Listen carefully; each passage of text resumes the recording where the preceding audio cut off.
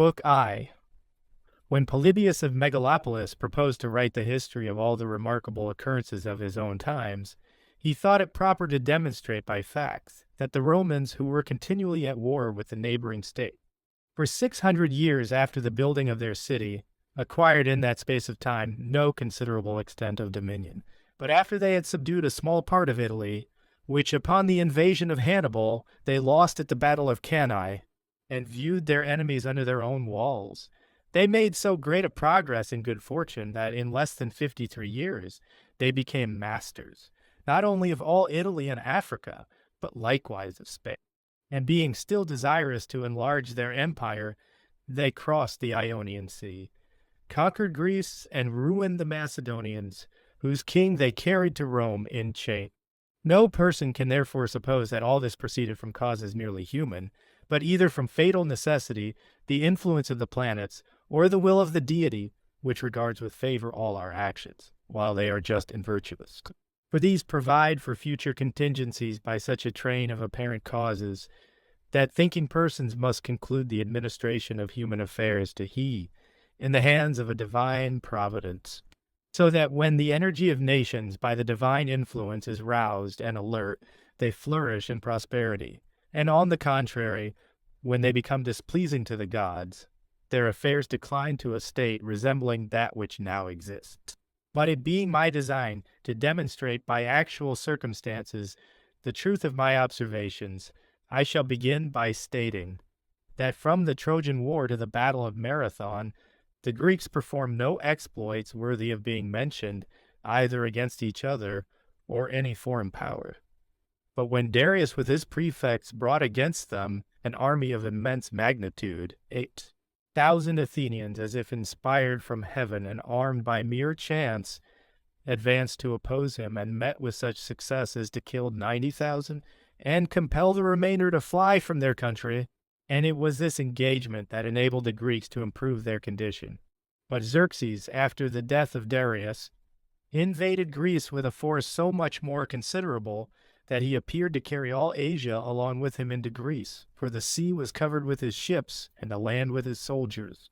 Finding it necessary to cross from Asia into Europe, he constructed a bridge over the Hellespont for the passage of his foot soldiers, and, as if the two elements of earth and water were not capable of receiving his army without depriving them of their natural use, cut a channel through Mount Athos, in which his ships rode as in the sea. In the meantime, the Greeks, though terrified at the bare report of the approach of such an enemy, prepared to oppose him with their utmost strength in a naval engagement at Artemisium and another at Salamis. They so far exceeded the ire of former victory that Xerxes was glad to escape with life, having lost the greatest part of his army, and the destruction of the remainder of them at Platae gave such a completion to the renown of the Greeks that, by the force of the reputation they had acquired, they not only liberated the Greeks that were settled in Asia, but possessed themselves of almost all the islands. And indeed they continued amicable with each other, and contented with the condition they then stood in, and had the Athenians and Lacedaemonians not quarreled for the government of Greece, they would never have had to submit to any foreign power. But the strength of Greece being exhausted by the Peloponnesian War, and its cities impoverished, Philip found opportunity to enlarge the kingdom left him by his father, by arts and stratagems, though in strength inferior to all his neighbors. For by his money he so bound to him his own soldiers, and all others that would fight under his banners, that he became sufficiently powerful to contend with the Athenians at Chaeronea. And after that victory by his courtesy and affability insinuated himself so much into the regard of all, that he thought himself able to march against the king of Persia, but died before he could levy a competent force. Alexander, who succeeded to the throne, having settled the affairs of Greece, crossed into Asia with a considerable army. Having there conquered the satraps who opposed him, he advanced towards Darius himself, who had fixed himself with an innumerable host in all the places near to Issus. There he gained, in an engagement with the Persians, an incredible victory, routed Darius, and proceeded through Phoenicia and Syria into Palestine. His actions at Tyre and Gaza may be read in the historians of his life. From thence he marched into Egypt, and having paid his devotions to Jupiter Ammon and ordered Alexandria to be erected, he returned to finish the Persian War. On his march, finding that he was esteemed by all people, he proceeded into Mesopotamia, and though he heard that Darius was prepared to receive him with a greater army than before, yet he advanced with the force he then had and engaged at Arbela, where he gained so important a victory as to destroy all the troops of Darius, and overturn the Persian monarchy, although the king himself escaped, Darius being murdered by Bessus Alexander after performing great achievements in India, returned to Babylon, where he died.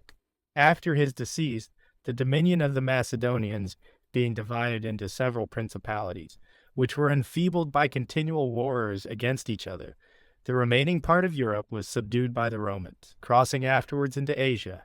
They contended with the king of Pontus and Antiochus, then with the dynasties or sovereigns of Egypt, thus enlarging their empire every year, so long as their senate retained its authority, because their consuls were ambitious of emulating each other. But the commonwealth Gyang ruined by the civil wars between Sylla and Marius, and between Julius Caesar and Pompey, the aristocracy, or government of the nobles, was set aside, and Octavianus chosen dictator. The entire administration of affairs was thus committed to him alone, without the consideration that it was like throwing the hopes and interests of all the people on the hazard of a die, and placing that vast empire at the risk of the inclination and authority of a single ruler. For were it the inclination of such a ruler to govern according to justice and moderation, he could not hope to give satisfaction to all.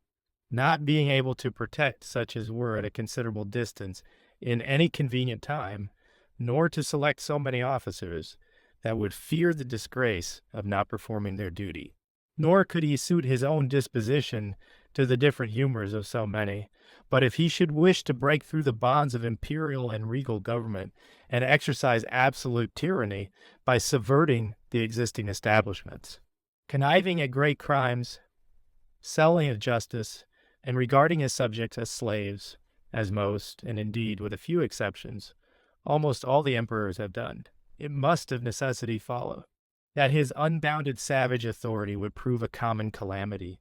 It is the very nature of such a despotism that fawning miscreants and parasites are preferred to situations of the greatest trust, whilst modest quiet men, who are averse to so base a manner of living, resent with justice that they themselves cannot enjoy similar benefits. Hence, cities are filled with sedition and tumult. For when all offices, both civil and military, are conferred upon ill-disposed magistrates, it both renders the citizens restless in peace and discourages the soldiers in war. That this is the case has been plainly shown by experience, and the train of events that took place soon afterwards in the reign of Octavianus. For the dance called pantomimus, which signifies a dance in imitation of everyone, was introduced into Rome at that period, it never having before been in use in Italy, being invented by Pylades and Bathyllus, besides many other innovations that still are productive of great evil. Octavianus, however, appears to have ruled with great moderation, more particularly after he listened to the counsel of Athenodorus the Stoic, and when compared to Tiberius his successor. The tyranny of the latter was so severe as to be intolerable to his subjects, who expelled him to an island, where he secreted himself for some time and then died. To him succeeded Caius Caligula, who far exceeded Tiberius in every species of wickedness, and was slain by Chereas, who resolved by that bold action to deliver the state from his cruel tyranny. The next emperor was Claudius, who entrusted the management of all his affairs to Libertini, the sons of those who had been slaves, that were eunuchs, and his end was disgraceful. Nero and his successors were then raised to the imperial throne, of whom I shall not state anything, in order that the world may not be pained by the repetition of the impious and monstrous of which they were guilty. But Vespasian and Titus his son acted during their reigns with greater moderation. On the contrary, Domitian exceeded all his predecessors in cruelty, luxury, and avarice, for which reason, after he had, for 15 successive years, tormented the commonwealth, he was put to death by Stephanus, one of his freedmen, thus receiving the punishment which his actions merited. After him several worthy sovereigns succeeded to the empire, Nerva, Trajan, and afterwards Adrian, Antoninus Pius, and the brothers Verus and Lucius, who reformed many abuses in the state, and not only recovered what their predecessors had lost, but made likewise some new additions. But Commodus, the son of Marcus, on becoming emperor, addicted himself not only to tyranny, but to other monstrous vices, until his concubine Marcia assumed the courage of a man and put him to death, and the empire was conferred on Pertinax. But the imperial guards, being unable to submit to the strictness of his discipline, which caused them to mutiny and to murder him, Rome was on the point of becoming a seat of anarchy and disorder, while the Praetorian soldiers, who were intended for the protection of the palace, attempted to deprive the Senate of the power of appointing a sole ruler, and the empire being now put up, as it were, to sale, Didius Julianus, at the instigation of his wife, assisted by his own folly, produced a sum of money with which he purchased the empire, and exhibited such a spectacle as the people had never before witnessed. The soldiers who raised him to the dignity by violence put him in possession of the palace and all that it contained. But he was called to account and deprived of life by the very men who were the means of his exaltation. Nor was his life more than a momentary golden dream. At his removal the Senate consulted whom to elect emperor, and fixed on Severus. But Albinus and Niger, pretending a right to the throne at the same time, a furious civil war broke out between the competitors, the cities being divided between the different parties. On this great commotions were excited in Egypt and the eastern parts of the empire, and the Byzantines, who espoused the cause of Niger, and entertained him, were ready for the most dangerous enterprises, until he was vanquished by Severus and killed. After him, Albinus likewise took leave of the empire and the world together, and thus the sole power now devolved on Severus. He therefore applied himself to the correction of the enormities that had sprung up, punishing severely the soldiers that had murdered Pertinax, and delivered the empire to Julianus. Having done this, and regulated the army, he marched against the Persians, and in this expedition took Ctesiphon and Babylon, overran the Arabians, called Sinites from their dwelling in tents, conquered the principal part of Arabia, and performed many other great achievements. He was besides inexorable to delinquents, and made public distribution of the property of those who were guilty of any heinous offense.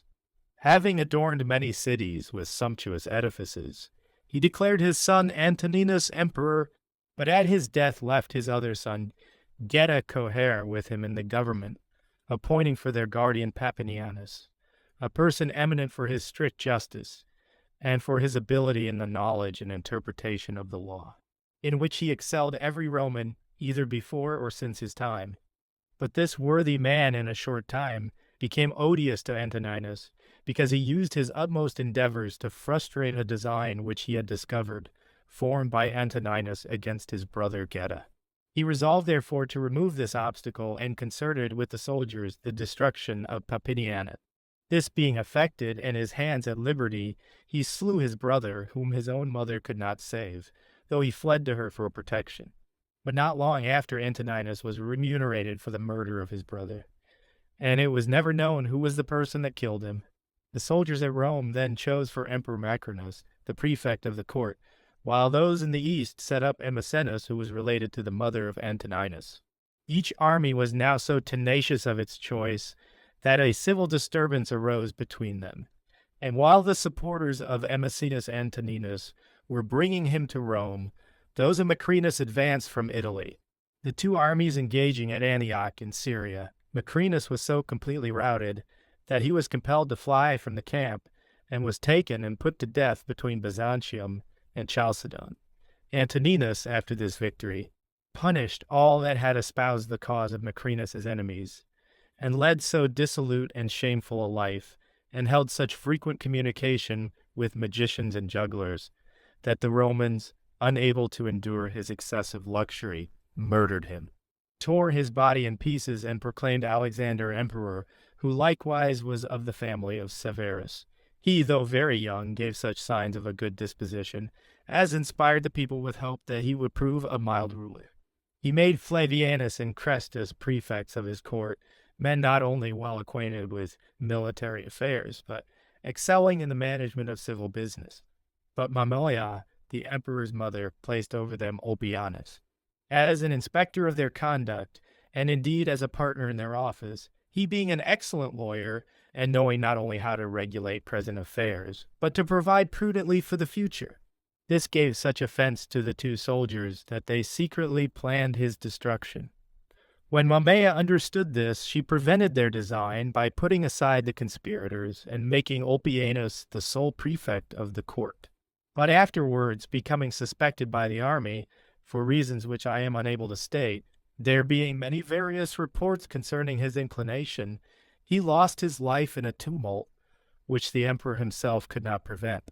The soldiers after this event, forgetting by degrees their former regard for Alexander, appeared unwilling to put his commands in execution, and in order to avoid being punished for their negligence, excited public commotions, in which they promoted a person named Antoninus to the empire. But he, being incapable of sustaining so weighty a charge, declined it. They chose in his stead Irenaeus, a man of low and servile condition, whom they immediately placed before Alexander, dressed in purple, by which they intended to express more strongly their contempt for the emperor. Finding himself surrounded with so many difficulties, became changed, both in bodily constitution and in disposition, and was infected with an insatiable avarice, amassing riches with the utmost solicitude, which he confided to the care of his mother. While his affairs were thus unfortunately situated, the armies in Pannonia and Moesia, which were far from respecting him previously, now became more disposed to revolt, and being therefore determined on an innovation, raised to the empire Maximinus, the captain of a Pannonian troop. Having collected all his forces, he marched into Italy with the utmost speed, thinking it the safest to attack the emperor by surprise.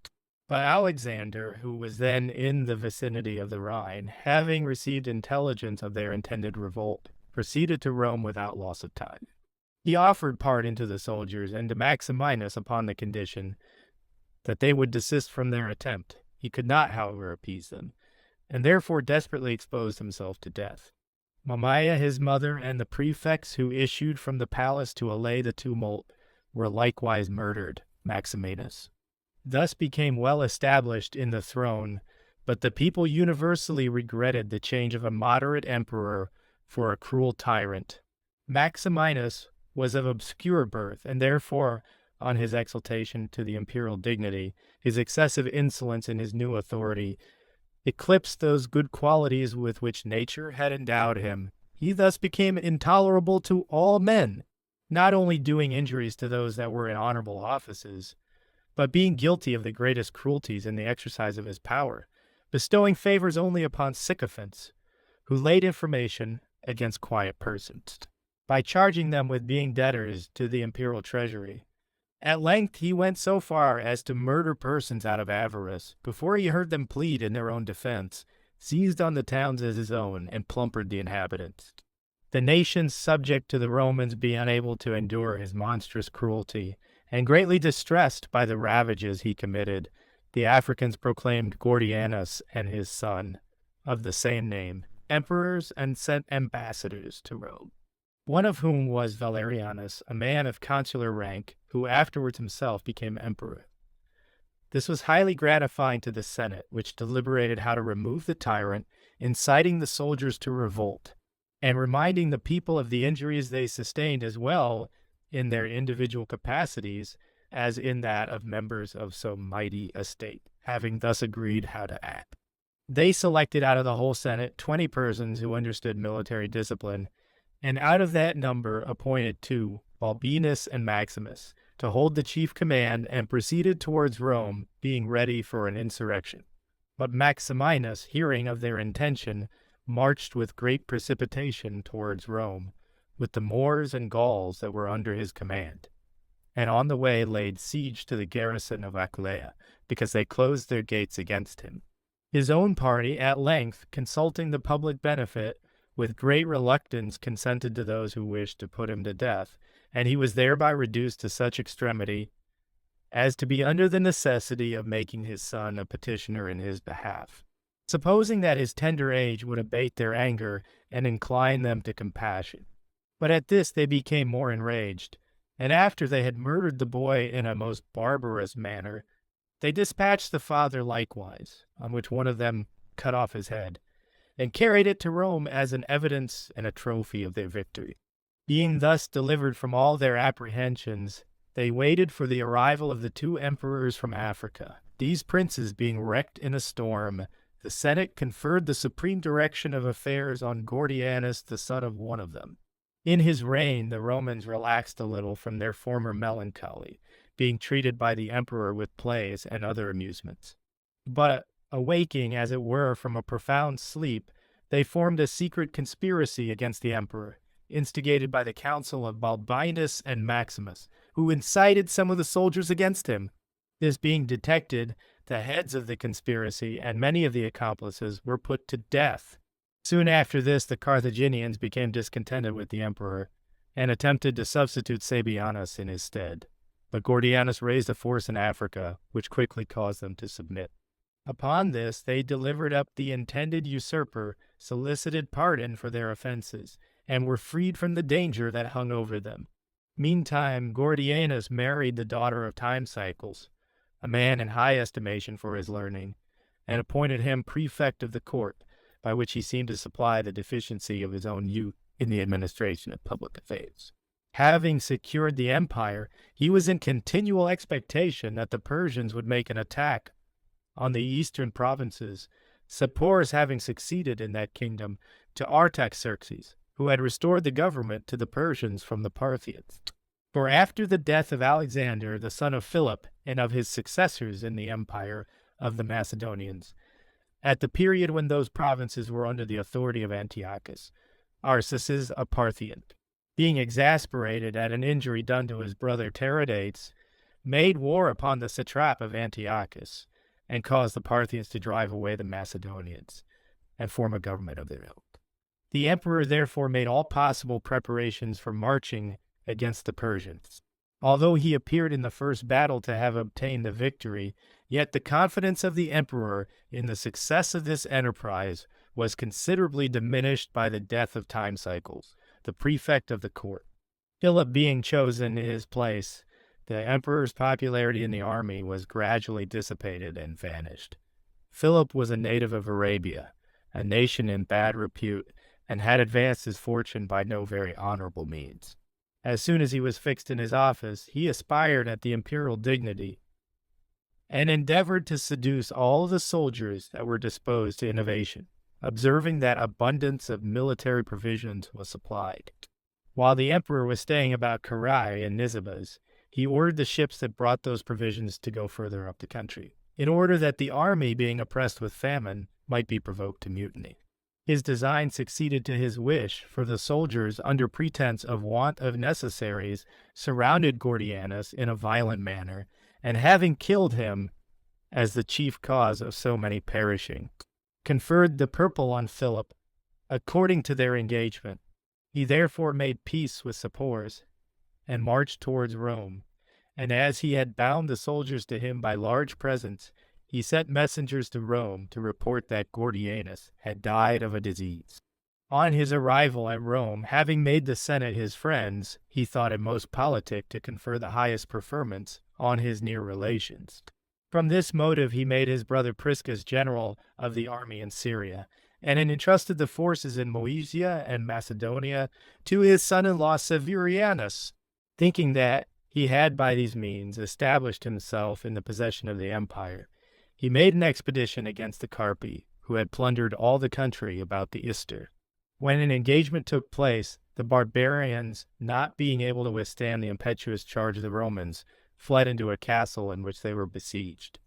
But finding that their troops, who were dispersed in various directions, had again rallied in a body, they resumed their courage, and sallying from the castle, attacked the Roman army.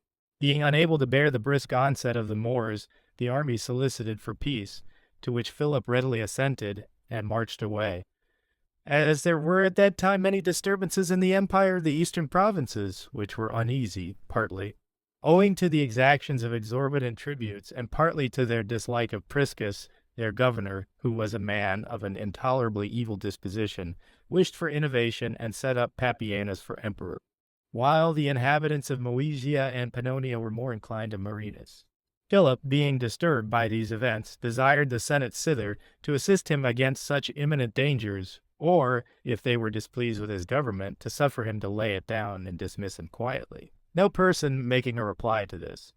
Decius, a person of illustrious birth and rank, and moreover gifted with every virtue, observed that he was unwise in being so much concerned at those events, for they would vanish of themselves, and could not possibly long subsist. And though the event corresponded with the conjecture of Decius, which long experience in the world had enabled him to make, Papianus and Marinus being taken off, yet Philip was still in fear, knowing how obnoxious the officers in that country were to the army. He therefore desired Decius to assume the command of the legions in Moesia and Pannonia. As he refused this, under the plea that it was inconvenient, both for Philip and himself, Philip made use of the rhetoric of necessity, as the Thessalians term it, and compelled him to go to Pannonia to punish the accomplices of Marinus.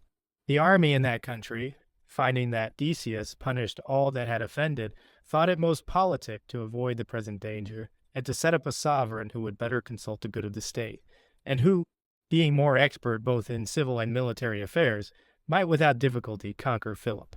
For this purpose they clothed Decius in purple, and notwithstanding all his apprehensions of future mischances, compelled him to assume the supreme authority. Philip, therefore, on hearing that Decius was thus made emperor, collected all his forces to overpower him. The supporters of Decius, though they knew that the enemy had greatly the advantage in numbers, still retained their confidence, trusting to the general skill and prudence of Decius in affairs. And when the two armies engaged, although the one was superior in number, yet the other so excelled it in discipline and conduct, that a great number of Philip's partisans were slain, and he himself amongst them, together with his son, on whom he had conferred the title of Caesar. Decius thus acquired the empire, the Scythians, taking advantage of the disorder which everywhere prevailed through the negligence of Philip, crossed the Tanais, and pillaged the countries in the vicinity of Thrace. But Decius, marching against them, was not only victorious in every battle, but recovered the spoils they had taken, and endeavored to cut off their retreat to their own country, intending to destroy them all to prevent their ever again making a similar incursion. For this purpose he posted Gallus on the bank of the Tanais with a competent force, and led in person the remainder of his army against the enemy. This expedition acceded to his utmost wish, but Gallus, who was disposed to innovation, sent agents to the barbarians, requesting their concurrence in a conspiracy against Decius. To this they gave a willing assent, and Gallus retained his post on the bank of the Tanais. But the barbarians divided themselves into 3 battalions, the first of which posted itself behind the marsh. Decius having destroyed a considerable number of the first battalion, the second advanced, which he likewise defeated, and discovered part of the third, which lay near the marsh. Gallus sent intelligence to him that he might march against them across the fen. Proceeding therefore incautiously in an unknown place, he and his army became entangled in the mire, and under that disadvantage were so assailed by the missiles of the barbarians that not one of them escaped with life. Thus ended the life of the excellent Emperor Decius.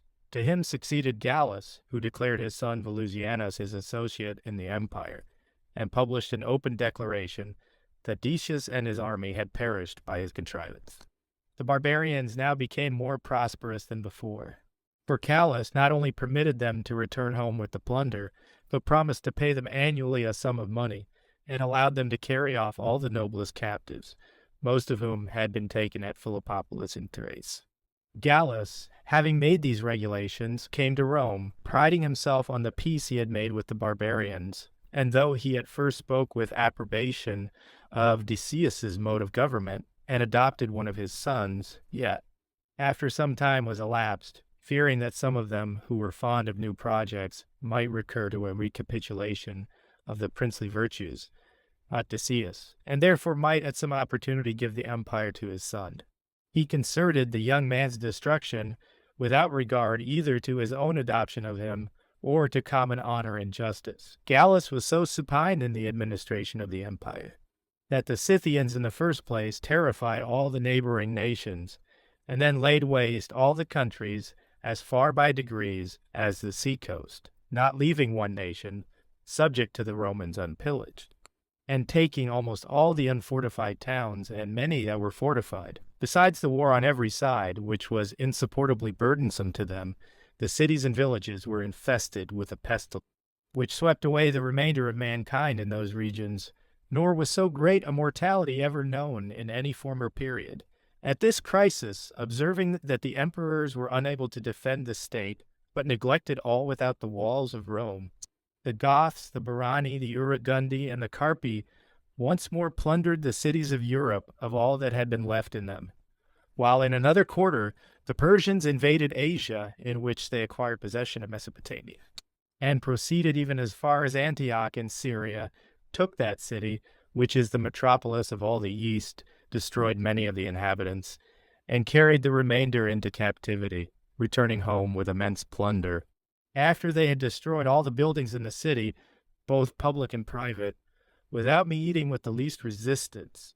And indeed the Persians had a fair opportunity to have made themselves masters of all Asia, had they not been so overjoyed at their excessive spoils, as to be contented with keeping and carrying home what they had acquired. Meantime, the Scythians of Europe were in perfect security and went over into Asia, spoiling all the country as far as Cappadocia, Pessinus, and Ephesus, until Aemilianus, commander of the Pannonian legions, endeavoring as much as possible to encourage his troops, whom the prosperity of the barbarians had so disheartened that they durst not face them, and reminding them of the renown of Roman courage, surprised the barbarians that were in that neighborhood, having destroyed great numbers of them, and led his forces into their country, removing every obstruction to his progress, and at length freeing the subjects of the Roman Empire from their ferocity. He was appointed emperor by his army. On this he collected all the forces of that country, who were become more bold since his successes against the barbarians, and directed his march towards Italy with the design of fighting Gallus, who was as yet unprepared to contend with him. For Gallus had never heard of what had occurred in the East, and therefore made only what accidental preparations were in his reach, while Valerianus went to bring the Celtic and German legions. But Aemilianus advanced with great speed into Italy, and the armies were very near to each other when the soldiers of Gallus, reflecting that his force was much inferior to the enemy, both in number and strength, and likewise that he was a negligent, indolent man, put him and his son to death, and going over to the party of Aemilianus, appeared to establish his authority. But Valerianus brought into Italy from beyond the Alps a vast army, with which he deemed himself secure of conquering Aemilianus.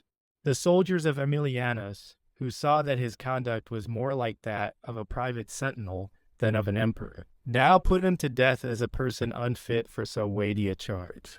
By these means Valerianus became emperor with universal consent, and employed himself in the regulation of affairs. But the excursions of the Scythians and of the Marcomanni, who made an inroad into all the countries adjacent to the empire, reduced Thessalonica to extreme danger, and though they were with much difficulty compelled to raise the siege by the brave defense of those within, yet all Greece was in alarm.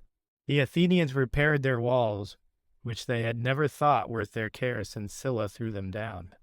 The Peloponnesians likewise fortified the isthmus, and all Greece put itself upon its guard for the general security. Valerianus, perceiving the empire in danger on every side, associated his son Gallienus with himself in the government, and went himself into the east, to oppose the Persians. He entrusted to his son the care of the forces in Europe, thus leaving him to resist the barbarians who poured in upon him in every direction, as the Germans were the most troublesome enemies, and harassed the Gauls in the vicinity of the Rhine. Gallienus marched against them in person, leaving his officers to repel with the forces under their command any others that should enter Italy, Illyricum, and Greece. With these designs he possessed himself of, and defended the passages of the Rhine, at one time preventing their crossing, and at another engaging them as soon as they had crossed it.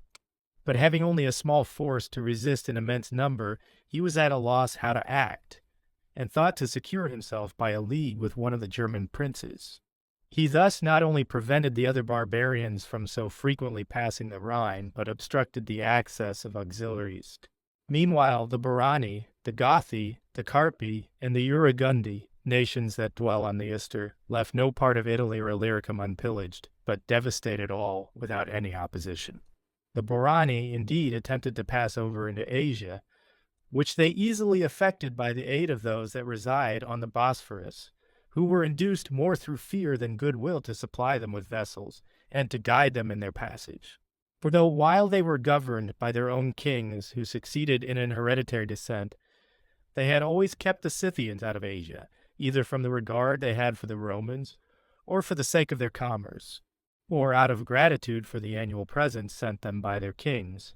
Yet subsequently, when the royal line was extinct, and the authority had fallen into the hands of mean and worthless individuals, they yielded to fear, and gave the Scythians a free ingress into Asia, even carrying them over in their own ships.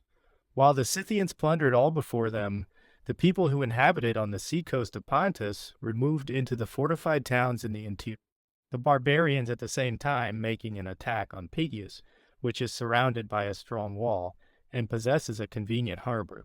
But Sexianus, who commanded the army there, made so vigorous a defense that the barbarians were routed, and in such dread lest the other garrisons, hearing what was done, might join with that of Pityus and totally destroy them, that they hastened with the utmost speed to their ships, and returned home under great hazard, having lost many of their companions at the battle of Pityus. Thus the inhabitants of the vicinity of the Euxine Sea, who owed their preservation to the conduct of Successianus, were relieved from all present apprehension lest the Scythians, after this repulse, should pay them another visit. But while Valerianus sent for Successianus, made him prefect of the court, and consulted with him about the repairing of Antioch, the Scythians procured ships from the Bosphorans, and again crossed the strait. The inhabitants of the other side retained the vessels, and would not permit the Bosphorans to take them home again as they had before done, on which they advanced into the country, near to Phasis, where is the temple of Diana, called from the place Phasiana, and the palace of King Aiea, and having made a fruitless attempt to take that temple, proceeded direct to Pityus. Having there seized on the castle and turned out the garrison, they advanced forward. And as they had a large navy into which they put all the captives who were able to manage an oar, they sailed with favorable weather, which continued almost the whole summer, towards Trapezus. This is a large and populous city, and was then guarded by 10,000 men above the usual complement. When they commenced the siege of it, they did not therefore even imagine that they should succeed, as it was surrounded by 2 walls. But when they observed that the soldiers were addicted to sloth and inebriety, and that instead of continuing guard, they were always in search of pleasures and debauchery, they piled against the wall trees which they had prepared for the purpose of scaling it, on which their troops mounted in the night and took the city. The soldiers within were struck with consternation at the sudden and unexpected assault. Some of them succeeded in escaping through the gates, the rest were slaughtered by the enemy. Having thus got possession of the place, the barbarians acquired an incredible quantity of money, besides a very great number of slaves. For almost all the inhabitants of the country had fled for refuge into that city, as it was strongly fortified. Having demolished all the temples and houses, and everything that contributed to the grandeur or ornament of the city, and devastated the adjacent country, they returned home with a great number of ships. When the neighboring Scythians perceived the booty they had acquired, they determined on making a similar attempt, and for that purpose prepared a fleet, which their captives, and others who through necessity had taken up their abode among them, assisted them in building. They resolved, however, not to set out as the Barani had, because it was tedious and hazardous to sail that way, and they would have to pass through places that were already plundered. They stayed therefore until winter, and then, leaving to their left the Euxine Sea, and to the right the Istertomes and Achialis, while their land forces marched as quickly as they could along the shore, they arrived at the lake of Philiatina, which lies to the west of Byzantium near the Pontus, finding that the fishermen of that lake had concealed themselves and their vessels in the neighboring fens. They made an agreement with them to put their land forces on board the fishermen's boats and sailed forward in order to pass the strait between Byzantium and Chalcedon. And though there was a guard from Chalcedon as far as the temple which stands at the entrance of the Pontus, which was strong enough to overpower the barbarians, yet some of the troops marched away under the pretext of meeting the general whom the emperor had sent there. And others were so terrified that when they first heard of it, they fled with all possible precipitation. The barbarians then crossed over, took Chalcedon without opposition, and got possession of abundance of money, arms, and provisions. From thence they marched to Nicomedia, a great city, celebrated for its affluence, where, though the citizens on hearing of their approach had escaped with all the riches they could take with them, the barbarians still were astonished at the vast quantity of valuables they found, and rendered great honor to Chrysogonus, who had formerly advised them to go to Nicomedia. And when they had overrun Nicaea, Seus, Apamea, and Prusa, and treated those places in the same manner, they proceeded towards Cyzicus. But the river Rhenicus had so overflown its banks in consequence of the violent rains that had fallen, that they were unable to cross it, and were compelled to retire. They then set fire to Nicomedia and Nicaea, and loading with their spoil wagons and ships, began to think of returning home, which terminated their second incursion. Valerianus had by this time heard of the disturbances in Bithynia, but his district would not allow him to confide the defense of it to any of his generals. He therefore sent Felix to Byzantium, and went in person from Antioch into Cappadocia. And after he had done some injury to every city by which he passed, he returned homeward. But the plague then attacked his troops, and destroyed most of them at the time when Sapor made an attempt upon the east, and reduced most of it into subjection. In the meantime, Valerianus became so effeminate and indolent that he despaired of ever recovering from the present ill state of affairs, and would have concluded the war by a present of money, had not Sapor sent back the ambassadors who were sent to him with that proposal, without their errand, desiring the emperor to come and speak with him in person concerning the affairs he wished to adjust, to which he most imprudently consented, and going without consideration to Sapor with a small retinue, to treat for a peace, was presently laid hold of by the enemy, and so ended his days in the capacity of a slave among the Persians, to the disgrace of the Roman name in all future times.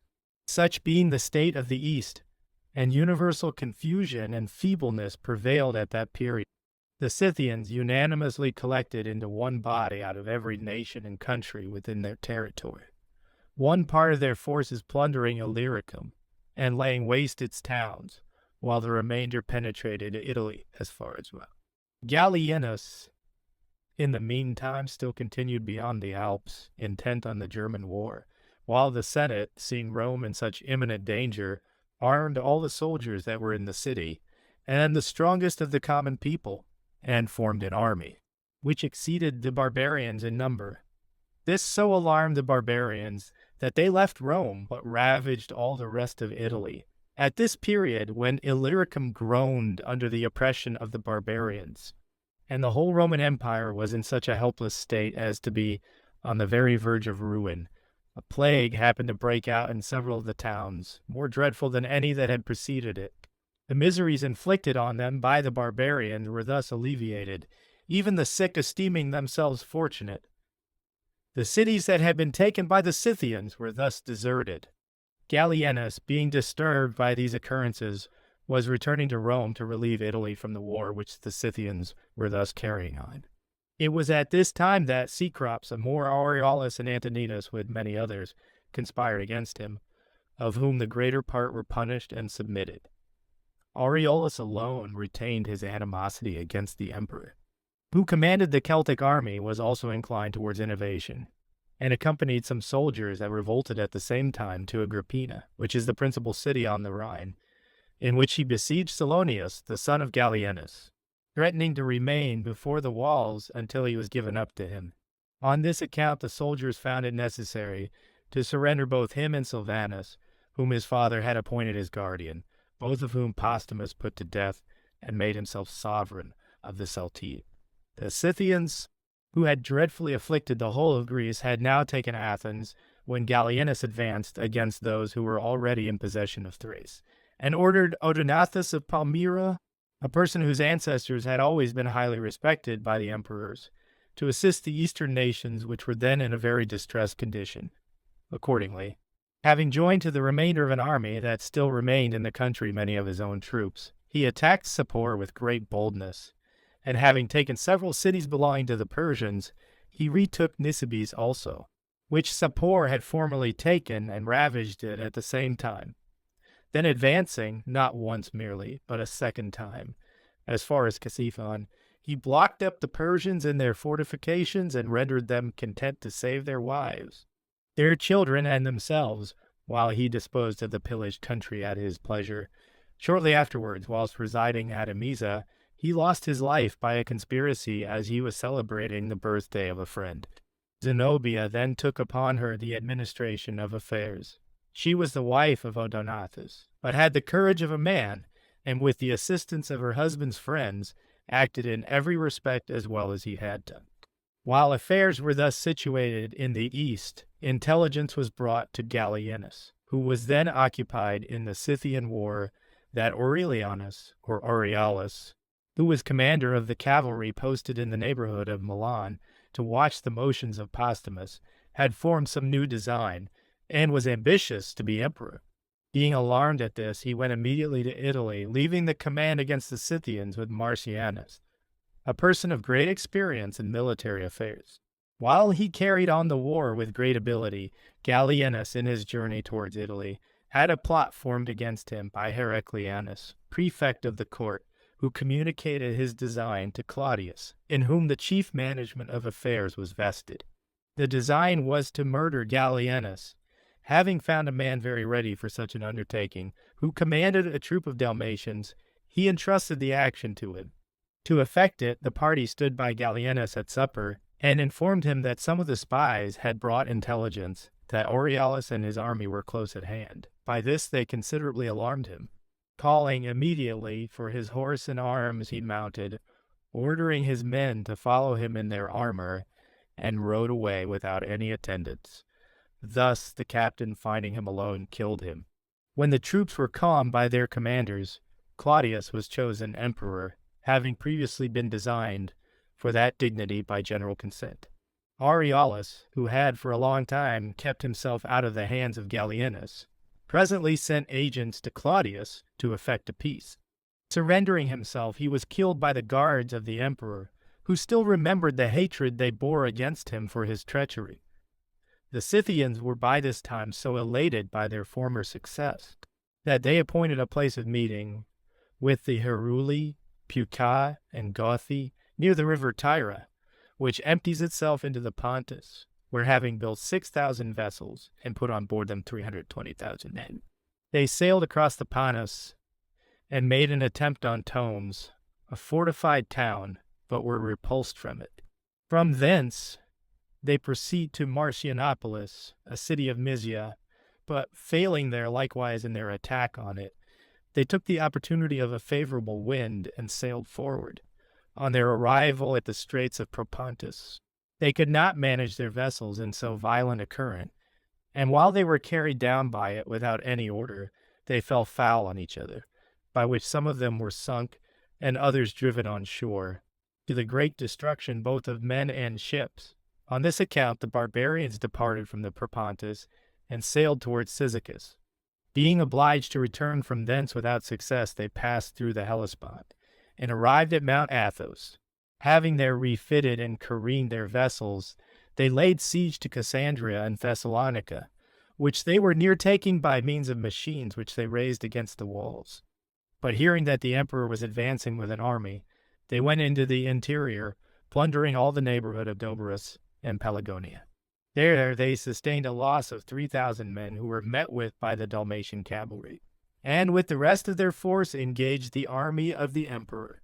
Great numbers were slain in this battle on both sides, but the Romans, by a pretended flight, drew the barbarians into an ambuscade, and killed more than 50,000 of them. The remainder of the Scythians sailed round Thessaly in Greece to pillage all the country, And as they were not strong enough to attack the towns which had fortified themselves and provided for their own security, they carried off all the men that they found in the open country. The Scythians being thus dispersed, with the loss of great part of their troops, Zenobia began to think of extending her dominion, and therefore sent Zabdas into Egypt. Because Timagenes, an Egyptian, attempted to place Egypt under the government of the Palmyrenians. He had for this purpose raised an army of Palmyrenians, Syrians, and barbarians to the number of 70,000, which was opposed by 50,000 Egyptians. A sharp engagement ensued between them, in which the Palmyrenians had greatly the advantage. He then departed, leaving them a garrison of 5,000 men. During these transactions, Probus, who had been appointed by the emperor to clear the sea of pirates, having heard of the subjugation of Egypt by the Palmyrenians, marched against them with his own forces, and with as many of the Egyptians as were averse to the Palmyrenians, and drove out their garrison. The Palmyrenians, rallying with fresh forces, Probus, having levied a body of Egyptians and Africans, gained another victory, and drove the Palmyrenians out of Egypt. But as Probus was encamped on a mountain near Babylon, thereby cutting off the passage of the enemy into Syria, Timagenes, who was well acquainted with the country, seized on the summit of the mountain with 2,000 men, and attacked the Egyptians by surprise. Probus, being taken with the rest, killed himself, Egypt being thus reduced by the Palmyrenians. The barbarians who survived the battle of Naissus between Claudius and the Scythians, defending themselves with their carriages which went before them, marched towards Macedon, but were so distressed by the want of necessaries that many of them and of their beasts perished with hunger.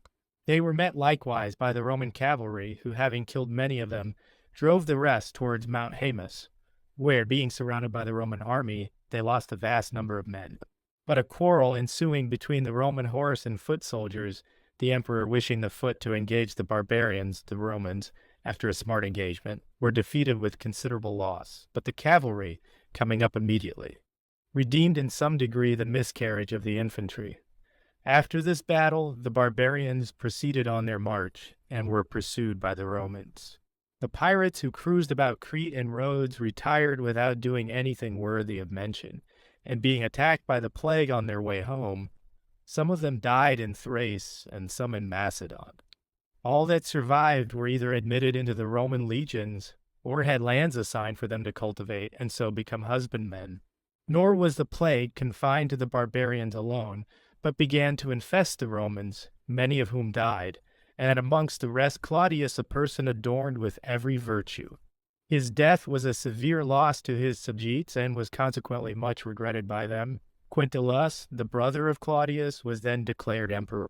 He had reigned but a few months, and had performed nothing worthy of notice, before Aurelianus was raised to the imperial throne.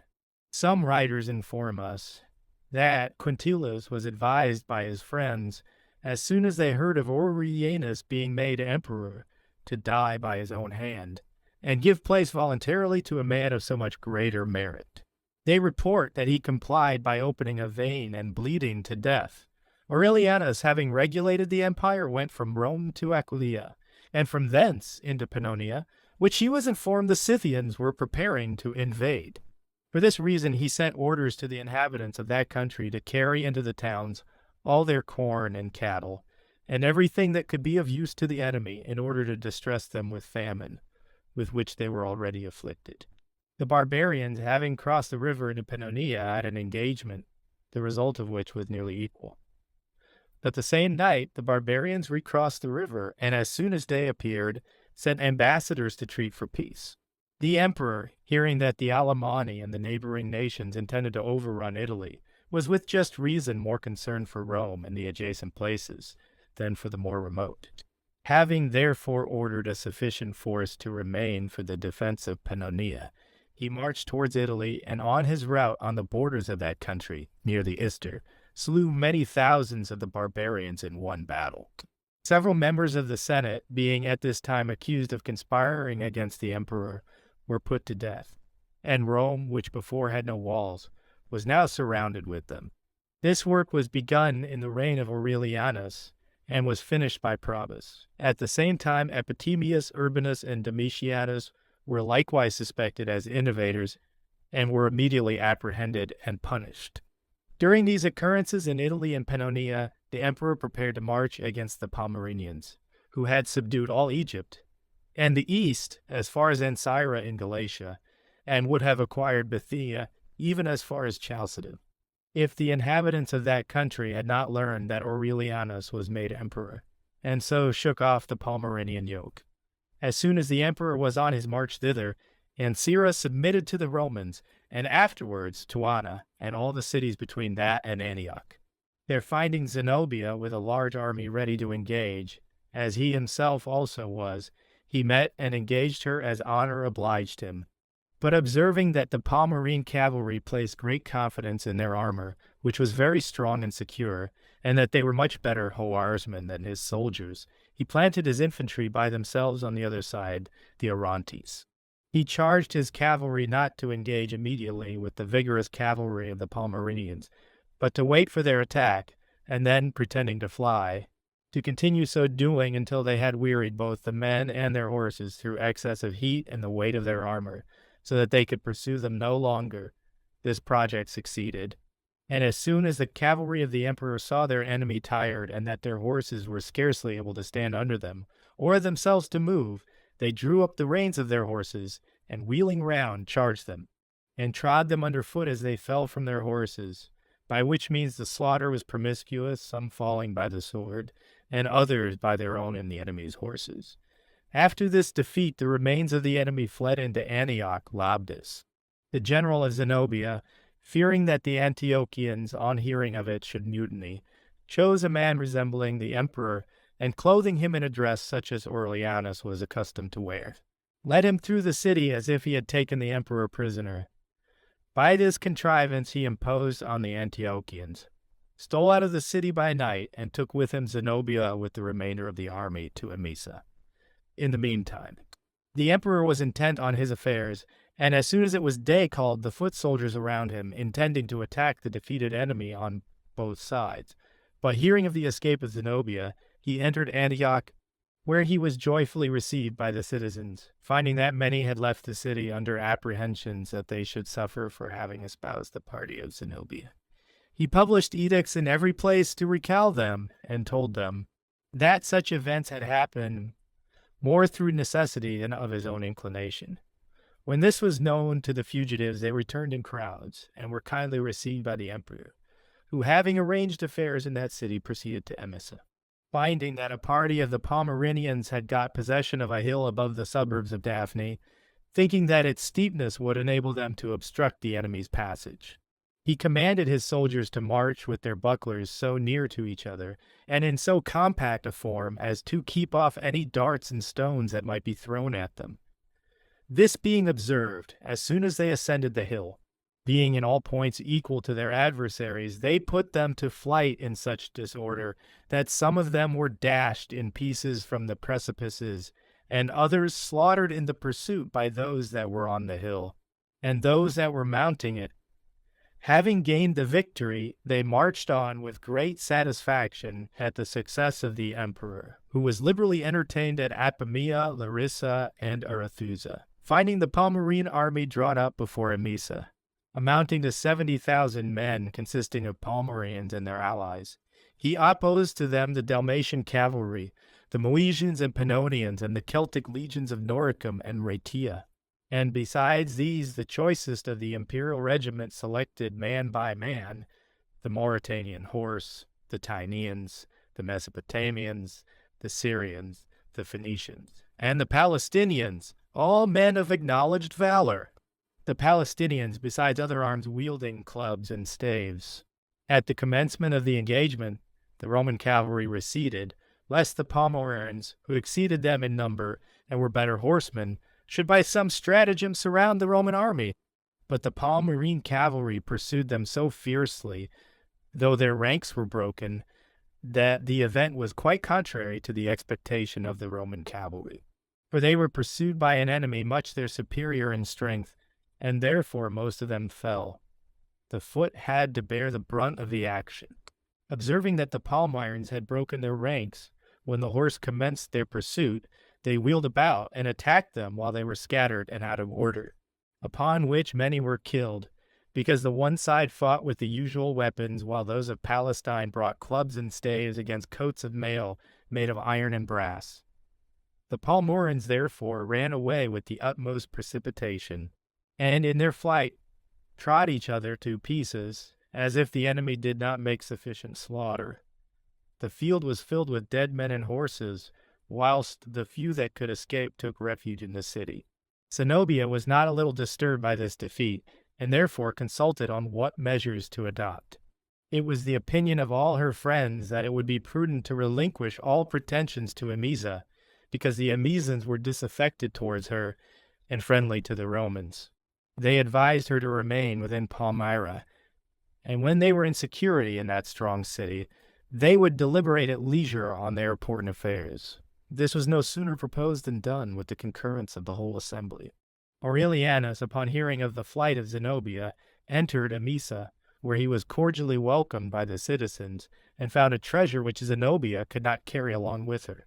He then marched immediately to Palmyra, which he invested on every side, while his troops were supplied with provisions of every kind by the neighboring country.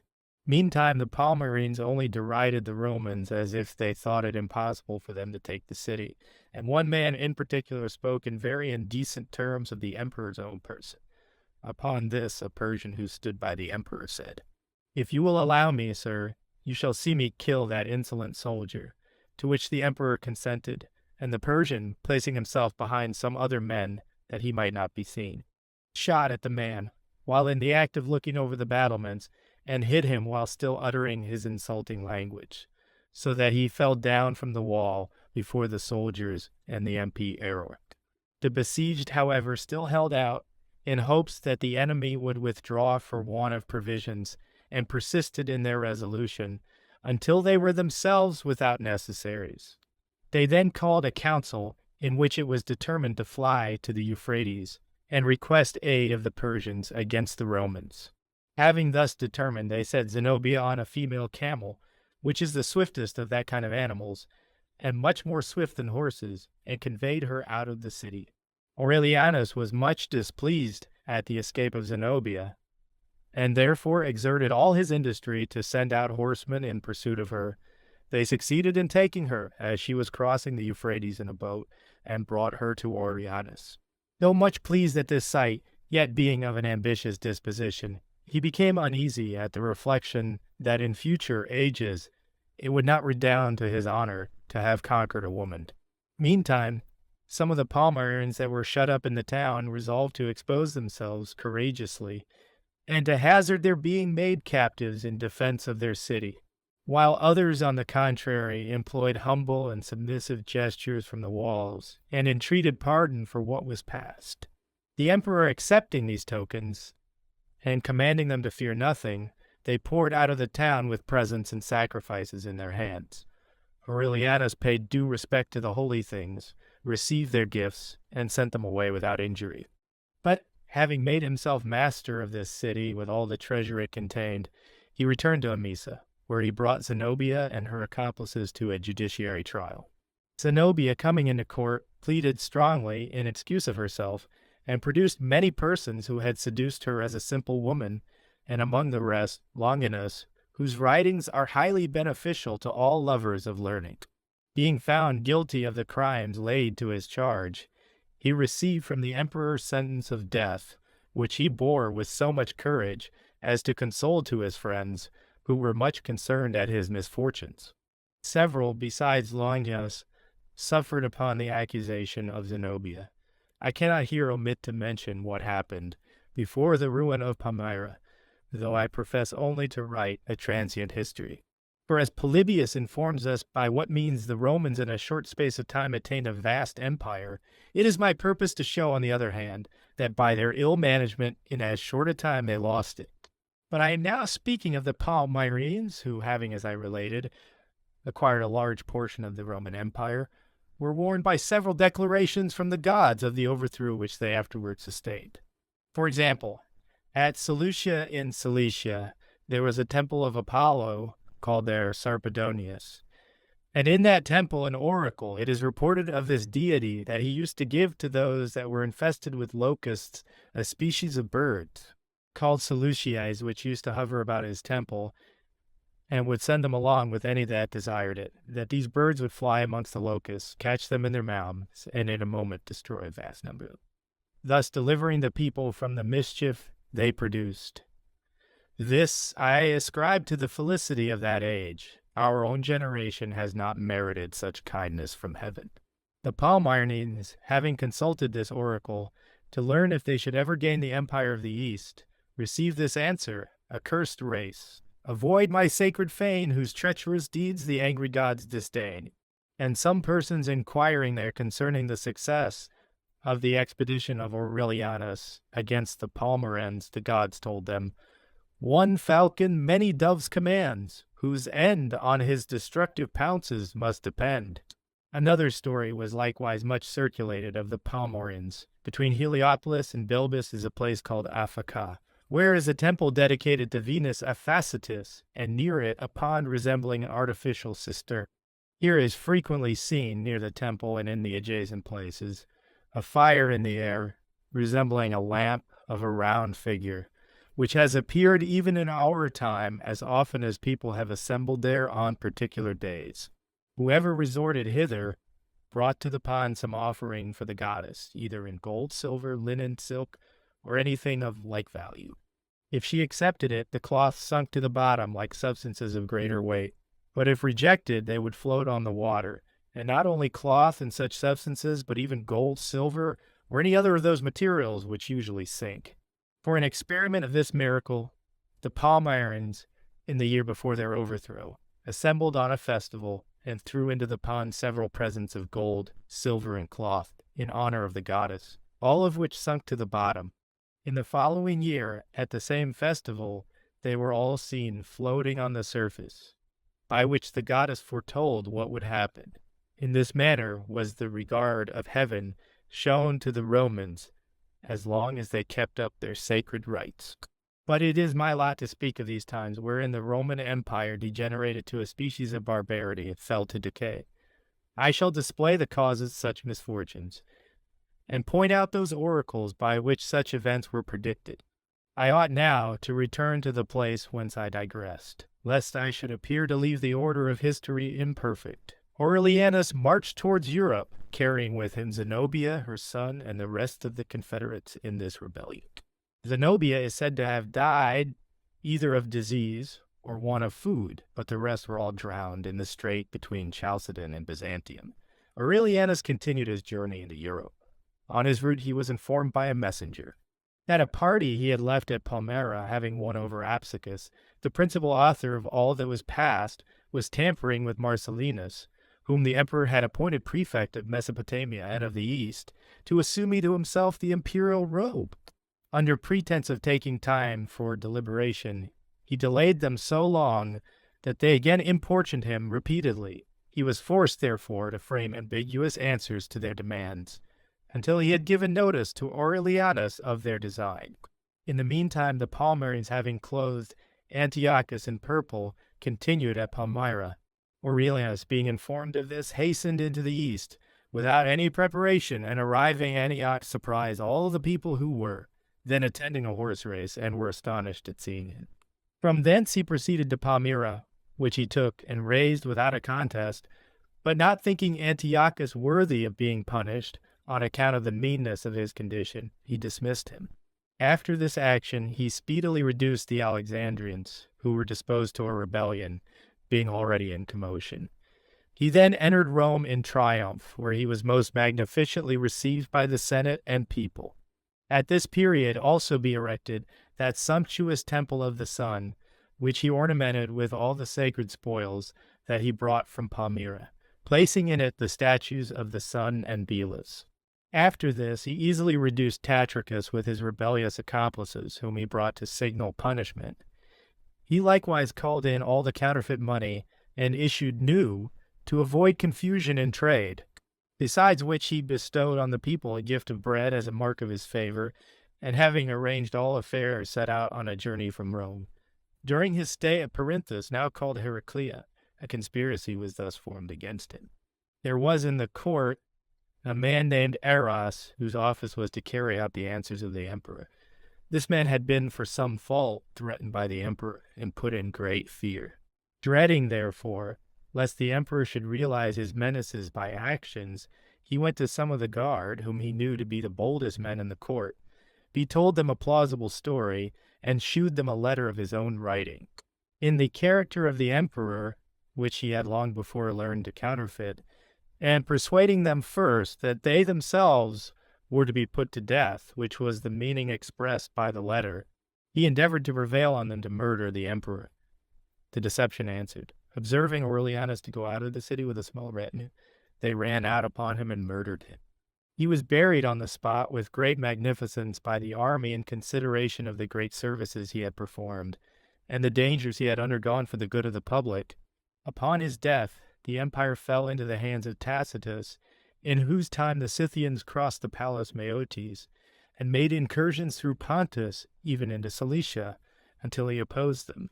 Partly in person and partly by Florianus, prefect of the court, whom he left in commission for that purpose, this emperor completely routed and destroyed them. He himself was going into Europe, but was thus circumvented and killed. He had committed the government of Syria to his cousin Maximinus, who treated the nobility of that country with such austerity, that he caused them both to hate and fear him. Their hatred became so excessive that at length, conspiring with the murderers of Aurelianus, they assaulted Maximinus, and having killed him, fell on and slew Tacitus also as he was upon his departure. And universal civil disturbance now arose, those of the east choosing Probus emperor, and those at Rome Florianus. The former of these governed all Syria, Phoenicia, Palestine, and Egypt, but the latter was in possession of all the countries from Cilicia to Italy, besides which the homage of all the nations beyond the Alps, the Gauls, Spaniards, Britons, and Africans, was paid to him. When both, therefore, were ready for war, Florianus came to Tarsus, resolving to encamp there, leaving his victory over the Scythians at the Bosphorus unfinished, by which he gave them an opportunity of recovering themselves and returning home, though he had cut off their retreat. Probus protracted the time because he came with less preparation for a battle. By these means it came to pass that, the weather being exceedingly hot, a pestilential disorder broke out amongst the troops of Florianus, most of whom were Europeans, and consequently unaccustomed to such excessive heat, by which many were taken off. When Probus understood this, he thought it a proper time to attack the enemy. The soldiers of Florianus, attempting what exceeded their strength, fought some slight skirmishes before the city, but nothing being done worthy of notice, some of the troops of Probus deposed Florianus. Having performed this, he was kept in custody for some time, until his own soldiers said that it was the will of Probus that he should share the empire. Florianus therefore assumed the purple robe again until the return of those who were sent to know the true resolution of Probus. On their arrival they caused Florianus to be killed by his own soldiers. Probus, having thus gained the empire, marched forward and performed a very commendable action for the public good, as a prelude to what he should afterwards do. For he resolved to punish those who had murdered Aurelianus, and conspired against Tacitus, though for fear of an insurrection he did not openly execute his design, but planted a company of men, in whom he had confidence, at a convenient post, near to which he invited the murderers to a feast. Coming there in expectation of being entertained at the emperor's table, Probus ascended into a balcony from whence he could view the action, which he gave a signal to his men to perform. As soon as they had received it, they fell on the murderers in their defenseless state, and left only one of them alive, whom he caused afterwards to be burnt alive, as a very dangerous criminal. While Probus was thus employed, Saturninus, more the most familiar friend of the emperor, and for that reason entrusted with the government of Syria, threw off his allegiance and rebelled against the emperor. When Probus learned this, he resolved to frustrate his designs, but was anticipated by the soldiers in the east, who destroyed Saturninus and all his associates. He likewise suppressed an insurrection in Britain by means of Victorinus, a Moor, who had persuaded him to confer the government of Britain upon the leader of the insurgents. Having sent for Victorinus and chosen him for his consul, he sent him to appease the disturbance, who going presently to Britain, took off the traitor by a stratagem.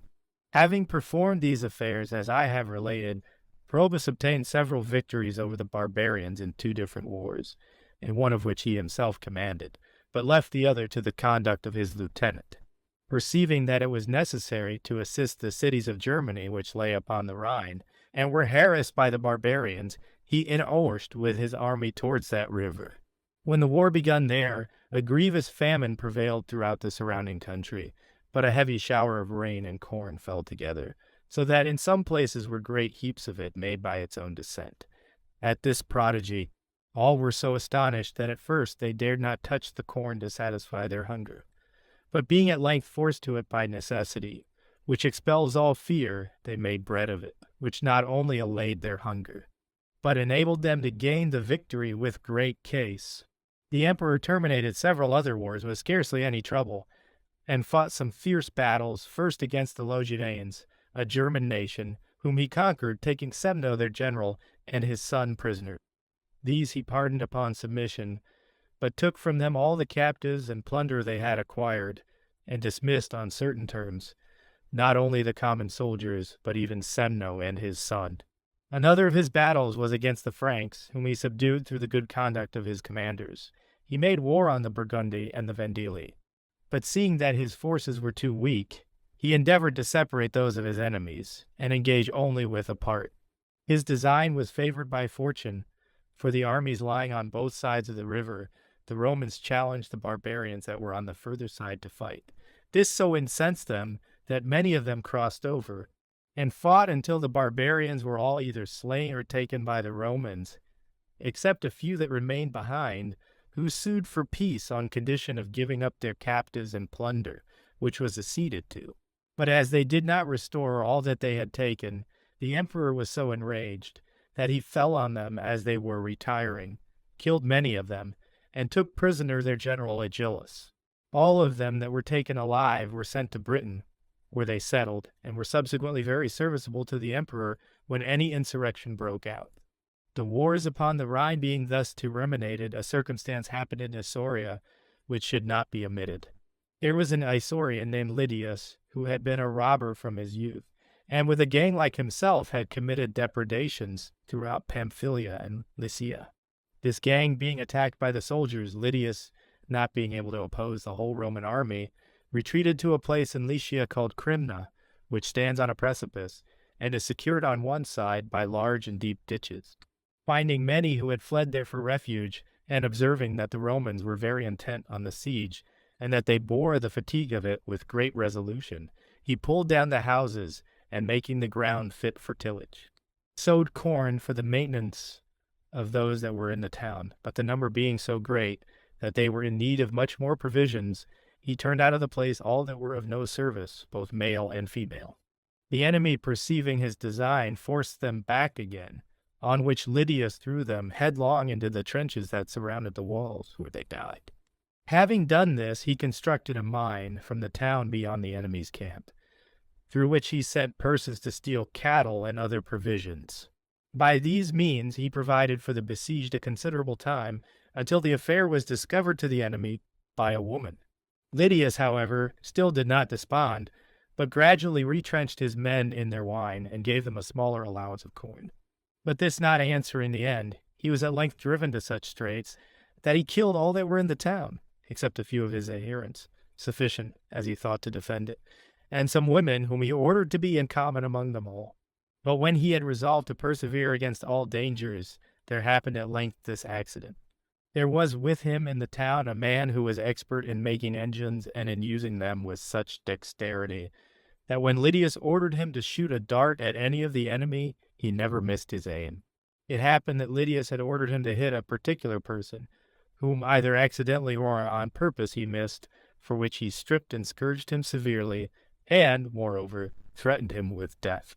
The man was so exasperated on account of the blows he had received, and so affrighted at the menaces, that he took an opportunity to steal out of the town, and falling in with some soldiers to whom he gave an account of his actions and sufferings, he showed them an aperture in the wall through which Lydius used to inspect all that was done in their camp, and promised them to shoot him as he was looking through it in his usual manner. The commander of the expedition on this took the man into favor, who, having planted his engine and placed some men before him, that he might not be discovered by the enemy, took aim at Lydius as he looked through the aperture, and with a dart shot him and gave him a mortal wound. He had no sooner received this wound than he became still more strict with some of his own men, having enjoined them upon oath never to surrender the place. He expired with much struggling. Ptolemais and Dibe, having revolted from the emperor and commenced a war, Probus, by the good conduct of his officers, compelled both that place and its allies to surrender. He likewise left in Thrace the bastard Scythian people, who submitted to him, giving them land to inhabit there, on which account they observed the Roman laws and customs. The Franks having applied to the emperor, and having a country given to them, a part of them afterwards revolted, and having collected a great number of ships, disturbed all Greece. From whence they proceeded into Sicily to Syracuse, which they attacked, and killed many people there. At length they arrived in Africa, whence though they were repulsed by a body of men from Carthage, yet they returned home without any great loss. This circumstance likewise happened during the reign of Probus. 80 gladiators conspiring together, and having killed their keepers, ran out into the city, and plundered all in their way, many other persons, as is usual in such cases, without doubt mixing with them. But the emperor sent a party and suppressed them. When Probus, who was a brave and just prince, had done this. Book 2. The longest period of the life of man is only equal to the intermediate space between these games. For an age, or the space of 100 years, which we call is by the Romans called saeculum. This is an excellent remedy for the plague, consumption, and other diseases. Of its origin receive this account. Valesius Valsius, from whom descended the Valerian family, was a great man among the Sabines, before whose house was a grove of very lofty trees, which were burnt with lightning. He was thus induced to inquire the meaning of such a portent. His children, moreover, falling sick, he consulted both the physicians and the soothsayers. He was told by them that by the manner of the fire falling, the gods were angry, which caused Valesius wisely to attempt by sacrifices to appease them. He and his wife, being terrified and expecting every moment the death of their children, he prostrated himself before Vesta and promised to offer up 2 entire souls instead of their children, which were his own and that of their mother. But turning to the grove that had been burnt, he seemed to hear a voice that commanded him to carry the children to Tarentum, and there to warm some Tiber water over the fire of Pluto and Proserpine, and to give it to the children to drink. On hearing this, he despaired the more of the recovery of the children, for Tarentum was at a great distance, and besides there was no Tiber water to be had there, and it caused him to entertain more desponding thoughts of it, that the voice had told him the water must be warmed on the altar of the infernal deities, at which the soothsayers themselves were also startled.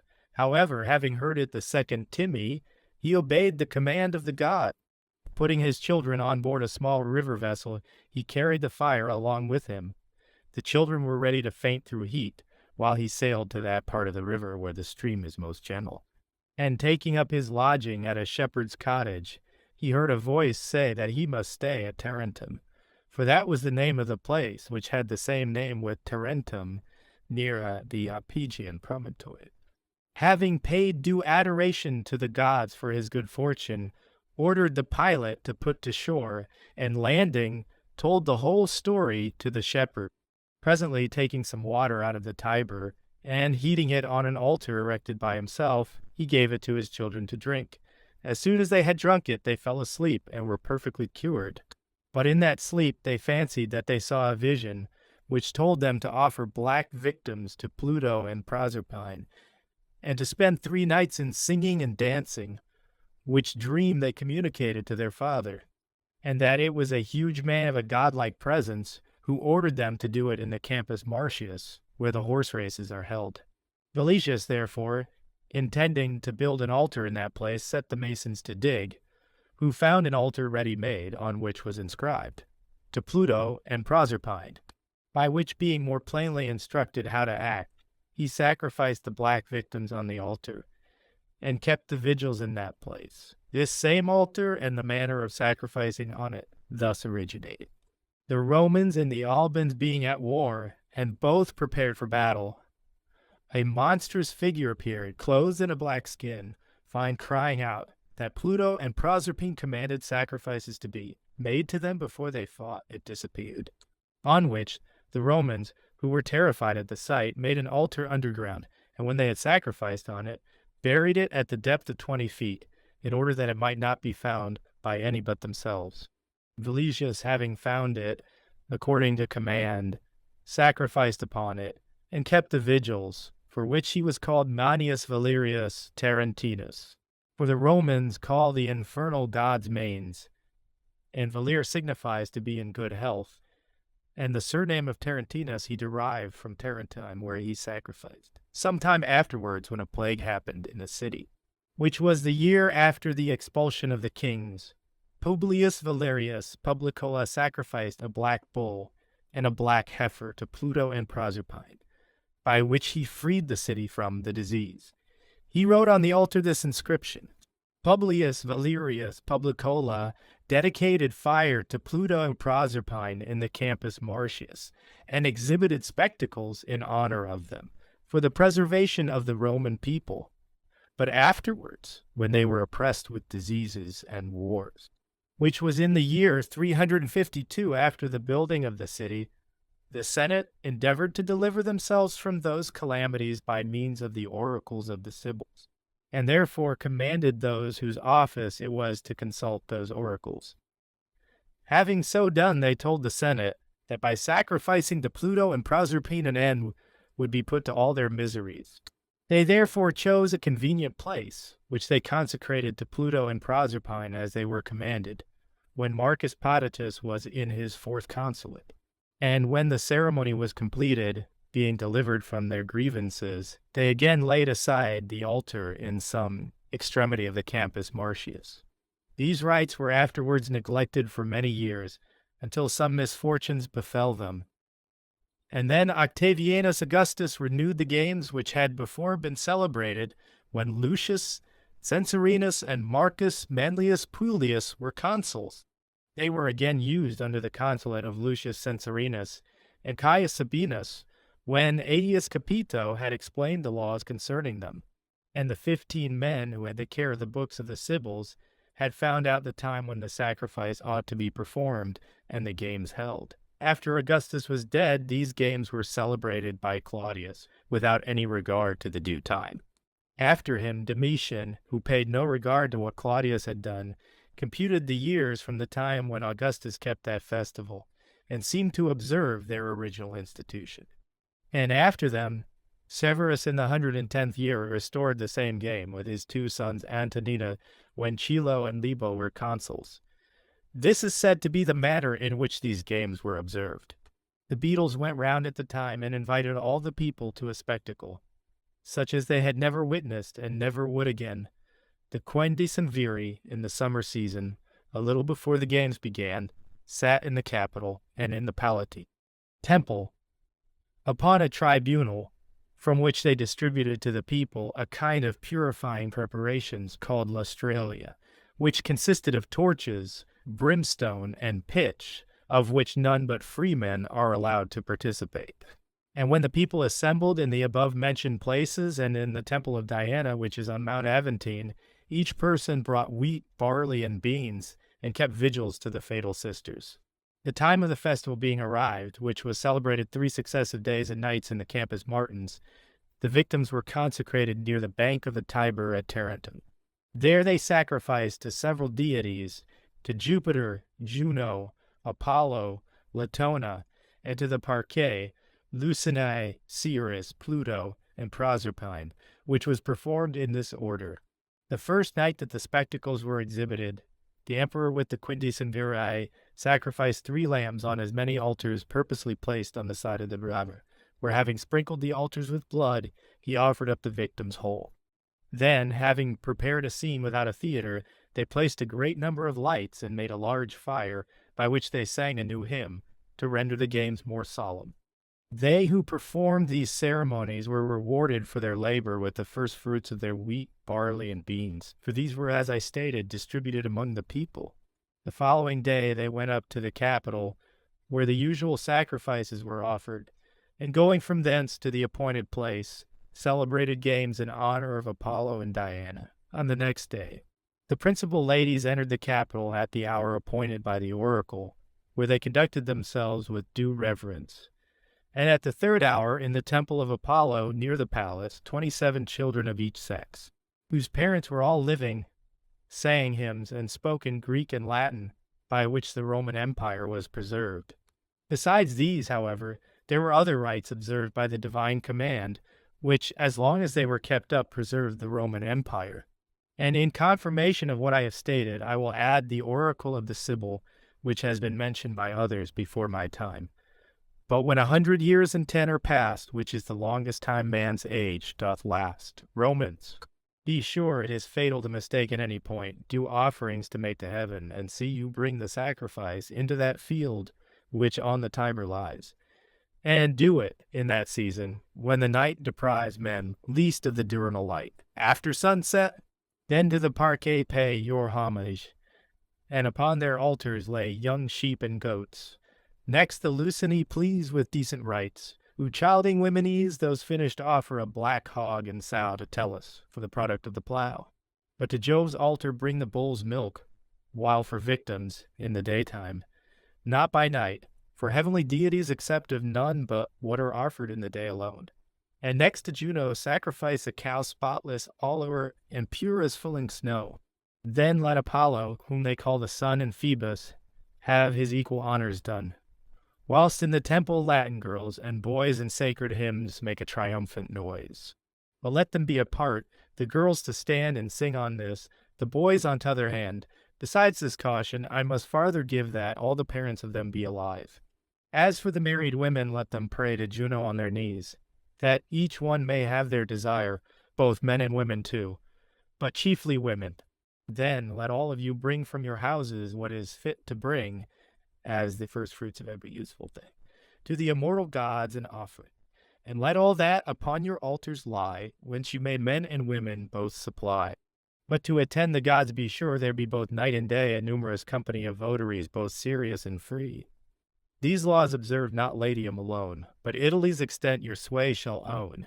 Experience assures us that while these ceremonies were duly performed according to the direction of the oracles, the empire was secure, and likely to retain its sovereignty over almost all the known world, and on the other hand, when they were neglected. About the time when Diocletian laid down the imperial dignity, it fell to decay, and degenerated insensibly into barbarism. That I state nothing, but truth, I will prove from chronology. From the consulate Chilo and Libo, in which Severus celebrated the secular games or rites, to the 9th consulate of Diocletian, and 8th of Maximianus was 101 years. Then Diocletian from an emperor became a private individual, and Maximianus followed his example. But when Constantine and Licinius were in their 3rd consulship, the 110 years were completed, and the festival ought to have been kept according to custom. But it was neglected, and affairs consequently declined to their present unfortunate condition. 3 years after Diocletian died, and the reigning emperors, Constantius and Maximianus Galerius, declared Severus and Maximinus, who was nephew to Galerius, the Caesars giving all Italy to Severus and the eastern provinces to Maximinus. Affairs being all regulated and the barbarians quiet, since the Romans had been so successful against them, Constantine, who was the son of Constantius by a concubine, and had previously an ambition of being emperor, but was more inflamed with that desire, since Severus and Maximinus had acquired the name and honor of Caesars, was now resolved to leave the place where he had resided, and to go to his father Constantius, who was beyond the Alps, and generally in Britain. But being apprehensive of seizure by the way, many persons being well acquainted of his anxiety for dominion, he maimed all the horses that were kept for public service, whenever he came to any stable where they were kept, except what he took for his own use. He continued to do this throughout his journey, by which means he prevented those that pursued him from going further. while he himself proceeded toward the country where his father was. It happened that Constantius died at that time.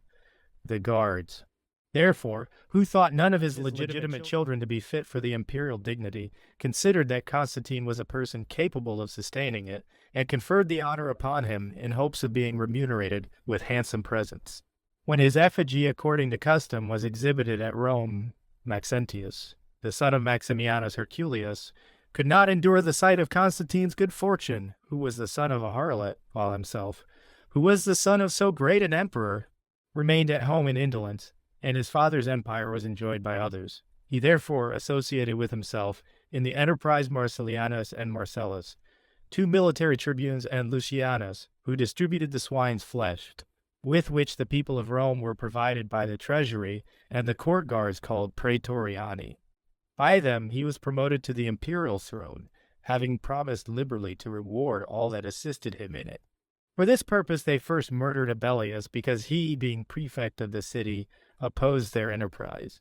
Maximianus Galerius, when he had learned this, sent Severus Caesar against Maxentius with an army.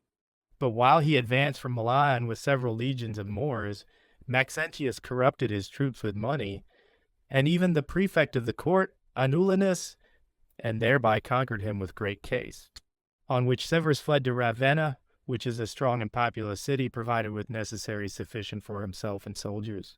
When Maximianus Herculius knew this, he was doubtless greatly concerned for his son Maxentius, and therefore, leaving Lucania where he then was, he went to Ravenna.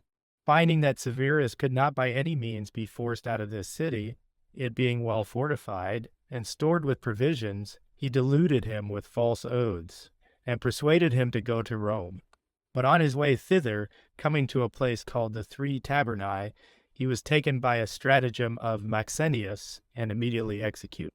Maximianus Galerius could not patiently endure these injuries done to Severus, and therefore resolved to go from the east to Rome, and to punish Maxentius as he deserved. On his arrival in Italy, he found the soldiers about him so treacherous that he returned into the east without fighting a battle. At this period, Maximianus Herculius, who lamented the tumults which disturbed the public peace, came to Diocletian, who then lived at Carnuntum, a town of Gallia Celtica, and endeavored to persuade him to resume the empire, and not to suffer the government which they had preserved so long, and with so much difficulty to be exposed to the madness and folly of those who had possessed themselves it, and who had already brought it near to ruin. But Diocletian refused to listen to him, for he wisely preferred his own quiet, and perhaps foresaw the troubles that would ensue, being a man well versed in matters of religion. Herculius, therefore, perceiving that he could not prevail with him, came to Ravenna, and so returned to the Alps to meet Constantine, who lay there. And being naturally a busy, faithless man, he promised his daughter Fausta to Constantine, which he performed, but persuaded him to pursue Maximianus Galerius, who was then leaving Italy, and to lay wait for Maxentius. To all which Constantine agreed. He then left him, designing if possible to recover the empire, as he hoped to create a quarrel between Constantine and his son Maxentius. While he attempted these things, Maximianus Galerius assumed Licinius as his colleague in the empire, with whose assistance he hoped to cope with Maxentius.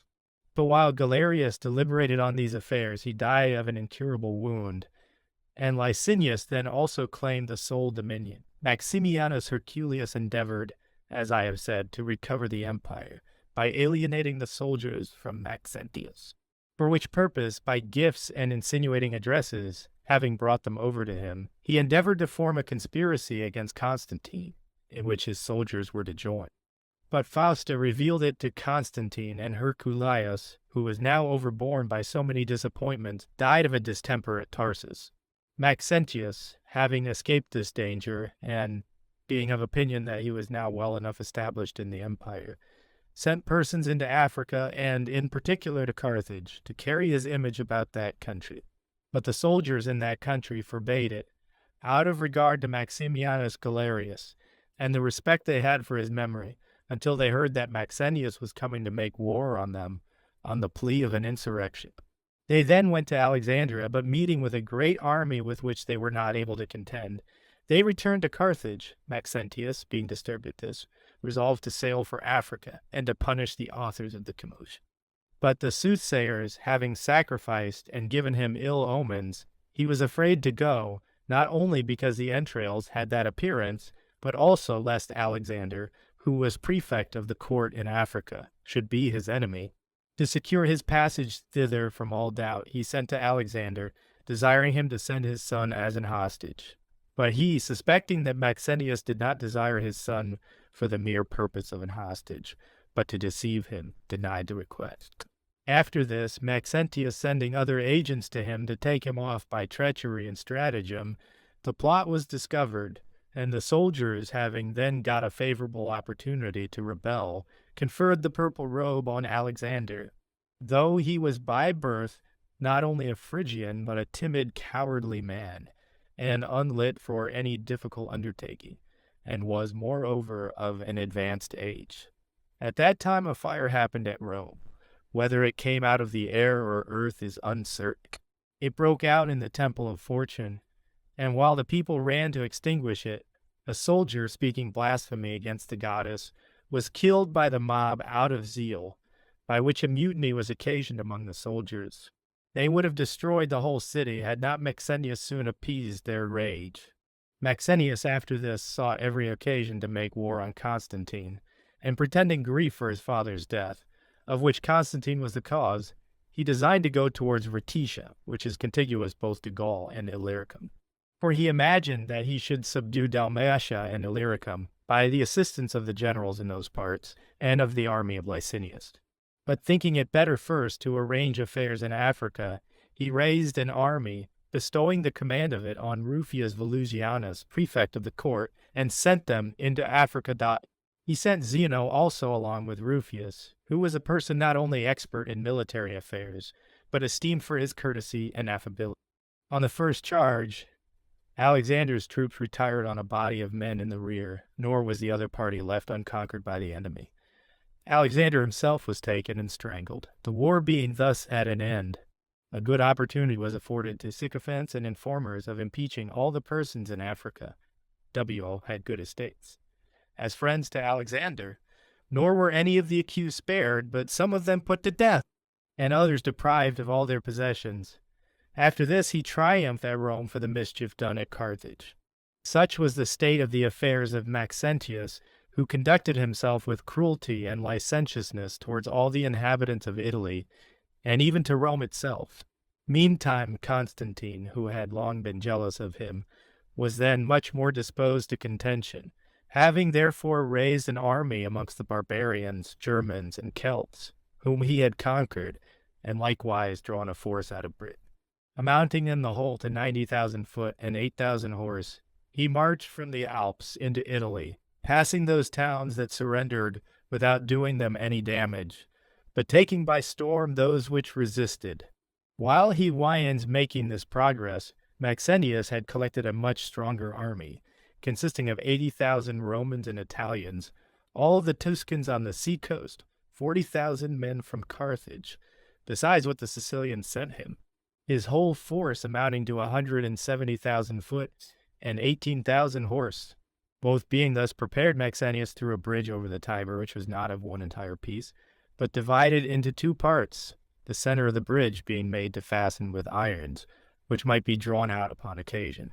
He gave orders to the workmen that as soon as they saw the army of Constantine upon the juncture of the bridge, they should draw out the iron fastenings, that the enemy who stood upon it might fall into the river. Constantine, advancing with his army to Rome, encamped in a field before the city, which was broad, and therefore convenient for cavalry. Maxentius, in the meantime, shut himself up within the walls, and sacrificed to the gods, and moreover consulted the Sibylline oracles concerning the event of the war, finding a prediction that whoever designed any harm to the Romans should die a miserable death. He applied it to himself, because he withstood those that came against Rome, and wished to take it. His application indeed proved just, for when Maxentius drew out his army before the city and was marching over the bridge that he himself had constructed, an infinite number of owls flew down and covered the wall. When Constantine saw this, he ordered his men to stand to their arms. And the two armies being drawn up opposite to each other, Constantine sent his cavalry against that of the enemy, whom they charged with such impetuosity that they threw them into disorder. The signal being given to the infantry, they likewise marched in good order towards the enemy, a furious battle having commenced the Romans themselves, and their foreign allies were unwilling to risk their lives, as they wished for deliverance from the bitter tyranny with which they were burdened. Though the other troops were slain in great numbers, being either trod to death by the horse or killed by the foot. As long as the cavalry kept their ground, Maxentius retained some hopes, but when they gave way, he tied with the rest over the bridge into the city. The beams not being strong enough to bear so great a weight, they broke, and Maxentius with the others was carried with the stream down the river.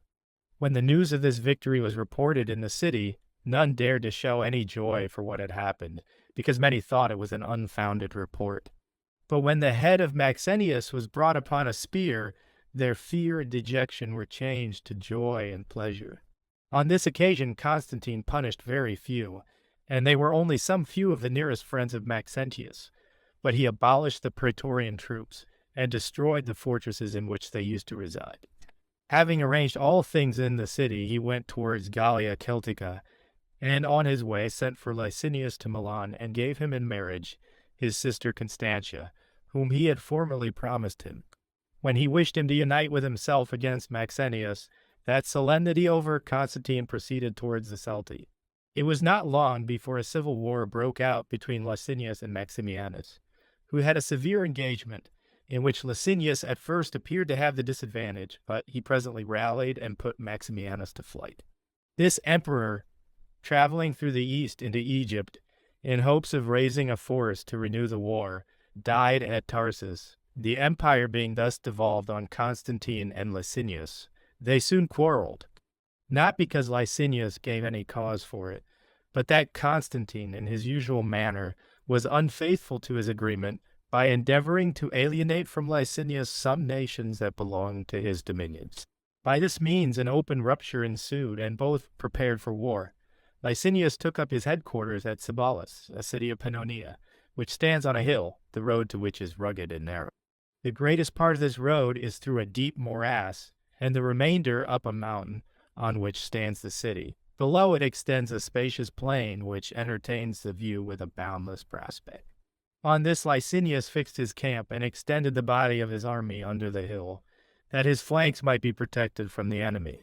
Constantine, in the meantime, drew up his men near the mountain, placing the horse in front, thinking that to be the best disposition lest the enemy should fall upon the foot, who moved but slowly, and hinder their advance. Having done this, he immediately gave the charge and attacked the enemy. This engagement was one of the most furious that was ever fought, for when each side had expended their darts, they fought a long time with spears and javelins. And, after the action had continued from morning to night, the right wing, where Constantine himself commanded, began to prevail. The enemy being routed, Licinius's troops, seeing him mounted and ready to fly, dared not stay to eat their portions, but left behind them all their cattle and provisions, taking only as much food as would suffice for one night, and marched with great precipitation along with Licinius to Sirmium, a city of Pannonia, by which runs a river which discharges itself into the Ister. In passing this town, he broke down the bridge over the river, and marched on with an intention to levy troops in Thrace. Constantine, having taken Cibalis and Sirmium and all the towns that Licinius had abandoned, sent 5,000 men in pursuit of him. But as these were ignorant of the course he had taken, they could not overtake him. Constantine, however, having rebuilt the bridge over the Saws which Licinius had broken down, was with his army almost at his heels. Having entered Thrace, he arrived at the plain where Licinius lay encamped. On the night of his arrival, there he marshaled his army, and gave orders for his soldiers to be ready for battle by daybreak. As soon as it was light, Licinius, perceiving Constantine with his army, drew up his forces also, having been joined by Valens, whom he styled Caesar, after the battle of Cibalis. When the armies engaged, they first fought with bows at a distance, but when their arrows were spent, they began to use their javelins and poniards. Thus, the battle continued very obstinately for a considerable time, until those whom Constantine had sent in pursuit of Licinius descended from an eminence upon the armies while they were engaged. These wheeled round the hill before they arrived at them, deeming it best to join their own party from the higher ground, and to encompass the enemy. The troops of Licinius, being aware of them, courageously withstood against them all, so that many thousands were slain on both sides, and the advantage was equal, till the signal was given for both to retire. Next day they agreed on a truce, and entered into an alliance with each other on condition that Constantine should possess Illyricum and all the nations westward, and that Licinius should have Thrace and the east, but that Valens, whom Licinius had made siege, should be put to death, because he was said to be the author of all the mischief which had happened. Having done this, and sworn on both sides to observe the conditions, Constantine conferred the rank and title of Caesar on Crispus, his son, by a concubine called Minervina, who was as yet but a youth, and on Constantine, who was born but a few days before at Arelatum. At the same time, Licinianus, the son of Licinius, who was 20 months of age, was declared Caesar. Thus ended the second war. Constantine, hearing that the Sarmatai, who dwelt near the palace Maeotes, had passed the Ister in boats, and pillaged his territories, led his army against them, and was met by the barbarians under their king Zosimus. The Sarmatai attacked a town which was sufficiently garrisoned, but its wall was built in the lower part of stone, and in the upper part of wood. They therefore thought that they might easily take the town by burning all the wooden part of the wall, and with that view set it on fire, and in the meantime shot at those who stood on the walls. The defenders threw down darts and stones upon the barbarians and killed many of them. And Constantine, then coming up and falling on them from a higher ground, slew a great number, took war alive, and put the rest to flight. Zosimus, having lost the greater part of his army, took shipping and crossed the Ister with an intention of once more plundering the Roman dominions. Constantine, hearing of his design, followed them over the Ister, and attacked them in a thick wood upon a hill to which they had fled, where he killed many of them, amongst whom was Zosimus. He also took many of them prisoners, giving quarter to those that would submit, and returned to his headquarters with an immense number of captives. These he distributed into the different cities, and then came to Thessalonica, where, having constructed a harbor, this city not possessing one before, he made new preparations for war against Licinius. For this purpose he fitted out 200 galleys of war, each with 30 oars, besides 2,000 transport vessels, and raised a force of 120,000 foot and 10,000 horsemen and sailors.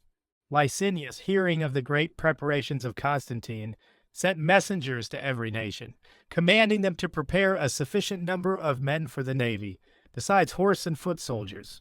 The Egyptians therefore sent out 80 galleys, the Phoenicians an equal number, the Ionians and Dorians of Asia 60, the Cyprians 30, the Carians 20, the Bithynians 30, and the Africans 50.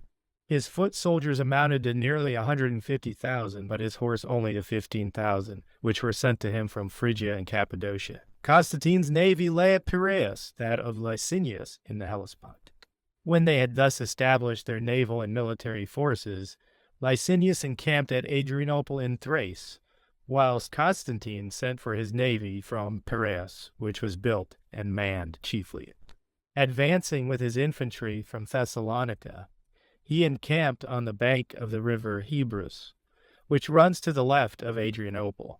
At the same time, Licinius drew up his army in order of battle, extending from a mountain which is above the town 200 stadia as far as the junction of another river with the Hebrus. Thus the armies continued opposite to each other for several days. Constantine, observing where the river was least broad, concerted this plan.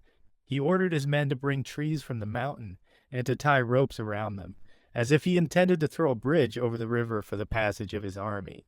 By this stratagem he deluded the enemy, and ascending a hill on which were thick woods sufficient to conceal any that were in them, he planted there 5,000 archers and 800 horse. Having done this, he crossed the Hebrus at the narrowest place, and so surprised the enemy that many fled with all their speed, while others, who were amazed at his unexpected approach, were struck with wonder at his coming over so suddenly. In the meantime, the rest of his army crossed the river in security, and a great slaughter commenced. Nearly 30,000 fell, and about sunset Constantine took their camp, while Licinius, with all the forces he could muster, hastened through Thrace to his ships. As soon as day appeared, the whole army of Licinius, or as many of them as had fled to the neighboring mountains and valleys, together with those that Licinius, through haste, had left behind him, surrendered themselves to Constantine.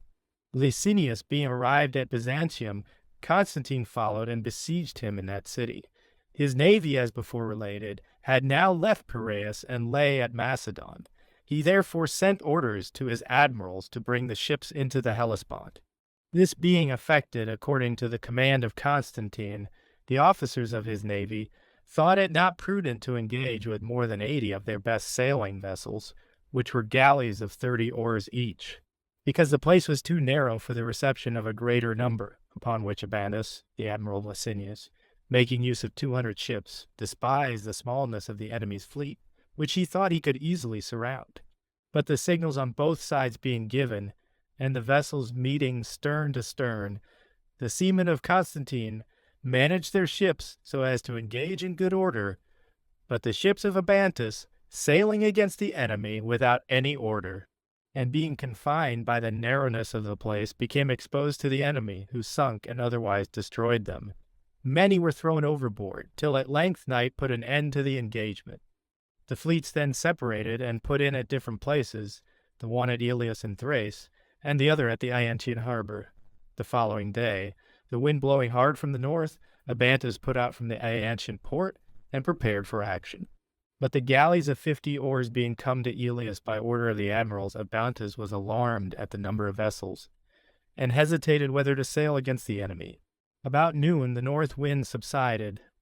The south wind then blew with such violence that the ships of Licinius, which lay on the Asiatic coast, were some driven on shore, others broken against the rocks, and others foundered with all on board. In this affair 5,000 men perished, together with 130 ships filled with men, whom Licinius had sent out of Thrace to Asia, accompanied by a part of his army. Byzantium, being too small to contain all that were besieged with Licinius. The sea fight being thus concluded, Abantus effected his escape with only 4 ships into Asia. The navy of Constantine, having arrived in the Hellespont laden with abundance of provisions and stores for his troops, weighed anchor in order to join in the siege of Byzantium and to blockade the city by sea. The foot soldiers of Licinius, being alarmed at the sight of such a navy, procured ships in which they sailed to Ilius. Meantime Constantine continued intent upon the siege, and raised a mound of equal height with the wall, on which he placed wooden towers that overlooked the wall from which his soldiers shot. Those who defended it, in order that he might with greater security bring battering rams and other engines of war near. By these means he thought himself sure to take the city, at which Licinius, being terrified and not knowing how to act, resolved to leave Byzantium and the weaker part of his army therein, and to take with him only such men as were fit for active service, and had given proofs of their attachment to himself, and to hasten without delay to Chalcedon in Bithynia. He flattered himself that another army might be raised in Asia, which would enable him again to contend with his adversary. Arriving therefore at Chalcedon, and having appointed Martinianus to the command of the court guards, whom the Romans call Magister Officiorum, his associate in this dangerous enterprise, he declared him Caesar, and sent him with an army to Lampsacus, to hinder the passage of the enemy from Thrace into the Hellespont. He posted his own men on the hills and passes about Chalcedon. While Licinius was thus occupied, Constantine, who had a great number of transports as well as warlike vessels, and was desirous to make use of them in crossing over and possessing himself of the opposite shore, fearing that the Bithynian coast might be inaccessible to ships of burden, immediately constructed some small vessels, with which he sailed to the sacred promontory, which lies at the entrance of the Pontus 200 stadia from Chalcedon. He there landed his army, which, having done, he drew them up upon some adjacent hills. Licinius, though he then saw that Bithynia was already in the hands of his enemy, was rendered so desperate by danger that he sent for Martinianus from Lampsacus, and in order to encourage his men to fight, told them that he himself would lead them. Having said what he thought necessary to encourage them, he drew them up in order of battle, and marching out of the city, met the enemy, who were prepared for him. A sharp engagement taking place between Chalcedon and the sacred promontory. Constantine had the superiority, for he fell on the enemy with such resolution that of 130,000 escaped. When the Byzantines heard of this, they immediately threw open their gates to Constantine, as did the Chalcedonians also. Licinius, after this defeat, went to Nicomedia with what horse were left him and a few thousands of foot. At this time, a Persian named Hormisdas, of the royal family, came over to Constantine for refuge. Under these circumstances, his father had been king of Persia. He was once celebrating his own RF day after the Persian manner when Hormisdas entered the palace, bringing with him a large quantity of venison. But as the guests at the table did not rise and pay him the respect and honor due to him, he became enraged and told them he would punish them with the death of Marsyas. This saying, most of them did not understand, because it related to a foreign story. But one of them, who had lived in Phrygia and had heard the story of Marsyas, explained to them the meaning of Hormisdas' menace, while they sat at table. It was therefore so treasured up in their recollection that when his father died, they remembered his threat and chose his younger brother king, though according to law the elder should be preferred above the other children. Not contented with that, they put Hormisdas in chains, and confined him on a hill which lies before their city. But after some time had elapsed, his wife effected his escape in this manner. She procured a large fish and put a file in its belly, and, sewing it up again, delivered it to the most trusty of her eunuchs, charging him to tell Hormisdas that he must eat the fish when no one was present, and use what he should find in its belly for his escape. When she had formed this contrivance, she sent several camels loaded with wine and abundance of meat to entertain her husband's keepers. While they were enjoying the feast she gave them, Hormisdas cut open the fish and found the file. Having with that filed off the shackles from his legs, he put on the robe of the eunuch and passed through the midst of his keepers, who were by that time perfectly intoxicated. Taking one of the eunuchs along with him, he fled to the king of Armenia, who was his particular friend. By these means he got safe to Constantine, who showed him all possible kindness and respect. But Licinius, being besieged by Constantine at Nicomedia also, knew not what to do, being sensible that he had not an army equal to engage. Going therefore out of the city, he submitted himself to Constantine, and brought him the purple robe, proclaiming him his emperor and lord, and entreating pardon for what was past. He presumed that he certainly should escape with life, because Constantine had sworn to his wife that he would spare him. But Constantine delivered Martinianus to the guards, that they might put him to death, and sent Licinius to Thessalonica, as if he were to live there in security. However, he afterwards broke his oath, which was usual with Constantine, and caused him to be executed.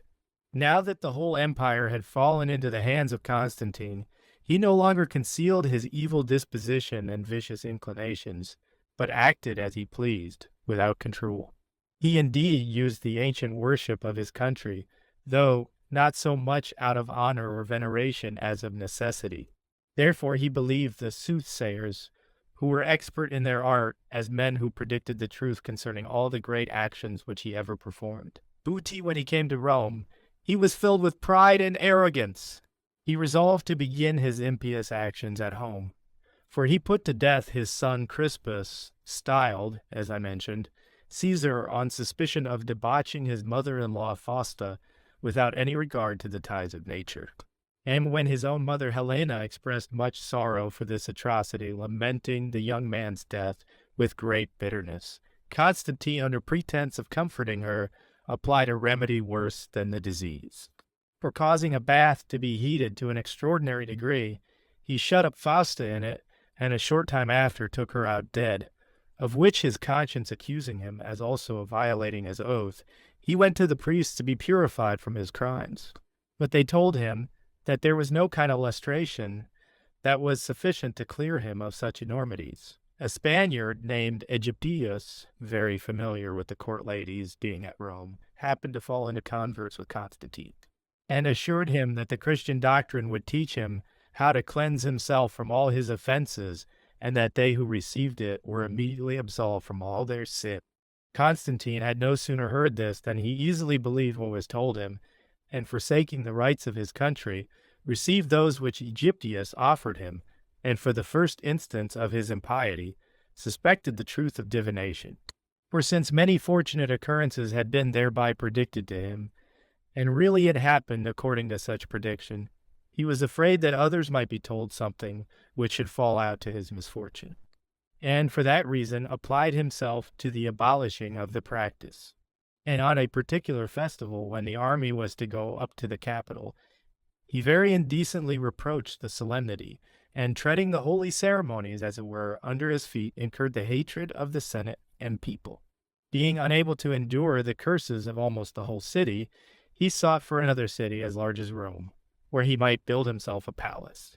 Having therefore discovered a convenient site between Troas and Old Ilium, he there accordingly laid a foundation, and built part of a wall to a considerable height, which may still be seen by any that sail towards the Hellespont. Afterwards, changing his purpose, he left his work unfinished and went to Byzantium, where he admired the situation of the place, and therefore resolved, when he had considerably enlarged it, to make it a residence worthy of an emperor. The city stands on a rising ground, which is part of the isthmus enclosed on each side by the Siras and Propontis, two arms of the sea. It had formerly a gate at the end of the porticos, which the Emperor Severus built, after he was reconciled to the Byzantines, who had provoked his resentment by admitting his enemy Niger into their city. At that time the wall reached down from the west side of the hill at the Temple of Venus to the seaside, opposite to Chiar Isopolis. On the north side of the hill it reached to the dock, and beyond that to the shore, which lies opposite the passage into the Euxine Sea. This narrow neck of land, between there and the Pontus, is nearly 300 stadia. This was the extent of the old city. Constantine built a circular marketplace where the old gate had stood and surrounded it with double-roofed porticos, erecting two great arches of Pre-Canesian marble against each other, through which was a passage into the porticos of Severus and out of the old city. Intending to increase the magnitude of the city, he surrounded it with a wall which was 15 stadia beyond the former, and enclosed all the isthmus from sea to sea. Having thus enlarged the city, he built a palace little inferior to that of Rome, and very much embellished the hippodrome or horse course, taking into it the temple of Castor and Pollux, whose statues are still standing in the porticos of the hippodrome. He placed on one side of it the tripod that belonged to the Delphian Apollo, on which stood an image of the deity. As there was at Byzantium a very large marketplace, consisting of 4 porticos at the end of one of them, to which a numerous flight of steps ascends, he erected 2 temples, in one of which was placed the statue of Rhea, the mother of the gods, which Jason's companions had formerly fixed on Mount Dindymus, which is near the city of Cyzicus. It is said that through his contempt of religion, he impaired this statue by taking away the lions that were on each side, and changing the position of the hands. For it formerly rested each hand on a lion, but was now altered into a supplicating posture, looking towards the city and seeming to observe what the people were doing. In the other temple he placed the statue of the Fortune of Rome. He afterwards built convenient dwellings for the senators who followed him from Rome. He engaged in no more wars, and even when the Thessalians, a Scythian tribe, made an incursion into his dominions, he not only neglected to lead his army against them, but after he had lost most of his troops, and saw the enemy plundering all before them, even to his very entrenchments was contented to save himself by flight. When he was delivered from the distractions of war, he yielded himself to voluptuousness, and distributed to the people of Byzantium a present of corn, which is continued to this day. As he expended the public treasure in unnecessary and unprofitable buildings, he likewise built some which in a short time were taken down again, because being erected hastily, they could not stand long. He likewise made a great change in the ancient magistracy. Till that time there had been only 2 prefects of the court, whose authority was equal. Not only were the court soldiers under their control, but those also which guarded the city, and who were stationed in its neighborhood. The person who had the office of prefect of the court, which was SDME, the next post of honor to that of emperor, distributed the gifts of corn and punished all offenses against military discipline as he thought convenient. Constantine altered this good institution, and of one office or magistracy formed 4 to one of those prefects. He committed all Egypt and Pentapolis and Libya, and all the east as far as Mesopotamia, with Cilicia, Cappadocia, Armenia, and all the coast from Pamphylia to Trapezuses and the castles near Phasis. To the same person was given all Thrace and Moesia, as far as the mountains Haemus and Rhodope, and the town of Doberus. He likewise added Cyprus and all the Cyclades, except Lemnos, Imbrus, and Samothracia. To another he assigned Macedon, Thessaly, Crete, and Greece, with the adjacent islands, both the Eporises, the Illyrians, the Dacians, the Triballi, and the Pannonians, as far as Valeria, besides the upper Moesia. To the third prefect he entrusted Italy and Sicily, with the neighboring islands, and Sardinia and Corsica, together with all Africa westward of the Syrtes. To the fourth he committed all beyond the Alps, Gaul, Spain, and Britain. Having thus divided the power of these prefects, he invented other methods likewise of diminishing their influence. For as there used to be in all places centurions, tribunes, and generals, he appointed officers called magistri militum, some over the horse and others over the foot, to whom he gave authority to discipline the soldiers, and punish those that had offended, by which the power of the prefects was diminished. That this innovation was productive of great injury to public affairs, both in peace and war, I will immediately prove. The prefects had hitherto collected the tribute in all places by their officers, and disposed of it in war expenses, the soldiers at the same time being subject to their authority, whose offenses they punished at discretion. Under these circumstances, the soldiers, considering that the same person who gave them their pay had the infliction of punishments whenever they offended, did not dare to act contrary to their duty, for fear of their stipend being withheld, and of being duly punished. But now, since one person is paymaster and another inspector of discipline, they act according to their own inclination. Constantine likewise adopted another measure, which gave the barbarians free access into the Roman dominions. For the Roman Empire, as I have related, was, by the care of Diocletian, protected on its remote frontiers by towns and fortresses, in which soldiers were placed. It was consequently impossible for the barbarians to pass them, there being always a sufficient force to oppose their inroads. But Constantine destroyed that security by removing the greater part of the soldiers from those barriers of the frontiers, and placing them in towns that had no need of defenders, thus depriving those who were exposed to the barbarians of all defense, and oppressing the towns that were quiet with so great a multitude of soldiers, that many of them were totally forsaken by the inhabitants. He likewise rendered his soldiers effeminate by accustoming them to public spectacles and pleasures. To speak in plain terms, he was the first cause of the affairs of the empire declining to their present miserable state.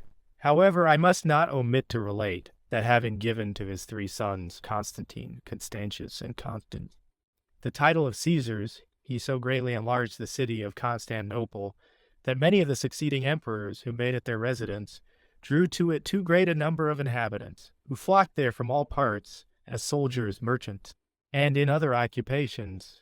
On this account its walls were rendered more capacious than those which Constantine built, and the buildings were permitted to be placed so near to each other that the inhabitants are exposed to much inconvenience and danger, both in their houses and in the streets.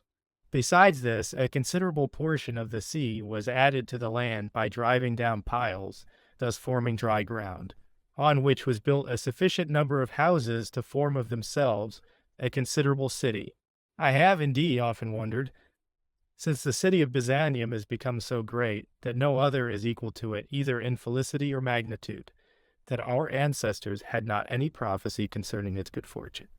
Having directed my thoughts some time to this enquiry, I consulted many historians and collections of oracles, and at length, after much difficulty and taking great pains to interpret them, discovered an oracle, which is attributed to Sibylla Erythrea, or Phaelo of Epirus, Nicomedes the son of Prusias relying upon this, and interpreting it to his own advantage, by the counsel of Attalus made war upon his father. The oracle I speak of is this: Thou among sheep, O king of Thrace, shalt dwell, but breed a savage lion, fierce and fell, who all the product of thy land shall spoil, and reap thy fruitful harvest without toil. But thou shalt not enjoy thy honor long, torn by wild dogs, which shall about thee throng.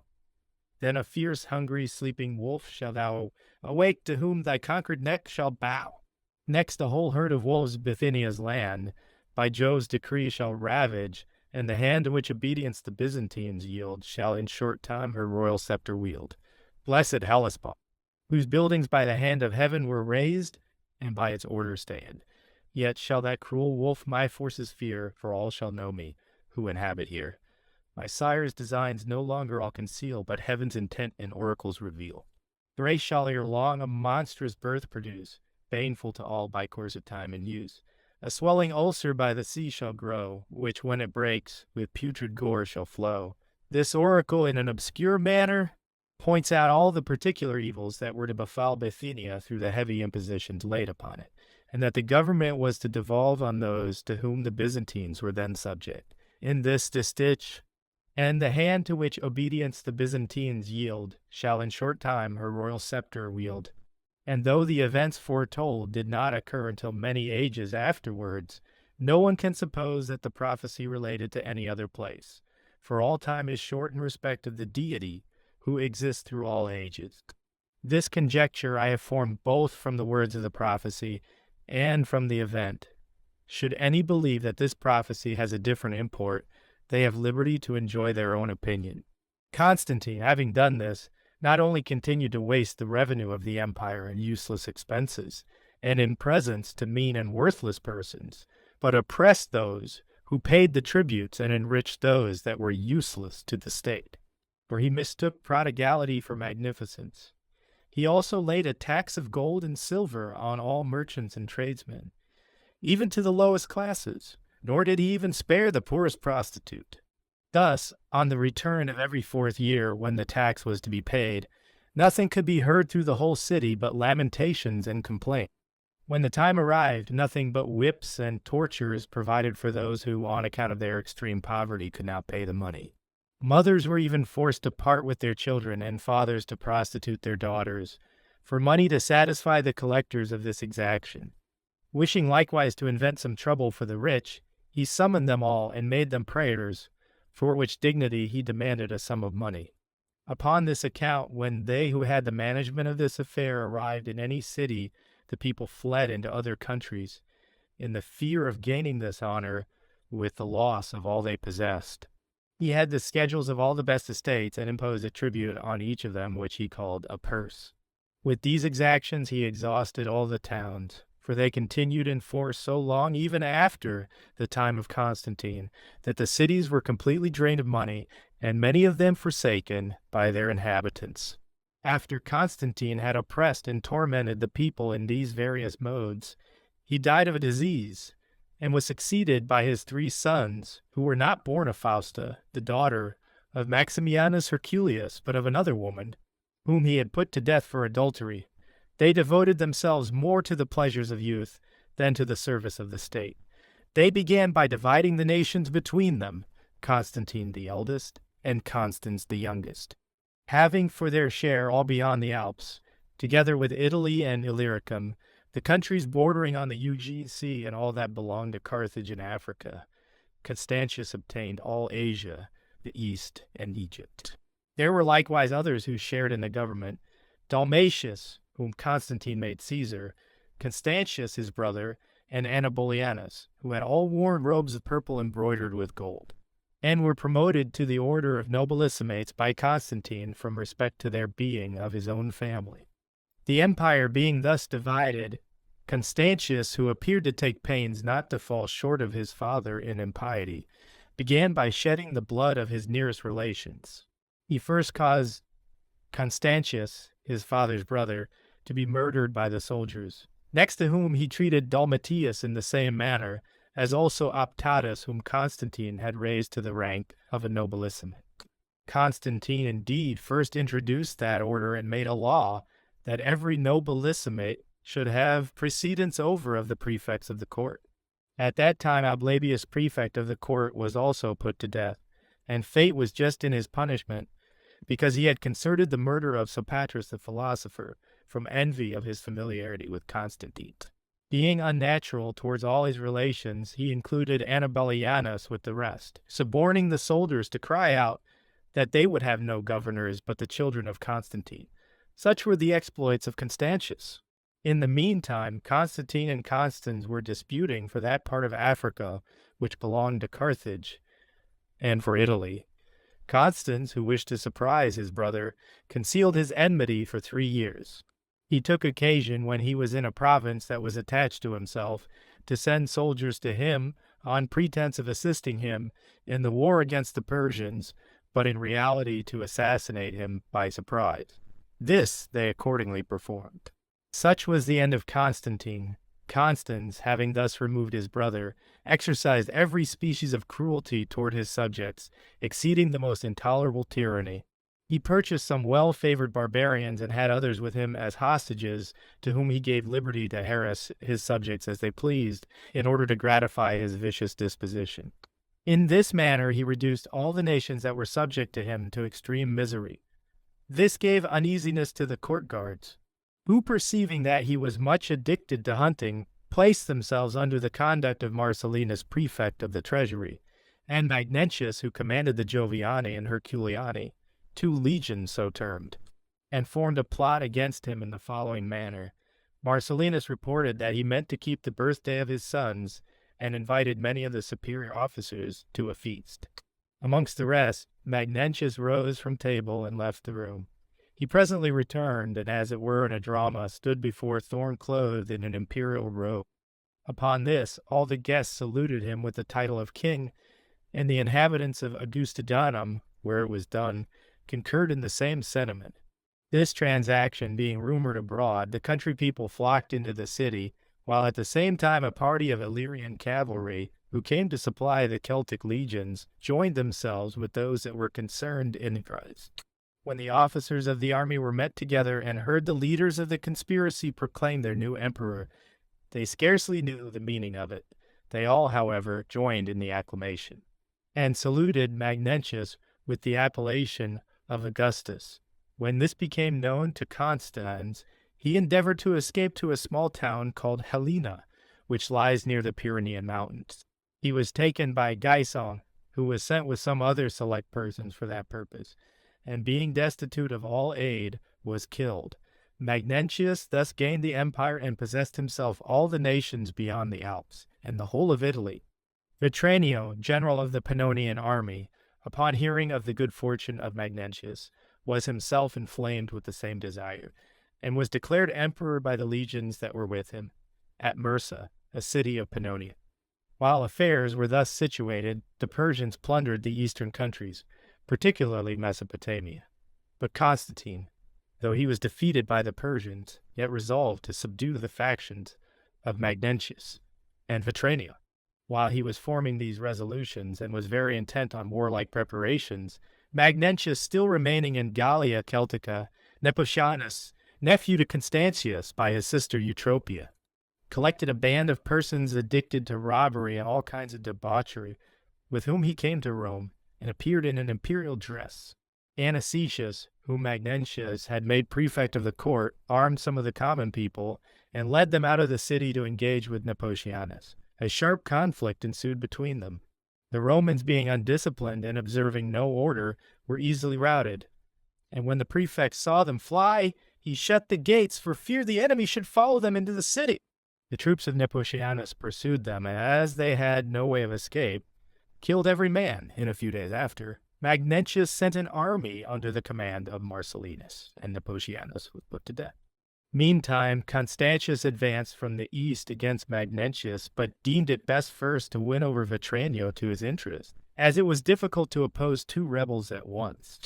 On the other hand, Magnentius used great endeavors to make Vetranio his friend, and thus to put an end to the war against Constantius. Both therefore sent agents to Vetranio, who chose to adopt the friendship of Constantius rather than that of Magnentius. The ambassadors of Magnentius returned without affecting their purpose. Constantius desired that both armies might join to undertake the war against Magnentius, to which proposal Vetranio readily assented, and they seated themselves on a throne provided for the occasion. Constantius, speaking first according to his dignity, endeavored to remind the soldiers of his father's munificence, and of the oaths they had taken to he true to his children. He then told them that they ought not to suffer Magnentius to go unpunished, who had murdered the son of Constantine, with whom they had fought many battles, and had been generously remunerated. When the soldiers heard this, having been previously corrupted by valuable presents, they cried out that they would have no mock emperors, and immediately began to strip the purple from Vetranio, and pulled him from the throne with the determination to reduce him to a private station. Constantius would not suffer them to injure him, and therefore sent him into Bithynia, where he allowed him a competency for life. He had not remained there long without employment before he died. Constantius, having so well succeeded in his design against Vetranio, marched against Magnentius, having first conferred the title of Caesar on Gallus, the son of his uncle, and brother to Julian, who was afterwards emperor, and given him in marriage his sister Constantia, either in order that he might oppose the Persians, or, as seems more probable, that he might have an opportunity of taking him off. He and his brothers were the only remaining persons of the family whom Constantius had not put to death, as I have related. When he had clothed Gallus with the Caesarian robe, and appointed Lucilianus general in the Persian war, he marched towards Magnentius with his own troops and those of Vetranio in one body. Magnentius, on the other hand, resolved to meet him with a larger force. He declared his kinsman Caesar, and appointed him to govern the nations beyond the Alps. The armies meeting in Pannonia and coming near to each other at a town called Mursa, Magnentius placed an ambuscade in the defiles near to Adrana, and sent a messenger to the officers of the army of Constantine to retard their march, saying that they might proceed to Sicya, where he intended to give them battle, the fields in that neighborhood being spacious and open. When Constantius heard this, he was much pleased that he was to fight in a place where there was room for the cavalry to maneuver, being superior to the enemy in that kind of force. He accordingly led his army to Sicya. As they were marching unarmed and without order, not suspecting anything, the troops that lay in ambush attacked them, and blocked up their passage with stones, which they threw upon them in such quantities that great part of them were killed. Magnentius, perceiving that many of his enemies were thus slain, was so elated that, being now unwilling to defer the war, he mustered his forces and immediately marched towards Pannonia. Arriving in the plain before Cius, through the midst of which runs the river Drous, which, passing by Noricum and Pannonia, discharges itself into the Ister, he led his troops into Pannonia, intending to engage near Sirmium. His mother is said to have enjoined him not to go that way, or over into Illyricum, but he disregarded her injunctions, though on many former occasions he had found her a true prophetess. Meantime he deliberated whether to construct a bridge over the Saws, or to pass over on boats joined together for that purpose. At the same time Constantius sent one of the principal persons in his service, named Philip, a man of extraordinary prudence, under pretense of treating for peace and an alliance, but in reality to observe the state and disposition of the army of Magnentius, and to discover their intended movements. Approaching the camp, he met Marcellinus, the principal confidant of Magnentius, and by him was conducted to Magnentius.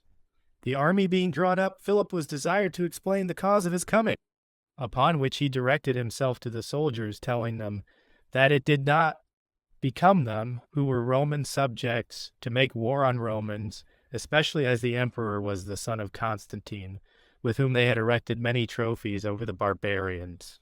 That Magnentius, moreover, ought to remember Constantine, and the kindness he had shown to him and to his parents, that it was Constantine who had protected him when in imminent danger, and exalted him to the highest dignities.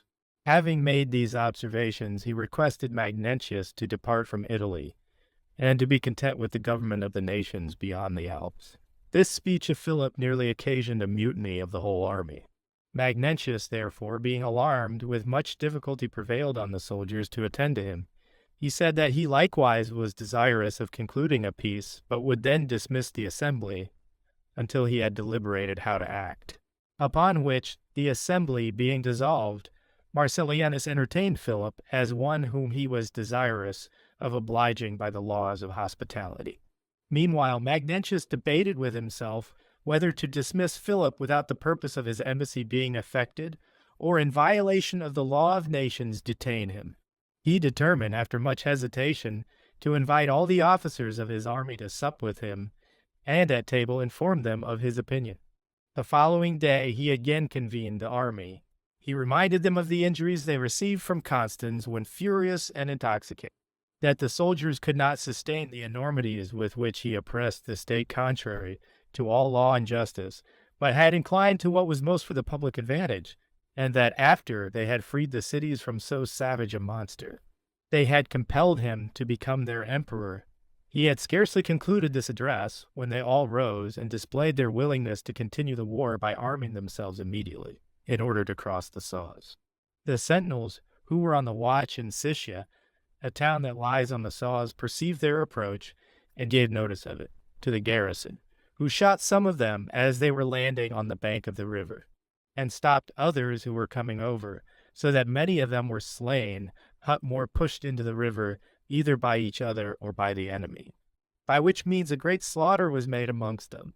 And while one party fell from the bridge in their haste to escape, the other pursued with the greatest speed, so that Magnentius, who was reduced to his last device, had only one method of avoiding the present danger.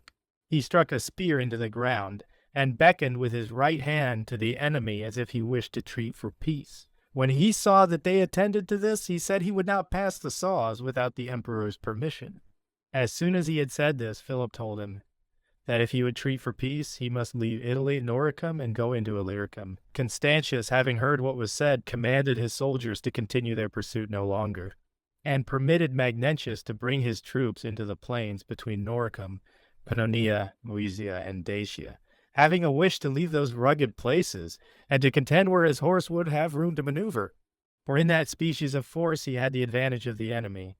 His design succeeded, and he appointed Cibolo, which he thought a convenient place for his purpose, it being the place where Constantine conquered Licinius. In that town, which is situated as I have described in my narrative of those times, he kept part of his army, and having erected a bulwark between the hill on which the town stands and the plain through which the river Sause flows, he enclosed all that part of it which is not encompassed by the river with a deep ditch and a strong rampart. He then made a bridge of boats over that part of the river which surrounds the place, which bridge he could disjoin when he pleased, and put together again with the same ease. Here he placed tents for his army, and in the midst of them a royal tent of exceeding magnificence. The emperor then invited his officers to a banquet, at which all except Latinus and Thalassius were present.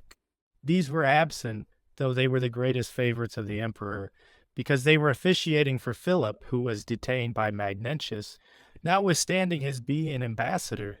While they were consulting about this affair, Titianus, a man of the senatorian order at Rome, came with an insolent message from Magnentius. He employed many absurd expressions against Constantine and his children, charging the destruction of the cities on the emperor's negligence, and commanded Constantius to make way for Magnentius by abdicating the empire, and to be contented with his life being granted him. But the emperor only desired the gods and fate to be the avengers of Constans, saying that he would fight with their assistance. He suffered Titianus to return to Magnentius, though Philip still remained in his custody. Magnentius now drew out his army, and taking Sicia on the first assault, razed it to the ground. Having overrun all the country near the Sause and acquired great plunder, he marched towards Sirmium, which he hoped likewise to take without bloodshed. But failing in his attempt, being repulsed by the inhabitants and the troops that defended the town, he marched with his whole army to Mursa. Finding that those in the town had shut the gates against him and mounted the walls, he was at a loss how to act on the occasion, having no engines nor any other method of getting near the wall. He was assailed with stones and darts by those that stood on the battlements. When Constantius heard that the place was besieged, he marched with all his forces to its relief, having passed by Sabalas and all the country through which the river Drous passes. Meanwhile, Magnentius approached nearer to Mursa, and set fire to the gates, thinking if he could destroy the iron that covered the wood, which would soon yield to the flames, he might make a passage wide enough for the entrance of his army into the city. But this did not succeed to his wishes, the people on the wall extinguishing the flames with water, which they poured down in large quantities. When he therefore heard that Constantius was near Mursa, he invented another stratagem to this effect. There was before the city a stadium or place of exercise, formerly used by those that fought for prizes, which was covered over with wood. In this he concealed 4 companies of Celtae, with orders when Constantius should come up, and they were ready to engage before the city, to attack the enemy by surprise, and to surround them and kill every man. This being discovered by those that were on the walls, Constantius immediately sent thither Scaladoas and Manadus, 2 of his officers. They first selected the choicest of their men, both heavy-armed and archers, and taking them along with themselves, fastened up all the doors of the stadium.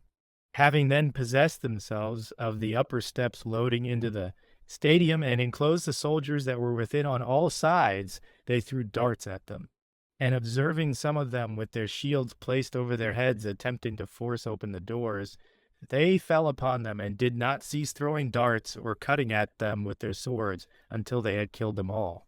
This project of Magnentius being thus frustrated, the armies met, and engaged in the plain before Mursa, where such a battle was fought as had not occurred before in the course of this war, and great numbers fell on both sides. Constantius, considering that as this was a civil war, victory itself would be scarcely an advantage to him, now the Romans being so much weakened as to be totally unable to resist the barbarians who attacked them on every side, began to think that it would be better to end the war by offering proposals for peace. While he was thus deliberating, the armies were still engaged, and that of Magnentius became more furious, nor would they cease fighting though night came on. But even their officers continued performing what belonged to common soldiers, and encouraging their men to oppose the enemy with vigor. On the other side, likewise, the officers of Constantius called to mind the ancient bravery and renown of the Romans. Thus the battle continued until it was completely dark, nor did even darkness cause them to relax. But they wounded each other with spears, swords, or whatever was in their reach, so that neither night nor any other obstacle which usually causes some respite in war could put an end to the slaughter, as if they thought it the greatest felicity that could happen to them to perish beside each other. Amongst the officers that showed great bravery in this battle, and fell in it, were Arcadius, commander of the legion, called Abulci, and Menelaus, who commanded the Armenian horse archers. What is said of Menelaus is worthy of being related. He could take 3 darts at once, and with one shot hit 3 men, by which manner of shooting he killed a great number of the enemy, and was himself almost the cause of their flight. He was killed by Romulus, who was the first in command in the army of Magnentius, and Romulus himself fell at the same time. He was wounded by a dart which Menelaus had thrown at him, yet continued fighting after he had received the wound, until he had killed the person who had given it to him.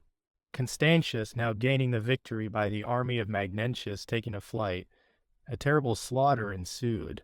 Magnentius, therefore being deprived of all hope, and apprehensive lest the remnant of his army should deliver him to Constantius, deemed it best to retire from Pannonia and to enter Italy, in order to raise an army there for another attempt. But when he heard that the people of Rome were in favor of Constantius, either from hatred to himself, or because they had heard of the event of the battle, he resolved to cross the Alps, and seek for himself a refuge among the nations on that side. Hearing, however, that Constantius had likewise engaged the barbarians near the Rhine against him, and that he could not enter Gaul, as some officers had obstructed his passage thither, in order to make their court to Constantius, nor through Spain into Mauritania on account of the Roman allies there who studied to please Constantius. In these circumstances he preferred a voluntary death to a dishonorable life, and chose rather to die by his own hand than by that of his enemy. Thus died Magnentius, having been emperor 3 years and 6 months. He was of barbarian extraction, but lived among the Leti, a people of Gaul. He understood Latin, was bold when favored by fortune, but cowardly in adversity, ingenious in concealing his natural evil disposition, and deemed by those who did not know him to be a man of candor and goodness. I have thought it, just to make these observations concerning Magnentius, that the world may be acquainted with his true character, since it has been the opinion of some that he performed much good, who never in his life did anything with a good intention. Decentius, whom Magnentius had called to his assistance, being now on the road to Italy, soon heard of the misfortune of Magnentius, meeting with some legions and troops from which he saw no hope of escaping, slew himself. After these occurrences, the whole empire being now in the hands of Constantius, he began to be more arrogant than before, and could not conduct himself with any moderation in his prosperity. The state informers with which such men are usually surrounded, and which are designed for the ruin of those that are in prosperity, were augmented. These sycophants, when they attempted to effect the downfall of a noble in hopes of sharing his wealth or honors, contrived some false accusation against him. This was the practice in the time of Constantius. Spies of this description, who made the eunuchs of the court their accomplices, flocked about Constantius, and persuaded him that his cousin German Gallus, who was a Caesar, was not satisfied with that honor, but wished to be emperor. They so far convinced him of the truth of this charge, that they made him resolve upon the destruction of Gallus. The contrivers of this design were Dinomius and Picentius, men of obscure condition who endeavored to raise themselves by such evil practices. Lampadius also, the prefect of the court, was in the conspiracy, being a person who wished to engross more of the emperor's favor than any other. Constantius listened to those false insinuations, and Gallus was sent for, knowing nothing of what was intended against him. As soon as he arrived, Constantius first degraded him from the dignity of Caesar, and having reduced him to private station, delivered him to the public executioners to be put to death. This was not the first time that Constantius imbrued his hands in the blood of his relations, but only one other, in addition to many former. 6 plus C of Agrius Hist, HEL3C, 39, where he commends Anastasius, in whose reign this tax was taken off. But he inveighs against Zosimus for saying that Constantine was the author of it in these words. Who would wonder that this should be done in the very infancy of Christianity? Since His Holiness the Pope suffers the same things now, it has attained riper years. Book 3, Constantius, after having acted towards Gallus Caesar in the manner I have related, left Pannonia to proceed into Italy. But perceiving all the Roman territories to be infested by the incursions of the barbarians, and that the Franks, the Alemanni, and the Saxons had not only possessed themselves of 40 cities near the Rhine, but had likewise ruined and destroyed them by carrying off an immense number of the inhabitants and a proportionate quantity of spoil, and that the Sarmatians and the Quadi ravaged without opposition Pannonia and the upper Moesia, besides which that the Persians were perpetually harassing the eastern provinces. Though they had previously been tranquil in the fear of an attack from Gallus Caesar, considering these circumstances, and being in doubt what to attempt, he scarcely thought himself capable of managing affairs at this critical period. He was unwilling, however, to associate anyone with himself in the government, because he so much desired to rule alone, and could esteem no man his friend. Under these circumstances, he was at a loss how to act. It happened, however, that when the empire was in the greatest danger, Eusebia, the wife of Constantius, who was a woman of extraordinary learning and of greater wisdom than her sex is usually endowed with, advised him to confer the government of the nations beyond the Alps on Julianus Caesar, who was brother to Gallus, and grandson to Constantius. As she knew that the emperor was suspicious of all his kindred, she thus circumvented him. She observed to him that Julian was a young man unacquainted with the intrigues of state, having devoted himself totally to his studies, and that he was wholly inexperienced in worldly business. That, on this account, he would be more fit for his purpose than any other person. That either he would be fortunate, and his success would be attributed to the emperor's conduct, or that he would fail and perish, and that thus Constantius would have none of the imperial family to succeed to him. Constantius, having approved her advice, sent for Julian from Athens, where he lived among the philosophers, and had excelled all his masters in every kind of learning. Accordingly, Julian returning from Greece into Italy, Constantius declared him Caesar, gave him in marriage his sister Helena, and sent him beyond the Alps. But being naturally distrustful, he could not believe that Julian would be faithful to him, and therefore sent along with him Marcellus and Sallustius, to whom, and not to Caesar, he committed the entire administration of that government. Constantius, having thus disposed of Julian, marched himself into Pannonia and Moesia, and having there suppressed the Quadi and the Sarmatians, proceeded to the east, and was provoked to war by the inroads of the Persians. Julian by this time had arrived beyond the Alps into the Gallic nations, which he was to rule. Perceiving that the barbarians continued committing the same violence, Eusebia, for the same reasons as before, persuaded Constantius to place the entire management of those countries into the hands of Julian. Of Julian's actions from that period, through the short course of his future life, may be read at large in the historians and poets, though none that have ever written of him have fully reached to the justice of his character. Whoever desires it may see his own orations and epistles, and in them survey what he performed for the public service. Indeed, I would give a fuller account of him, but that I ought not to interrupt the order of my history. However, I shall notice his most signal actions in their proper place, and particularly such circumstances as others have omitted. Constantius, having therefore given to Caesar full authority over the nations under his government, marched into the east to make war on the Persians. Julian, finding the military affairs of Gallia Celtica in a very ruinous state, and that the barbarians paced the Rhine without any resistance, even almost as far as the seaport town Az, he took a survey of the remaining parts of the enemy, and understanding that the people of those parts were terrified at the very name of the barbarians, while those whom Constantius had sent along with him, who were not more than 360, knew nothing more, as he used to say. Then, how to say their prayers, he enlisted as many more as he could, and took in a great number of volunteers. He also provided arms, and finding a quantity of old weapons in some town, he fitted them up and distributed them among the soldiers. The scouts bringing him intelligence that an immense number of barbarians had crossed the river near the city of Argentoratum, Strasbourg, which stands on the Rhine, he no sooner heard of it than he led forth his army with the greatest speed, and engaging with the enemy gained such a victory as exceeds all description. It is said that 60,000 men were killed on the spot, besides as many more that were driven into the river and drowned. In a word, if this victory be compared to that of Alexander over Darius, it will be found in no respects inferior to it. We ought not, however, to pass over in silence an action of Caesar after the victory. He possessed a regiment of 600 horse, which were well disciplined, and in whose valor and experience he so confided that he ventured great part of his hopes upon their performances. Indeed, when the battle commenced, the whole army attacked the enemy with all the resolution they could show, but some time afterwards, though the Roman army had considerably the advantage, these were the only troops that fled, and left their station so dishonorably, that when Caesar rode up to them with a small party and called them back to a share of the victory, he could not by any means prevail on them to turn.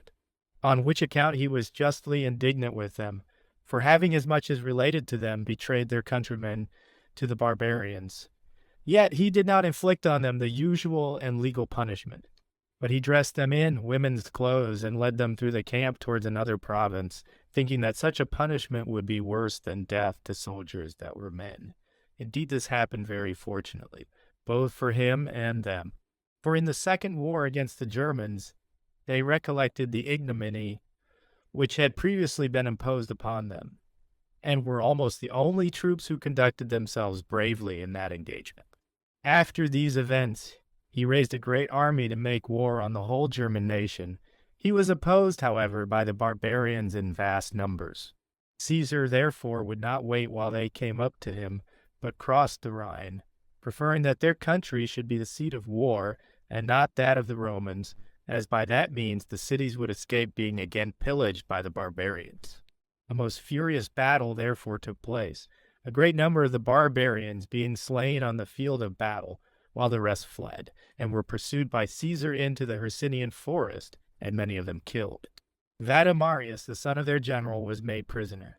The army returned home, singing songs of triumph, and praises to Caesar for the exploits he had performed.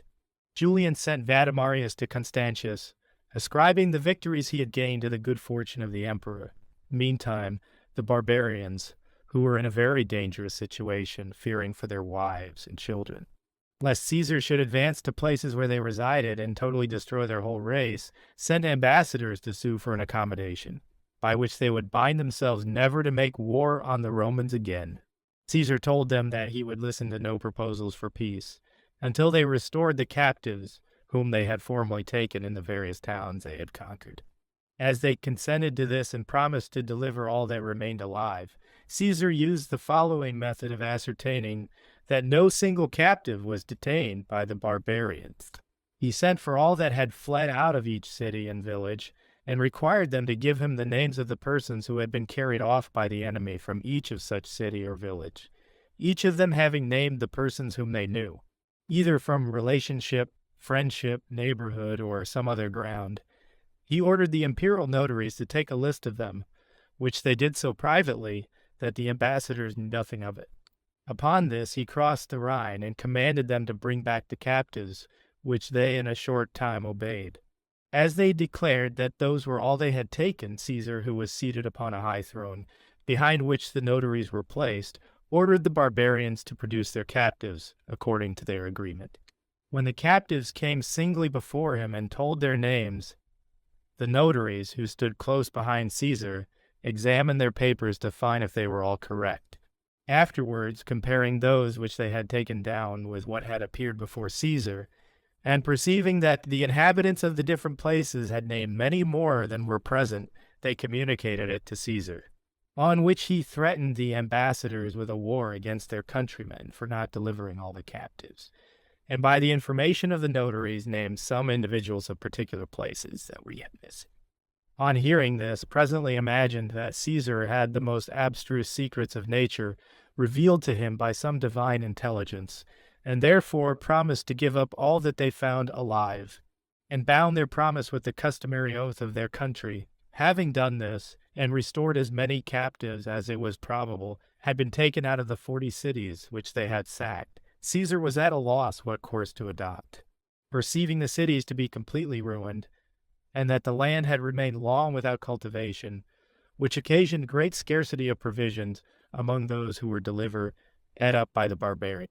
For the neighboring cities could not supply them, having themselves felt the violence of the barbarians, and consequently having no great abundance for their own use. Having therefore deliberated on what course to pursue, he formed this plan. As the Rhine discharges itself at the extremity of Germany into the Atlantic Ocean, and the island of Britain is about 900 stadia from its mouths, he cut timber from the woods on the banks of the river and built 800 small vessels, which he sent into Britain for a supply of corn and brought it up the Rhine. This was so often repeated, the voyage being short, that he abundantly supplied those who were restored to their cities with sufficiency for their sustenance, so likewise for the sowing season, and what they needed until harvest. These actions he performed when he had scarcely attained the 25th year of his age. Constantius, perceiving that Julian was beloved by the army for his frugality and pense and courage in war, and for the self-command he possessed in regard to riches, and the other virtues in which he excelled all persons of the age in which he lived, became envious of his great merit, and concluded that Silistius, one of the counselors that had been allotted to him, was the author of the policy that had acquired Julian so much honor, both in military and in civil affairs. He therefore sent for Silistius, as if he intended to confer the government of the eastern provinces upon him. Julian readily dismissed him, resolving to obey the emperor in all respects.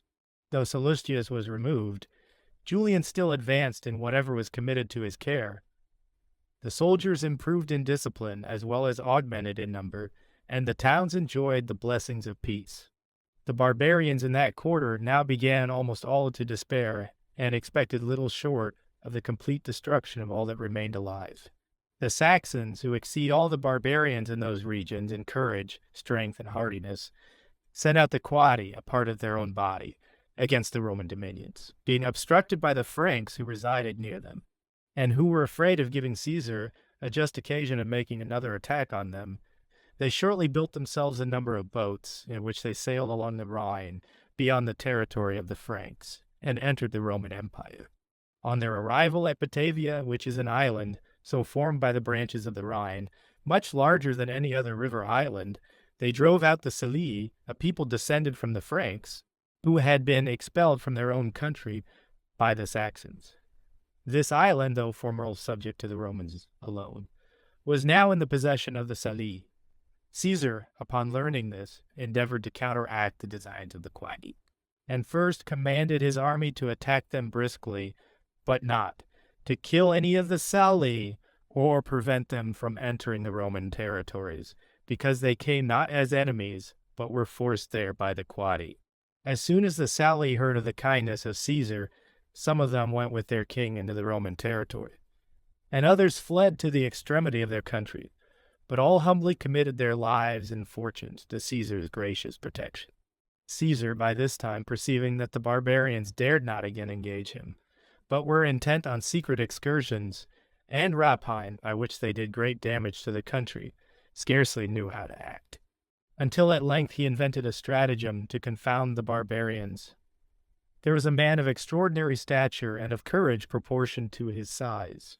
Being by nation a barbarian, and accustomed to plunder with the others, he had thought proper to leave his own country and go into Gallia Celtica, which was subject to the Romans, while he was residing at Treves, which is the largest city in all the nations beyond the Alps, and saw the barbarians from beyond the Rhine ravaging the cities on this side of the river, and committing depredations everywhere without opposition, which was before Julian was made Caesar. He resolved in himself to defend those towns. As he dared not attempt this without being supported by the law, he at first went alone into the thickest part of the woods, and waited there till the barbarians made their incursions. In the night, when they lay intoxicated and asleep, he fell on them and slew them in great numbers, bringing their heads and showing them to the people of the town. This he practiced continually to such an extent that he abated the keenness of the barbarians, who, though unable to guess at the cause, yet were sensible of the losses they sustained, the army diminishing daily. Some other robbers having joined this man, and their number having increased to a considerable body, Carietto, which was the name of the man who first used his kind of ambuscade against the barbarians, and told him the whole circumstances which few persons knew before that time. Caesar was at this time unable to restrain their nocturnal and clandestine incursions of the barbarians, as they robbed in small parties, straggling from each other. And when day appeared, not one of them was visible, all hiding themselves in the woods, and subsisting on what they gained by robbery. Considering therefore the difficulty of subduing such an enemy, he determined to oppose these robbers, not with an army of soldiers, but with men of similar description. For this reason he sent Carietto and his band, adding to them many of the Salii, against the plundering Quadi, who, though they lived on what they stole, yet were probably less expert in the art of robbing than these men who had studied it. In the day he guarded the open fields, and killed all that escaped his robbers. He did this for a long time, until the Quadi were reduced to such extremities, and to so small a number, that they and their general surrendered themselves to Caesar, who had taken a great number of prisoners in the former excursions and engagements, and among the rest, the son of their king, who was taken by Carietto. From this cause, when they so lamentably petitioned for peace, and Caesar demanded some of their chiefs as hostages, and required the king's son to be one of them, the general or king broke out into a most pathetic complaint, and declared with tears in his eyes that his son was one that had been lost. Caesar, perceiving this, compassionated his sorrow, and showed him his son, who had been nobly entertained, but told him that he would retain the youth as a hostage, as well as other of the chiefs whom he had in possession. He condescended, however, to make peace with them, on condition that they would never again take arms against the Romans. Caesar, after he had thus settled affairs, added the Salii, the Quadi, and many of the inhabitants of Batavia to his legions, of whose discipline we still make use. Meanwhile, the Emperor Constantius was in the east, disposing of the Persian affairs, and intent only on the wars in those countries. All the nations beyond the Alps were in a state of tranquility from the prudent management of Caesar, nor were either Italy or Illyricum in any danger, the barbarians who dwelt beyond the Ister being fearful that Caesar would come through Gaul and pass the Ister to attack them. They therefore contained themselves within the bounds of moderation. Constantius being thus occupied, the Persians, under their king Saphor, at that time ravaged Mesopotamia, and having pillaged all the places about Nisibis, they besieged the city itself with their whole forces. Lucilianus the commander was so well provided for a siege that partly by the happy occasions of which he availed himself, and partly by his own contrivances, the city escaped the dangers that threatened it. The manner in which this was effected I have thought it superfluous to explain, since Julian himself has given a relation of all the transactions of those times in a particular treatise, in which the reader may easily discern the eloquence and ability of its author. At this juncture, the affairs of the East appearing tranquil and the splendid actions of Julian occupying the discourse of the public, the mind of Constantius became the seat of the most bitter envy. Being mortified at the prosperity that attended all that had been done in Celtica and Spain, he invented pretexts by which he might gradually, and without any dishonor, diminish the authority of Julian, and then deprive him of his dignity. For this purpose he sent a messenger to Caesar, requiring him to send 2 of the Celtic legions, as if he wanted their assistance. Julian, in obedience to his order, immediately sent them away, partly through ignorance of his design, and partly because he wished to avoid giving him the least cause of anger. After this he took every possible care of the affairs of Gaul, while the army daily increased, and the barbarians, even in the most remote part of their country, were in such dread of him that they did not even dream of making war. Constantius afterwards required more legions to be sent to him from Caesar, and having obtained the demand, sent for 4 other companies, according to which order Julian gave notice to the soldiers to prepare for marching. But while Julian was at Parisium, a small town in Germany, the soldiers, being ready to march, continued at supper till midnight in a place near the palace, which they so called there. They were as yet ignorant of any design against Caesar, when some tribunes who began to suspect the contrivance against him privately distributed a number of anonymous billets among the soldiers, in which they represented to them that Caesar, by his judicious conduct, had so managed affairs, that almost all of them had erected trophies over the barbarians, that he had always fought like a private soldier, and was now in extreme danger from the emperor, who would shortly deprive him of his whole army, unless they prevented it. Some of the soldiers, having read these billets and published the intrigue to the whole army, all were highly enraged. They suddenly rose from their seats in great commotion, and with the cups yet in their hands went to the palace. Breaking open the doors without ceremony, they brought out Caesar, and lifting him on a shield, declared him emperor and Augustus. They then, without attending to his reluctance, placed a diadem upon his head. Julian was uneasy at what they had done, yet did not think it safe to reverse it, because Constantius would not observe any oath or covenant, or any obligation by which men are bound to their word. However, he determined to try him. He therefore sent ambassadors to inform Constantius that he had been declared emperor without his own concurrence, and if he pleased, was ready to lay aside his diadem and be contented with the sole dignity of being Caesar. Constantius was so enraged and arrogant that he told the ambassadors that if Julian loved his life, he must lay aside not only his imperial dignity, but that of a Caesar, and in a private capacity submit himself to the emperor's pleasure. He should, in that case, receive no injury, nor suffer what his audacity merited. Julian, when he was informed of this by the ambassadors, openly showed his opinion of the deity, and declared that he would rather trust his life and fortune with the gods than with Constantius.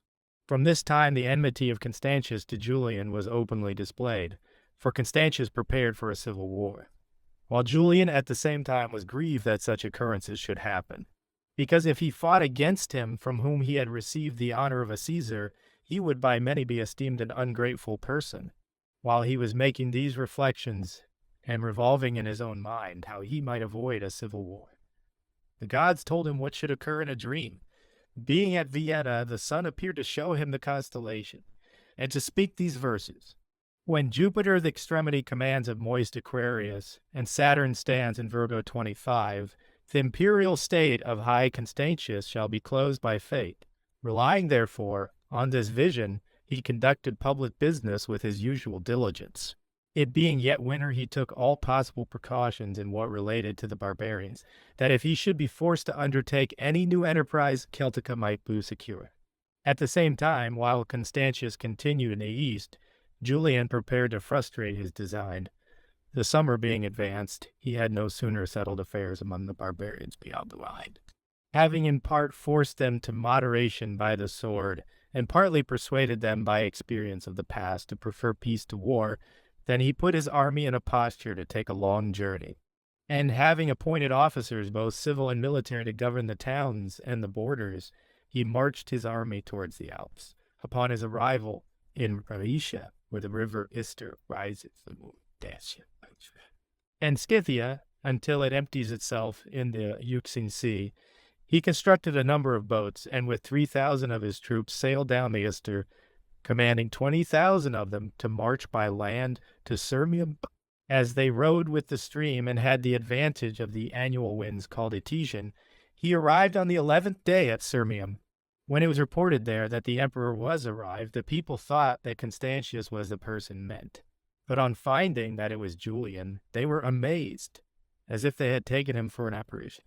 The army from Celtica having joined him, he wrote to the Roman Senate and to the forces in Italy, desiring them to keep their cities safe, he being the emperor. As Taurus and Florentius, the consuls for that year, left Rome as soon as they heard that Julian had crossed the Alps into Pannonia, he ordered them to be styled the fugitive consuls in all public instruments. He behaved with great kindness to all the towns he passed through, and though in great haste gave them all good expectations of him. He likewise wrote to the Athenians, the Lacedaemonians, and the Corinthians to inform them of the reason of his approach. When he was at Sirmium, there came to him ambassadors from all Greece, to whom he gave such answers as were worthy of him, and granted all their reasonable demands.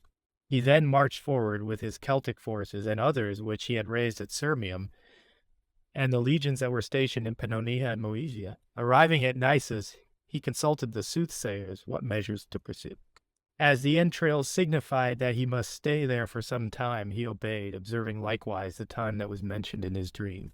When this, according to the motion of the planets, was arrived, a party of horsemen arrived from Constantinople at Naissus, with intelligence that Constantius was dead, and that the armies desired Julian to be emperor. Upon this he accepted what the gods had bestowed upon him, and proceeded on his journey. On his arrival at Byzantium, he was received with joyful acclamations by all ranks of the people, who called him their beloved fellow citizen, he being born and brought up in that city, and shewed him every kind of respect as a person who was likely to be the author of much good to mankind. He here provided for the advantage both of the city and the army. He conferred on the city the privilege of electing a senate like that of Rome. He also constructed there a harbor to secure ships from the south wind, and a portico leading to the port. He built a library to the imperial portico, in which he placed all the books he possessed, and having done this, he prepared for the Persian War. After having remained 10 months in Byzantium, he appointed Hormisdas and Victor to the command of his armies, and proceeded to Antioch. It is unnecessary to relate with what pleasure and enthusiasm the soldiers performed this journey, for it is not probable that they would be guilty of any improprieties under such an emperor as Julian. Upon his arrival at Antioch, he was joyfully received by the people, but being naturally great lovers of spectacles and public amusements, and more accustomed to pleasure than to serious affairs, they were not pleased with the emperor's general prudence and modesty. He indeed avoided entering the public theaters, and would seldom see plays, and when he did, would not sit at them the whole day, on which account they spoke disrespectfully of him, and offended him. He revenged himself on them, not by any real punishment, but by composing a very spirited oration, which contains so much satire and keenness, that it will serve as a perpetual lampoon on the Antiochians, being penitent for their offense. The emperor, after doing for the city all the favors which equity would allow him, granted to it a senate, the members of which succeeded by hereditary descent from father to son, admitting likewise those that were born of the daughters of senators into the same body, a privilege which few cities possess. After these, and many other just and noble actions, he prepared to make war on Persia. When the winter was past, having collected his forces and sent them before him in the usual manner of marching, he departed from Antioch, though without encouragement from the oracle. The reason of this failure it is in my power to explain, yet I pass it over in silence. He arrived on the 5th day at Hierapolis, where he had ordered all the ships to assemble, which used to navigate the Euphrates from Samosata and other places. Having given the command of them to Hyrieus, one of his officers, he sent him forward, but stayed himself in Hierapolis 3 days. He then proceeded to Botany, a small town in Osdrene, where the Edesans met him in crowds, presenting him with a crown, and welcoming him to their city with joyful acclamations. He accepted of their kindness, and entering the city, he made whatever regulations he thought useful, and went on to Carrhae. As there were 2 roads from thence, one across the Tigris and through the city of Nisibis into the provinces of Aebi, the other over the Euphrates and by Circesium, which is a fortress surrounded by that river on the borders of Syria, the emperor was doubtful which way to choose. In the meantime, intelligence was brought that the Persians had made an incursion into the Roman territory. This produced some alarm in the camp. The emperor, however, understood that they were not a regular army but marauders, who took and carried off whatever fell in their way. He therefore resolved to leave a sufficient guard in the places near the Tigris, to prevent the Persians from taking advantage of the army accompanying him by the other route into their dominions, and thus pillaging Nisibis and all that quarter without opposition. He therefore thought it prudent to leave in that country 18,000 men under the command of Sebastianus and Procopius, while he himself crossed the Euphrates with the main body of his forces in 2 divisions. He thus rendered them fully prepared to oppose the enemy wherever they should meet with them, and prevent the devastations which they committed wherever they came. Having made these arrangements at Carrhae, a town that separates the Roman from the Assyrian dominions, he had an inclination to view the army from some eminence, the infantry and cavalry, of which in the whole amounted to 65,000 men. Departing, therefore, from Carrhae, he presently passed the castles between that place and Callinicum, and arriving at Circesium, of which I spoke above, crossed the river Aboras, and sailed over the Euphrates. He was followed by his troops carrying provisions along with them, who likewise embarked according to the orders they received. The navy was by this time come up. It consisted of a great number of vessels. 600 were made of wood, and 500 of skins, besides which were 50 ships of war, and others that followed them for the construction of bridges, if requisite, that the army should pass the rivers on foot. A great number of other vessels likewise followed, some of them carrying provisions for the army, others timber for the construction of engines, and some battering engines for a siege, which were ready made. Lucilianus and Constantius were admirals in this navy. The army being thus disposed, the emperor seated himself on a throne, and made address to the army, after which he gave each of them 130 pieces of silver. He then proceeded towards Persia, giving the command of the infantry to Victor, and that of the cavalry to Hormisdas and Antius jointly. I have before related of this Hormisdas, that he was the son of a Persian monarch, but was persecuted by his brother, and had escaped to the Emperor Constantine, from whom he had received the highest honors and preferments in reward for his approved friendship and fidelity. The emperor, on entering Persia, placed the cavalry on the right, and proceeded along the bank of the river, the rear guard marching at the distance of 70 stadia. Between these and the main body were placed the beasts of burden, which carried the heavy armor and provisions, the attendants, that they might be secure, being enclosed on every side by the army. Having thus arranged the order of his march, he thought proper to send before him 1,500 men in order to reconnoiter and observe whether any enemy approached either openly or ambuscade. Of these he made Lucilianus captain. Then advancing 60 stadia, he arrived at a place called Laltha, and from thence to Dura, where were perceived the ruins of a city, which was then deserted, and the sepulchre of the Emperor Gordianus. In this place the soldiers found abundance of deer, which they shot and feasted on with great satisfaction. From thence he proceeded in 7 days to a place called Phatusai, opposite to which was an island in the river, wherein was a castle containing a great number of men. He therefore ordered Lucilianus with 1,000 of his advance guard to attack it. While it continued dark, the assailants proceeded without discovery, but as soon as it was day, being perceived by one that came from out of the castle to fetch water, the garrison was dreadfully alarmed. They all immediately mounted the ramparts until the emperor came into the island with his engines and part of the army, and promised the besieged that if they would surrender themselves in the castle, they would escape certain death. They accordingly surrendered and were sent by the emperor into the Roman dominions conducted by a guard of soldiers. Their captain, Pucius, was not only made a tribune in the army, but on account of his fidelity was taken by the emperor into a familiarity which always subsisted. Some distance from this he found another island in the same river, in which was another strong fortress, which he attacked, but found it unassailable on every side, and therefore demanded the garrison to surrender, and avoid the risk of being sacked. To which they replied that they would regulate their conduct by that of others.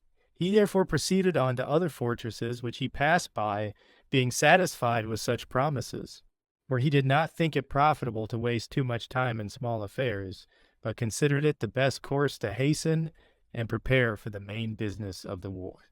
After a few days' march he arrived at Dasyra, a town on the right hand sailing down the Euphrates. The soldiers, finding this place forsaken by its inhabitants, took away a large quantity of corn that was laid there, and many other things.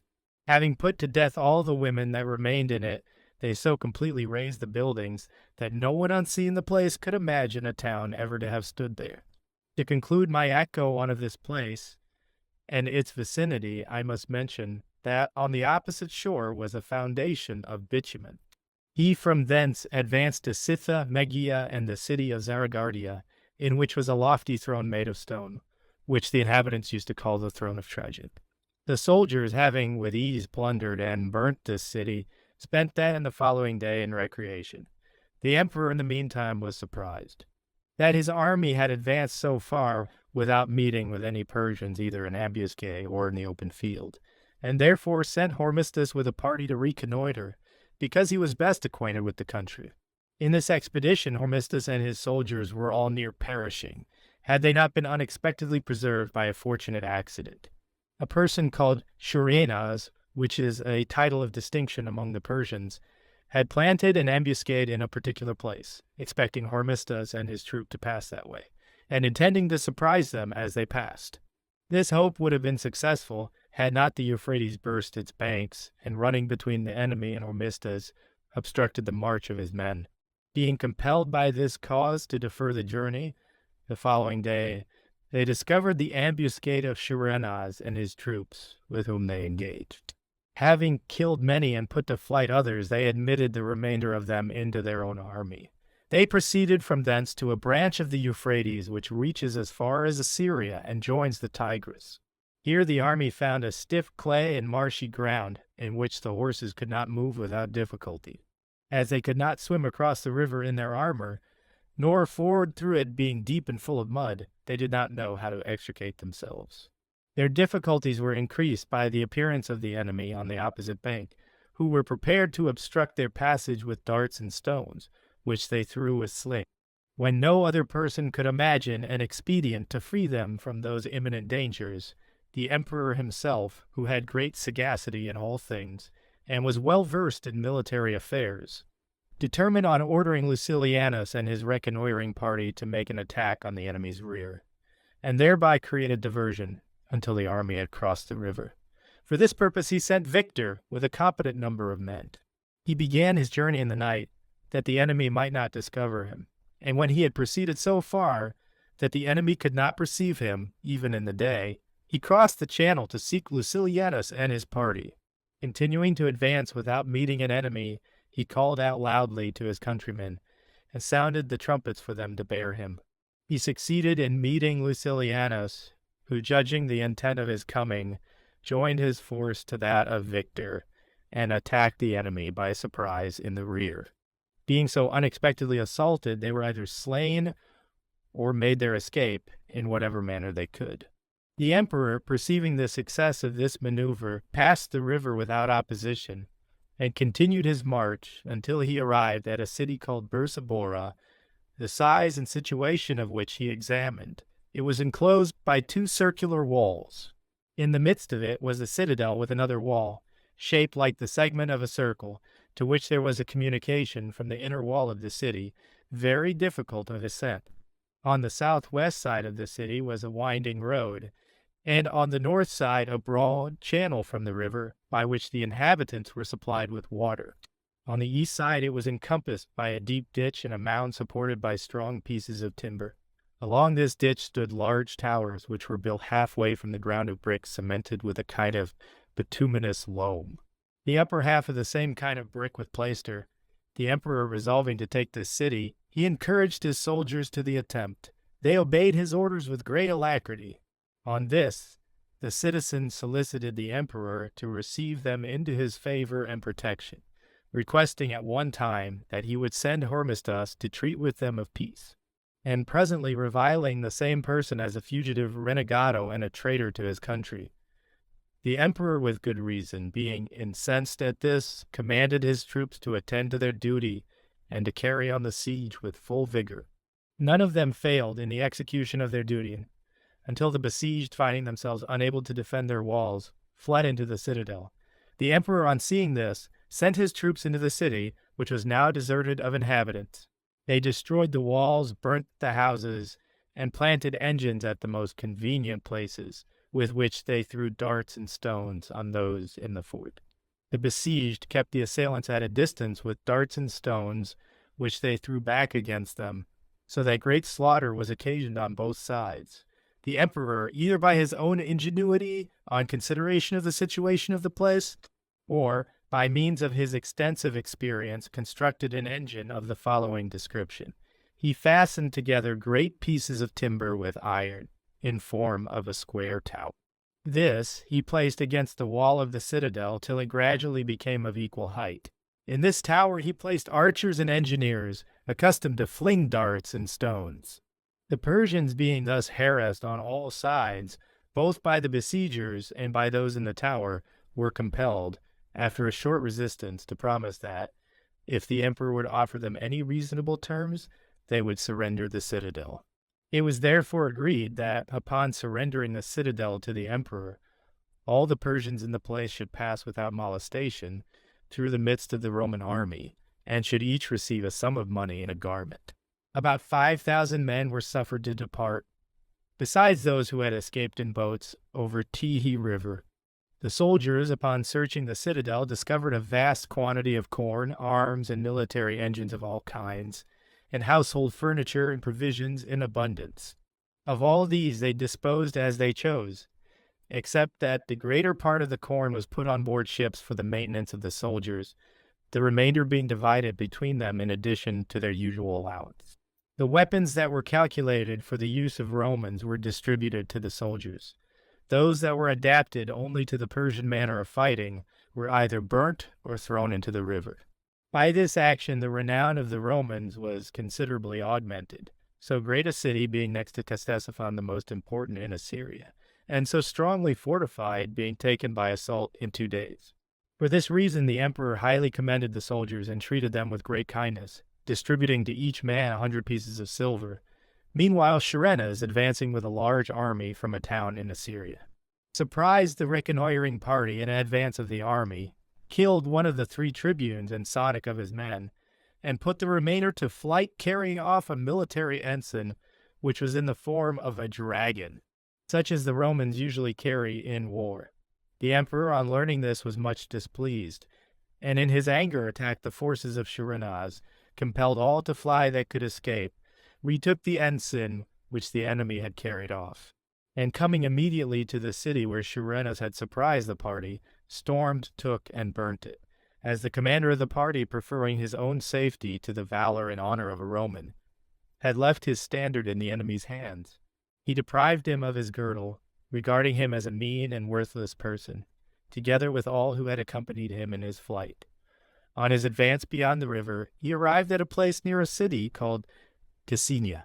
This was surrounded by a ditch, which, though very deep, the Persians filled with a large quantity of water, which they procured from the neighboring river called the King's River. The city he passed without halting, because it showed no appearance of hostility, and went through a place where was a morass formed by art, the Persians having imagined that by cutting a sluice to admit the water of the river, they could form an insuperable obstacle to the passage of the army by that route. The emperor leading the way, the army followed him, though up to their knees in water, being restrained by shame from hesitating to follow the example of the emperor. After sunset, the army halted in the neighborhood, while the emperor, commanding some of the soldiers and artificers to follow him, cut down trees with which he constructed a bridge over the sluice, and throwing earth into the fens, filled up the deep places and widened the narrow passages. He afterwards led his army through with great ease until he arrived at a town called Bithra, in which was a palace and room enough for the accommodation both of the emperor and his army. Departing from thence, with the same pains as before, he went before his men, thus rendering the way more tolerable to them. By this means he led them along until he came to a grove of palm trees, amongst which vines were growing. These climbed to the tops of the palms, thus exhibiting to their view the fruit of the palm mixed with clusters of grapes. Having passed the night in this place, the next morning he continued his route. Approaching too near to a castle, he was in danger of receiving a mortal wound from a Persian, who, issuing from the castle with his sword in his hand, aimed a stroke at the emperor's head. Observing this, he placed his shield on his head and warded off the blow. The soldiers immediately fell on the Persian and killed him with all his companions, except a few who escaped through the enemy's ranks into the castle. The emperor, being enraged at this audacious attempt, walked round the castle to examine whether it were in any part assailable. While he was thus employed, Sharinaz attacked the soldiers who remained in the palm grove before they knew of his approach, hoping by that means not only to get possession of all their beasts of burden and carriages, but to divert the emperor from the siege of the castle. He was disappointed in both parts of his project, for the emperor thought the capture of the castle an important object, because there was near it a populous city called Basuchis, besides many other castles, the inhabitants of which had fled into that which the emperor was besieging, their own not being strong enough to protect them, except some who fled to Ctesiphon or hid themselves in the thickest part of the grove. For this reason the emperor besieged it, while in the meantime that part of the army which was sent out to reconnoiter and scour the country defeated all who opposed them and rendered the emperor secure during the continuance of the siege. Some of the fugitives, having taken refuge among the fens in the grove, did not escape the reconnoitering parties, who killed some and made the rest prisoners. They who were besieged in the castle kept off the enemy with darts of all kinds, and because they had no stones within, they made balls of pitch, which they set on fire and flung at the besiegers. Nor was it difficult to hit those they aimed at, as they threw from above at a great multitude collected together. The Roman soldiers, however, omitted no kind of warlike policy, but retained their usual courage.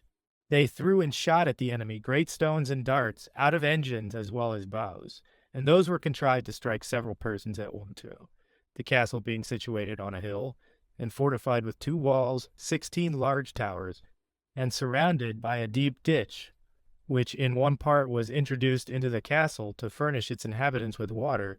The emperor ordered his soldiers to collect earth enough to fill up the ditch, and raise on it a mount to the height of one of the towers.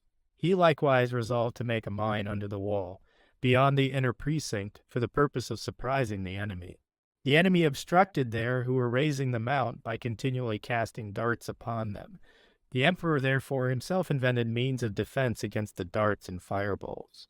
He left the care of the mine and raising the mount to Nevita and Dagalaiphus. Then giving to Victor the command of a detachment of horse and foot, he ordered him to reconnoiter the whole country between that place and Ctesiphon.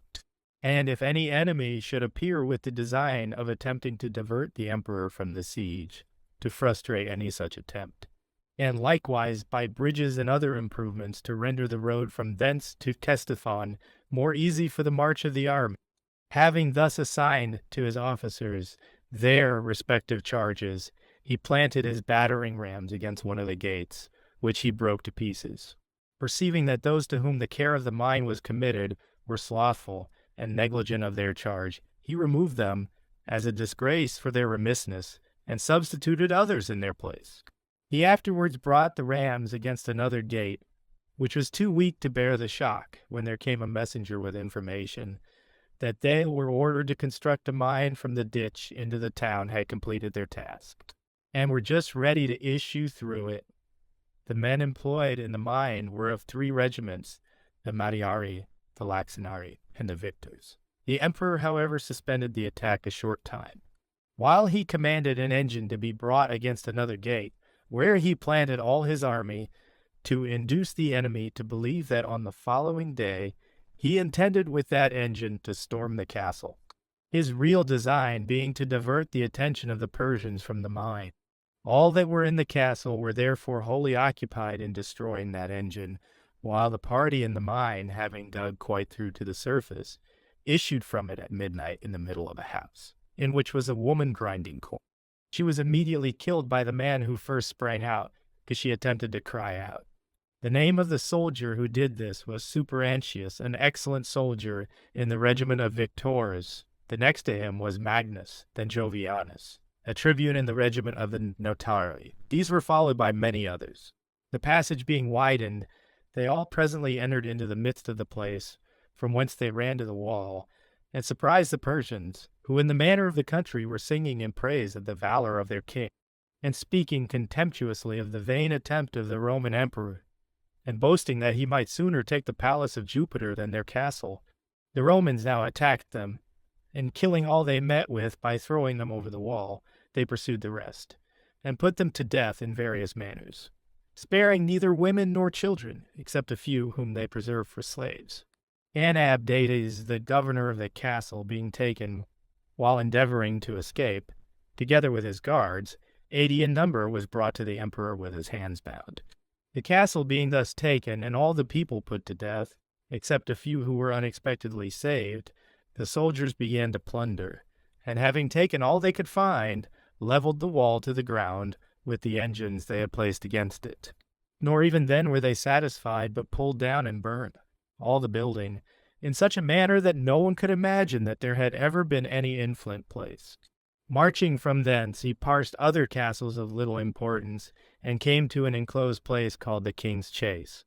This was a large space of ground surrounded by a wall, and planted with all kind of trees, in which were wild beasts of every description, which were supplied with provender, they being kept solely for the king's hunting whenever he was disposed for that diversion. Julian ordered the wall to be broken down in several places, which gave the soldiers an opportunity of shooting the deer as they ran by them. He likewise found near this place a palace magnificently built in the Roman manner. He would not suffer the tribunes to deface any part of it, through respect to its founders. The army from hence passed by several castles, and arrived at a city of Armenia called Sabatha, which is 30 stadia from that which was formerly called Zocasa, but now Seleucia. While the emperor remained with the greatest part of his army in a neighboring place, the advance guard had stormed the town. Next day, the emperor, walking about its walls, saw several bodies suspended on gibbets before the gales, which the natives said were the relations of one who had been accused of betraying a town to the Persians, which had been taken by the emperor Carus.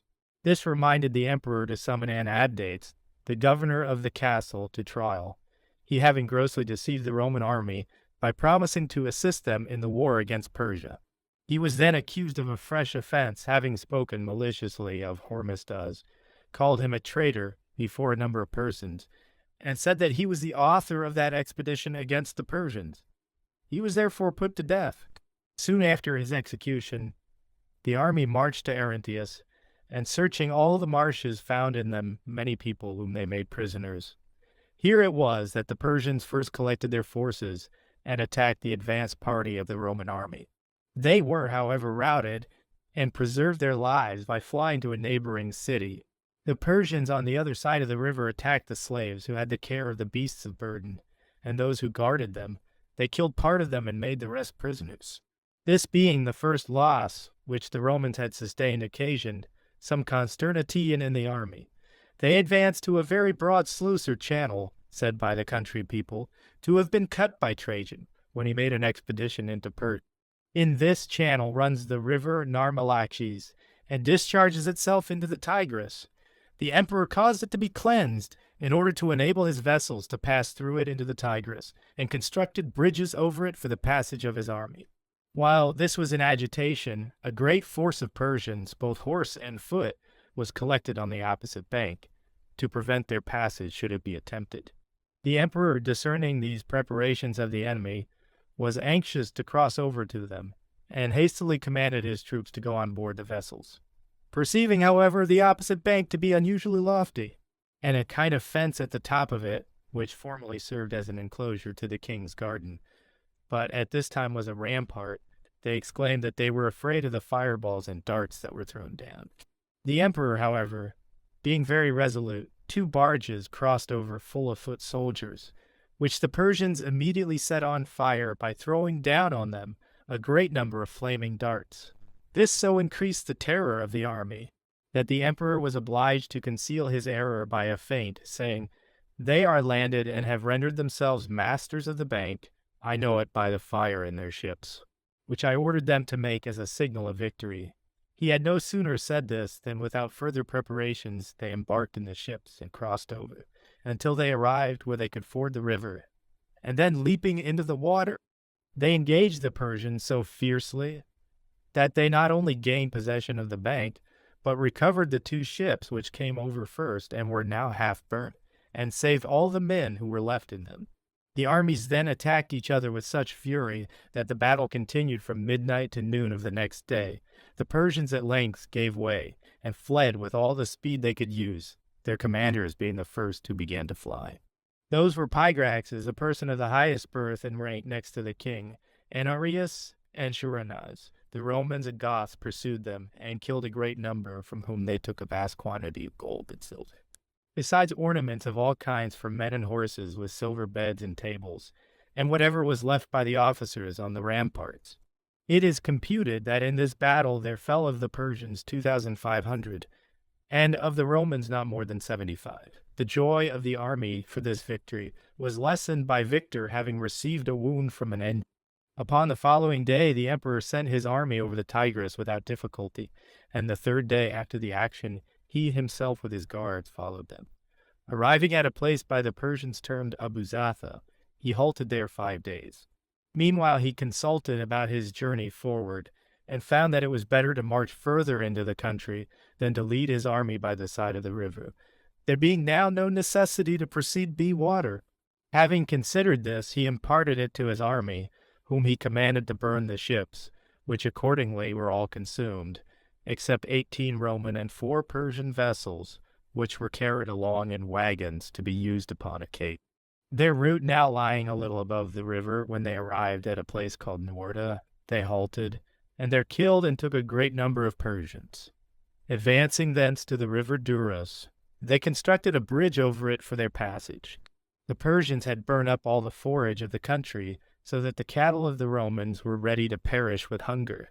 They were collected into several parties awaiting the Romans, whom they imagined to be but a small number, and presently afterward, uniting into one body, they proceeded towards the river.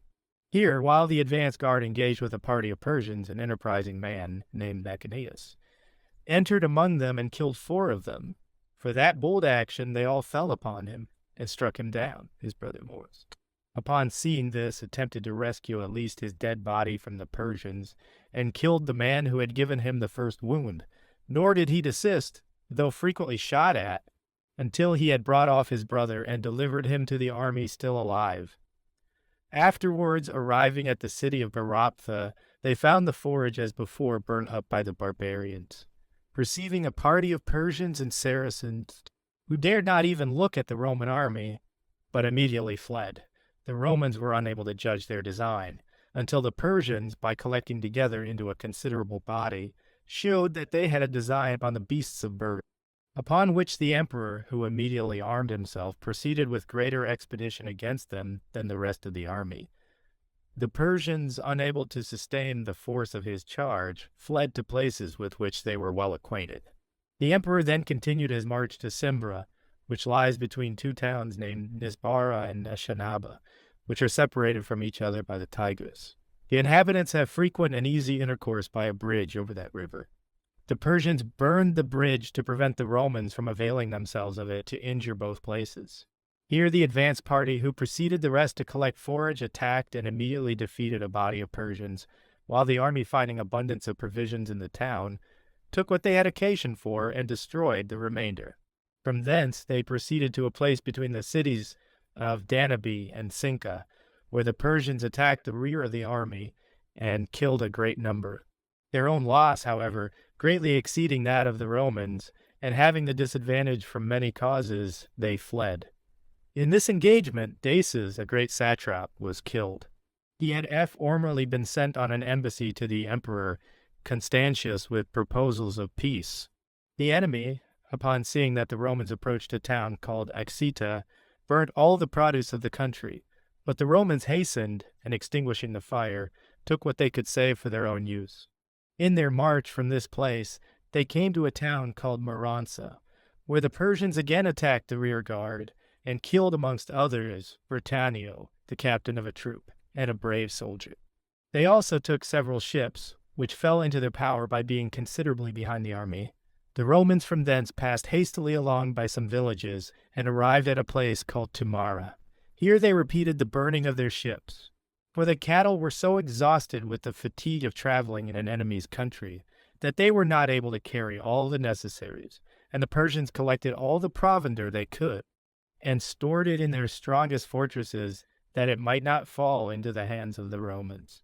When they were thus situated, they perceived the Persian army with which they engaged, and having considerably the advantage, they killed a great number of Persians. Upon the following day, about noon, the Persians drew up in a large body, and once more attacked the rear of the Roman army. The Romans, being at that time out of their ranks, were surprised and alarmed at the suddenness of the attack, yet made a stout and spirited defense. The emperor, according to his custom, went round the army, encouraging them to fight with ardor. When by this means all were engaged, the emperor, who sometimes rode to the commanders and tribunes, and was at other times among the private soldiers, received a wound in the heat of the engagement, and was borne on a shield to his tent. He survived only till midnight. He then expired after having nearly subverted the Persian Empire. While the death of the emperor remained secret, the Roman army had so decidedly the advantage that 50 satraps and an immense number of private persons were slain. When the death of the emperor was discovered, and the soldiers returned to the tent where his body lay, a few of the Romans indeed continued to fight and overcame their enemies, while some troops sallied from a Persian garrison engaged with those under the command of Hormisdas. After a smart action, Antonius fell, who was captain of the court guards. At the same time, Sallustius, prefect of the court, fell from his horse and was in danger of being killed by the enemy, when one of his servants dismounted and enabled him to escape. With him, the 2 legions that were with the emperor, called Scutari, likewise gave way. Only 60 men, regarding their own and their country's honor, had the courage to expose themselves to death, until they took the castle from which the Persians had sallied, who had thus defeated the Romans. Although these were besieged by the enemy for 3 days, yet they were preserved by a party that attacked the besiegers. A meeting of the officers and soldiers was afterwards convened, in order to appoint a successor to the empire, since it would be impossible for them without a ruler to avoid the dangers to which they were exposed in the midst of an enemy's country. The general voice was in favor of Jovianus, the son of Veronianus, tribune of the domestic forces. When Jovian had assumed the purple and the diadem, he directed his course homewards with all possible speed. Arriving at the castle of Suma, he was attacked by the Persian cavalry, accompanied by a great number of elephants, which committed great devastation in the right wing of the army, in which were placed the Joviani and Herculiani. These were the appellations of 2 legions, so named from Diocletian and Maxernian, the former of whom assumed the surname of Jove, and the latter that of Hercules, although at first they were unable to sustain the shock of the elephants. Yet, when the Persians with their horses and elephants in one body approached them, and happened to arrive at a rising ground, on which were the carriages of the Romans and those who had the care of them, They availed themselves of the advantage to throw darts from above upon the Persians, with which they wounded the elephants. Upon feeling the smart of their wounds, the elephants, in their usual manner, immediately fled, breaking the line of the cavalry. The soldiers were thus enabled to kill the elephants in their flight and numbers of the enemy. There fell also on the Roman side 3 tribunes, Julianus, Maximianus, and Macrobius. They then marched forward 4 days, continually harassed by the enemy who followed them when they were proceeding, but fled when the Romans offered any resistance. At length, having gained some distance of the enemy, they resolved to cross the Tigris. For this purpose they fastened skins together and floated over. When the greater part had gained the opposite bank, the commanders crossed over in safety with the remainder. The Persians, however, still accompanied them and followed them with a large army so assiduously that the Romans were in perpetual danger, both from the unfavorable circumstances in which they were placed and from the want of provisions. Although the Roman army was in this condition, the Persians were willing to treat for peace, and for that purpose sent Shahrazad with other officers to the Roman camp. Jovian, upon hearing this, sent to them Sallustius, prefect of the court, together with Orestes, who, after some discussion, agreed on a truce for 30 years. The conditions were that the Romans should give up to the Persians the country of the Rabdasani, and that of the Canduani, Romani, and Zelani, besides 15 castles in those provinces, with the inhabitants, lands, cattle, and all their property. That Nisibis should be surrendered without its inhabitants, who were to be transplanted into whatever colony the Romans pleased. The Persia hence also deprived the Romans of great part of Armenia, leaving them but a very small part of it. The truce having been concluded on these conditions and ratified on both sides, the Romans had an opportunity of returning home unmolested, neither party offering or sustaining any injury, either by open force or secret machination. Having arrived at this part of my history, I shall recur to former ages and inquire whether the Romans ever before gave up any of their dominions to other nations, or ever suffered any other to possess what they had once conquered. Lucullus having defeated Tigranes and Mithridates, and added to the Roman Empire the whole country as far as the center of Armenia, and Nisibis with the adjacent fortresses, Pompey the Great, to crown all his great exploits. By a peace which he effected, established and confirmed the possession of them to the Romans.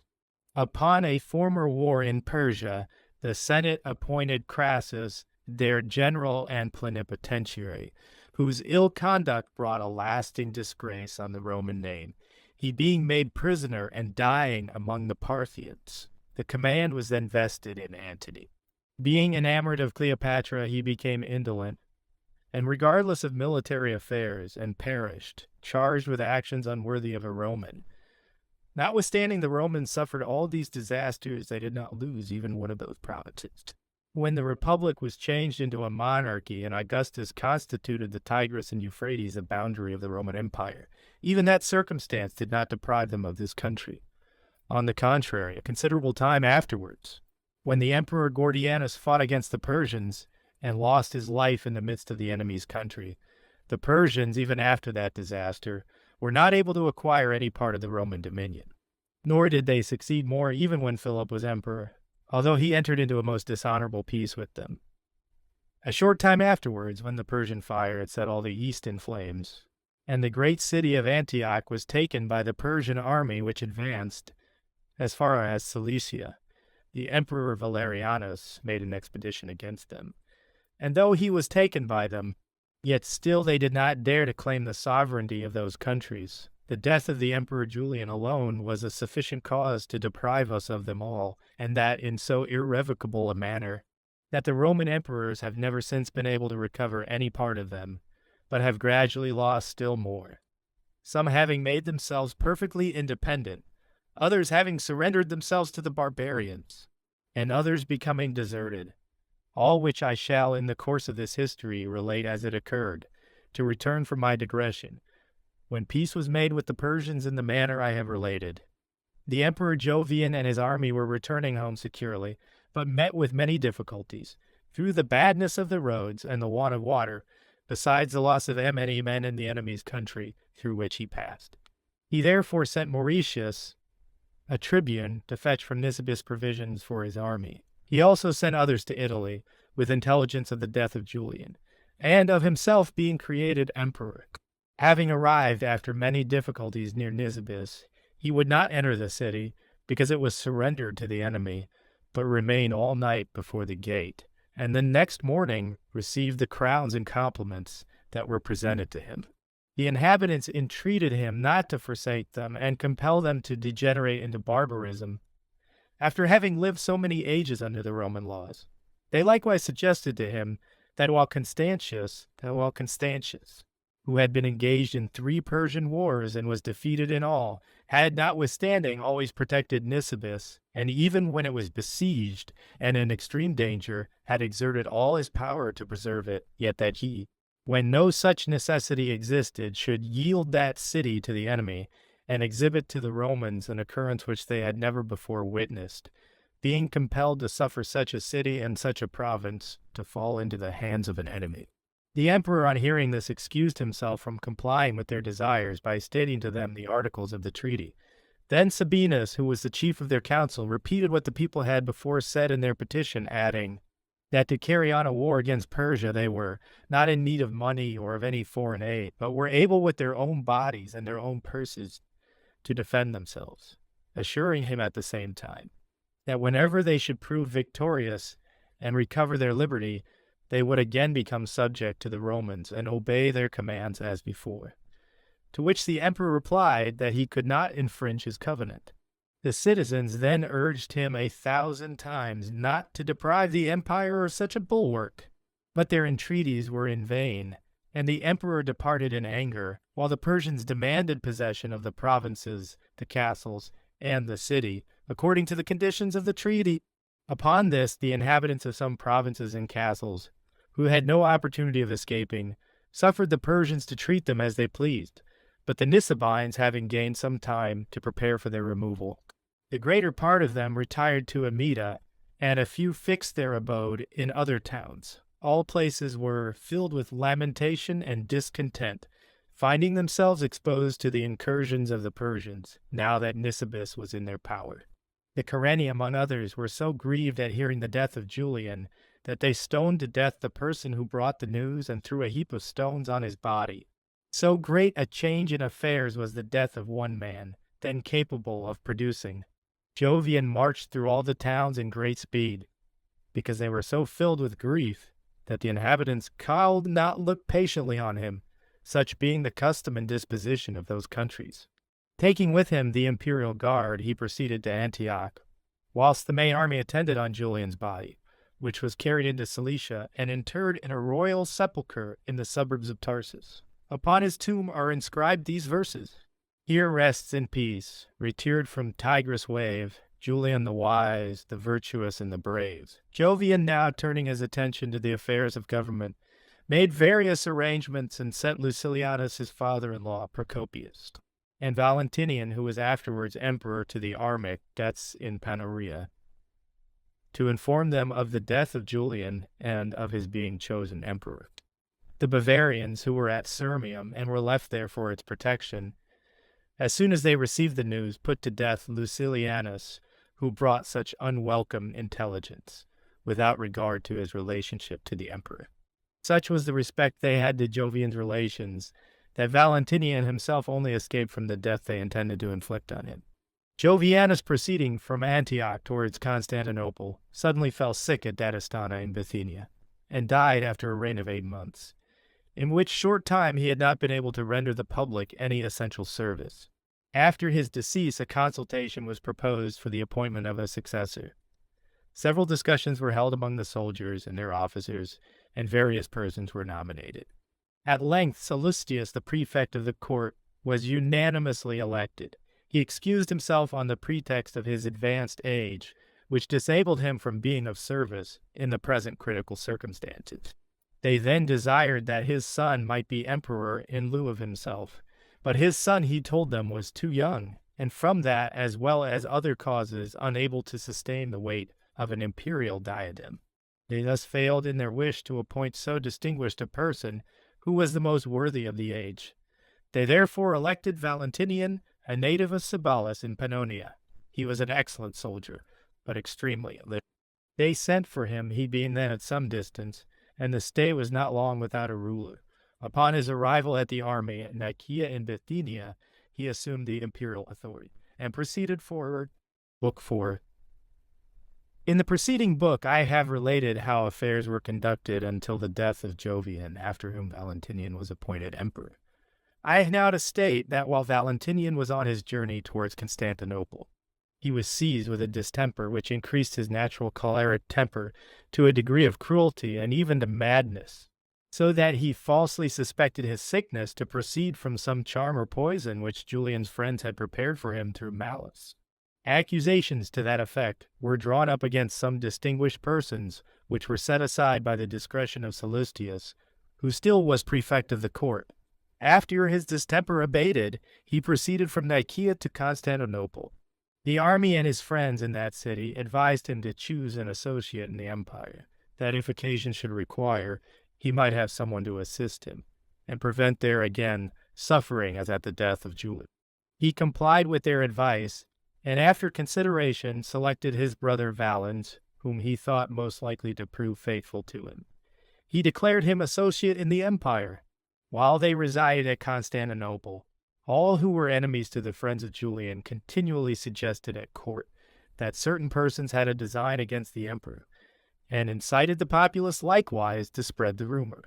Upon this, the emperors, who had other reasons for animosity against the friends of Julian, were excited to a greater degree of hatred, and therefore encouraged such charges against them as contained no appearance of reason.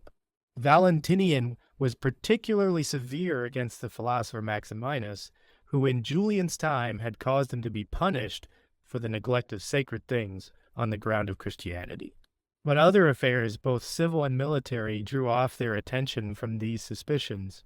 They then applied themselves to the appointment of governors over the different provinces, and consulted who should have the charge of the palace, by which means all who had been governors of the provinces or had held any other office under Julian were discharged, and amongst them Sallustius, prefect of the court. Arinthius and Victor alone retained their military commands, while others who sought for preferments acquired them at hazard. The only reasonable action they performed was this: if any of the officers were found guilty of the crimes laid to their charge, they suffered without hope of pardon. Affairs being thus disposed, Valentinian deemed it most prudent to place the East, as far as Egypt, Bithynia, and Thrace, under the care of his brother, and to take charge of Illyricum himself. From thence he designed to proceed to Italy, and to retain in his own possession all the cities in that country, and the countries beyond the Alps, with Spain, Britain, and Africa. The empire being thus divided, Valentinian began to govern more rigorously, correcting the faults of the magistrates. He was very severe in the collection of the imposts, and particularly in observing that the soldiers were duly paid. Resolving likewise to institute some new laws, he began by prohibiting the nocturnal sacrifices, intending by that measure to restrain and prevent vicious actions.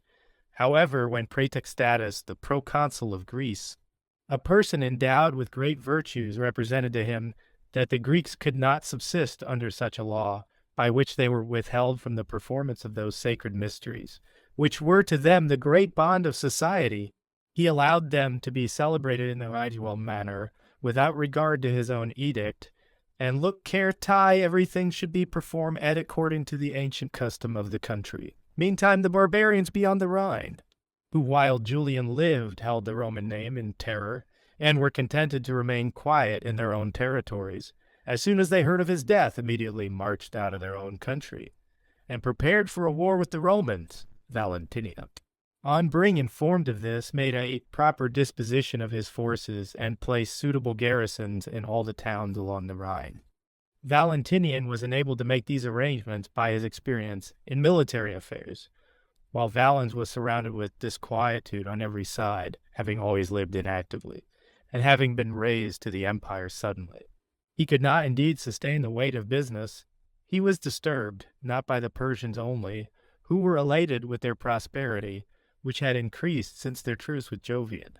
They made incursions on the provinces without control, since Nisibis was in their possession, and by distressing the eastern towns, constrained the emperor to march against them. On his departure from Constantinople, the rebellion of Procopius commenced. This person had been entrusted by Julian, being one of his relations, with a part of his forces, and had been charged to march with Sebastianus through Adiabene, and to meet Julian, who took another route. Permission, moreover, was given him to wear a purple robe, for a reason which no other person was acquainted with, but the deity being pleased to ordain it otherwise, and Jovian having succeeded to the imperial dignity, Procopius immediately delivered up the imperial robe which he had received from Julian, confessing why it had been given to him, and entreating the emperor to absolve him from his military oath, and to allow him to live in retirement, and to attend to agriculture and his own private affairs.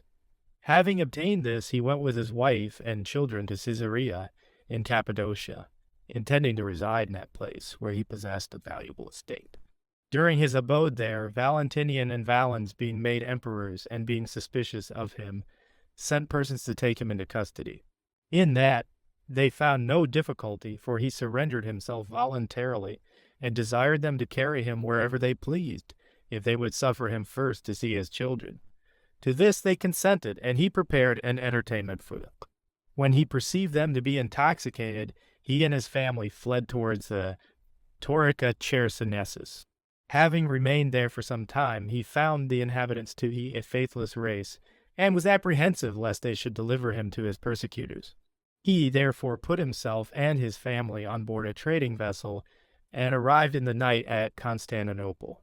He there resided in the house of an old acquaintance, and making observations on the state of the city after the departure of the emperor, he attempted to raise himself to the empire, and formed his design on the following incident.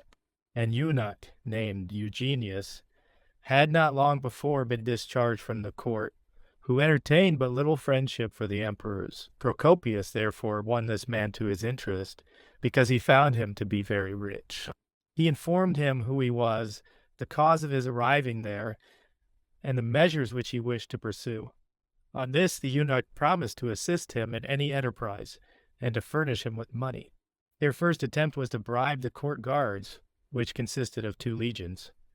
Then arming the slaves, and collecting with ease a considerable multitude, chiefly volunteers, they sent them in the night into the city, and occasioned a general commotion, the people issuing from their houses and gazing on Procopius as on a king made in a theater. But the city being wide in general confusion, and no person being sufficiently collected in mind by reason of the surprise to know how to act, Procopius imagined his design to be still undiscovered, and that he might secure the empire if the enterprise were no further revealed. Having then seized on Caesarius, whom the emperors had made prefect of the city, and on Nebridius, who was appointed to succeed Celestius in the prefecture of the court, he compelled them to write to the subjects of the empire whatever he wished.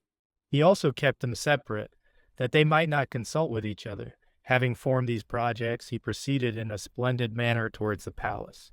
Ascending a tribune before the gate, he gave the people great hopes and promises. He then entered the palace to provide for the remainder of his affairs. The new emperors having divided the army between them, Procopius determined to send persons to the soldiers, who were as yet in confusion, and went by the command of the emperors from place to place without any order.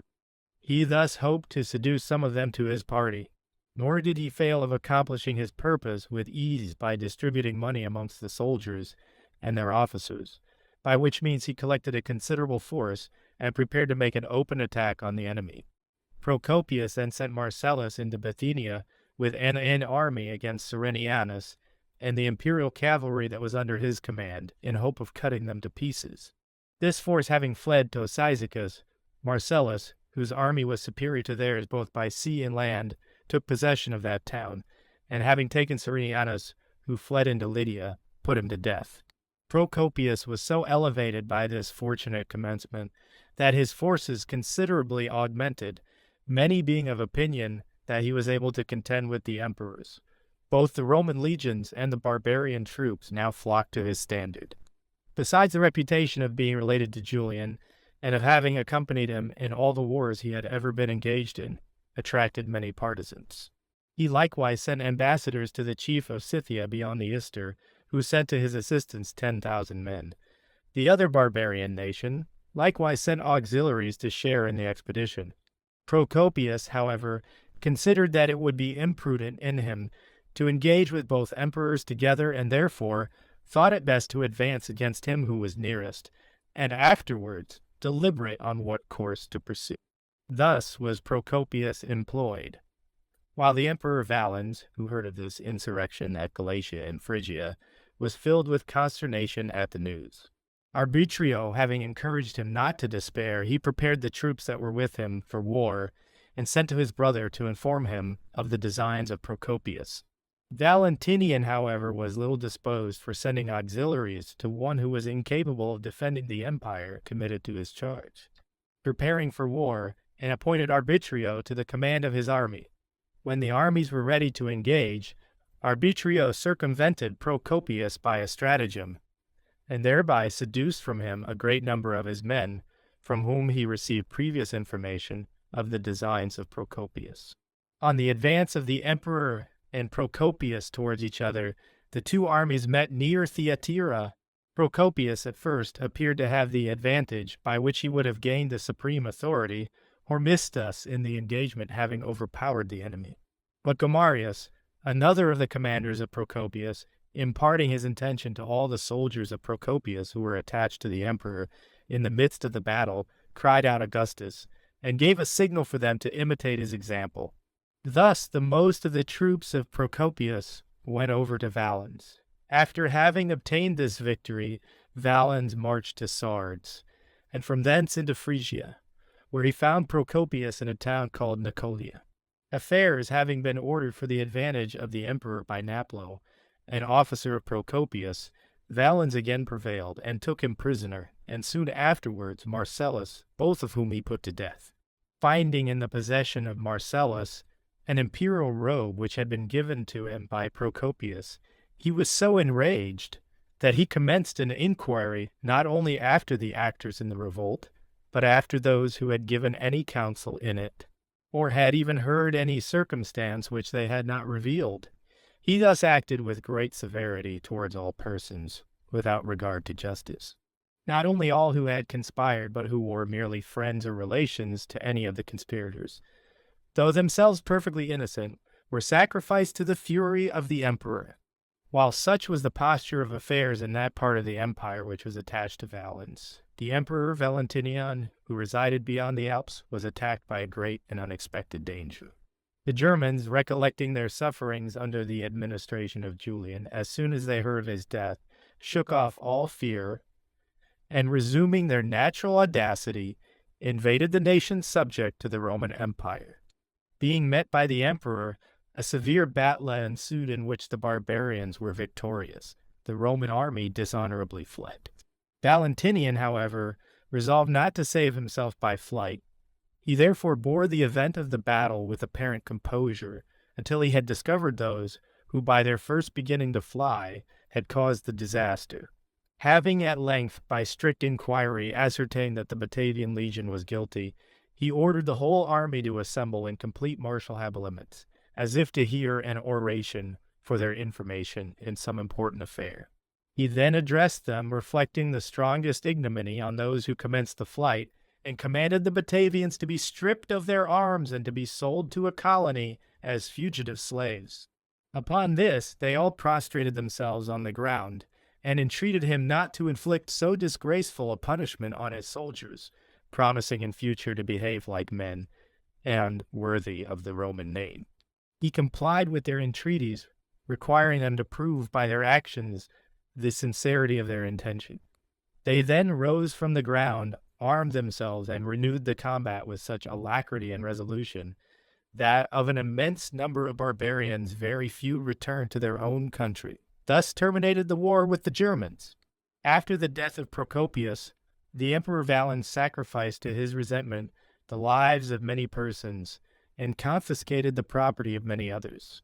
His intended expedition into Persia was obstructed by the incursions into the Roman territories of a Scythian tribe residing beyond the Ister. Against these he directed a competent force, arresting their progress and compelling them to surrender their arms. He sent them to several of his towns on the Ister, with orders for them to be kept in prison without chains. These were the auxiliaries that were sent by a Scythian chief to Procopius, their chief therefore demanding their dismissal from the emperor, on the ground that they had been sent at the request of ambassadors from the person who then held the sovereign authority. Valens refused to listen to this demand. He replied that they had neither been sent for nor taken by him as friends, but as enemies. This produced a war with the Scythians. The emperor, perceiving that they designed to invade the Roman dominion, and were for that purpose collecting together with the utmost speed, drew up his army on the bank of the Ister.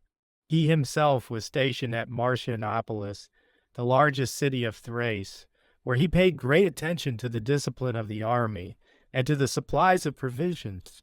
He then appointed Ausonius prefect of the court, Sallustius having, by reason of his age, obtained permission to resign that office which he had twice held.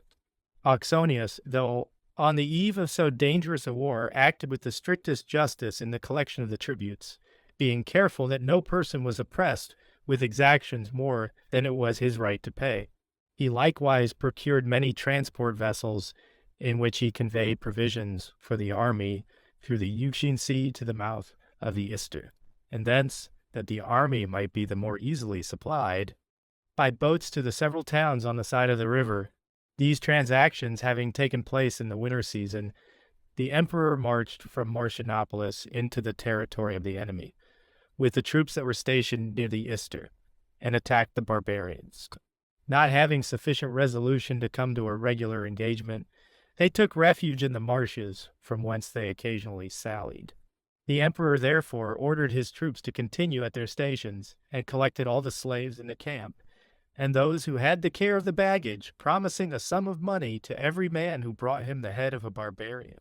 This filled them with hopes of gaining the money, inducing them to go into the woods and fens, killing all they met, whose heads they brought to the emperor, and receive the promised reward. By these means so many were destroyed that the rest petitioned for a truce. The emperor acceded to their entreaty, and a peace was concluded with them which reflected no dishonor on the Roman name. It was agreed that the Romans should enjoy in security all their former possessions, and that the barbarians should not cross the river, nor enter into any part of the Roman dominions.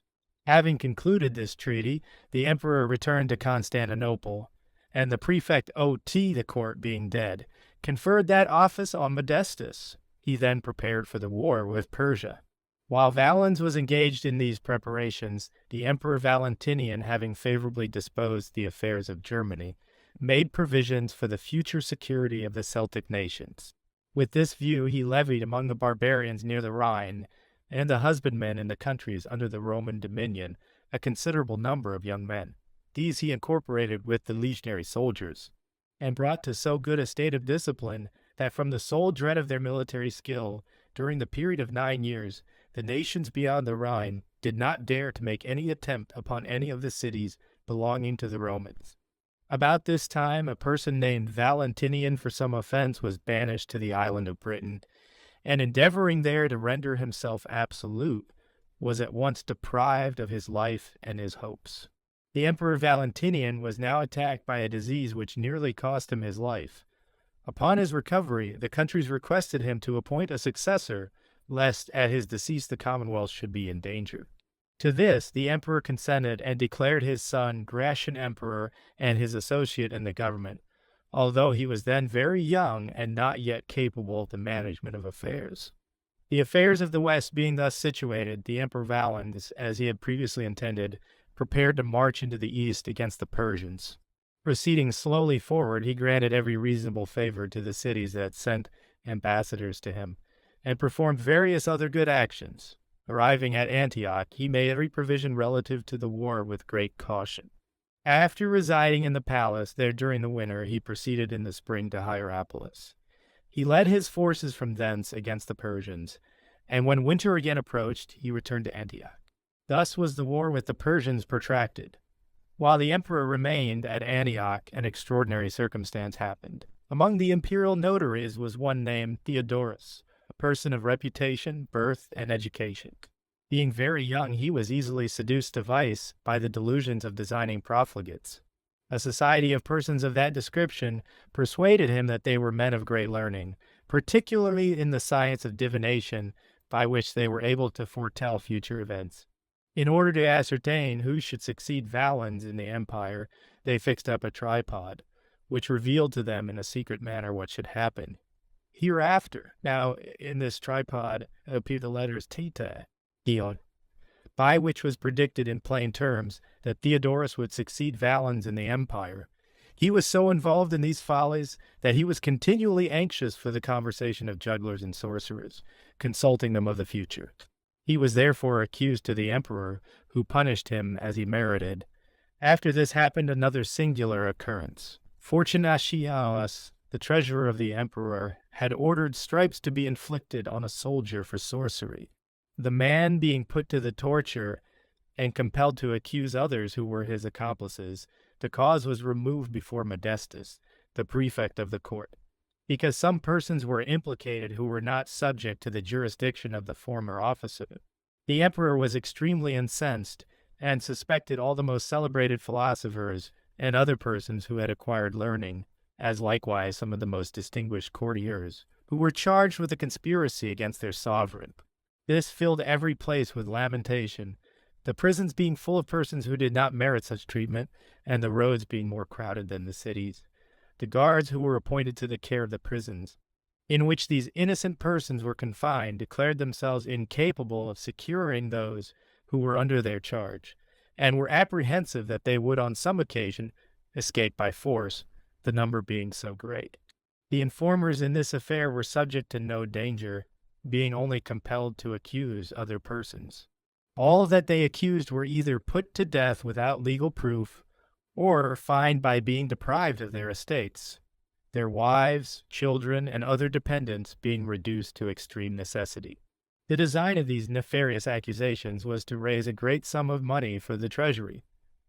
The first philosopher of note who suffered was Maximus, and next was Hilarius of Phrygia, who had clearly interpreted some obscure oracles. After these, Simonides, Patricius, the Lydian, and Andronicus of Caria, who all were men of extensive learning, and condemned more through envy than with any shadow of justice. And universal confusion was occasioned by these proceedings, which prevailed to such a degree that the informers, together with the rabble, would enter without control into the house of any person, pillage it of all they could find, and deliver the wretched proprietor to those who were appointed as executioners without suffering them to plead in their own justification.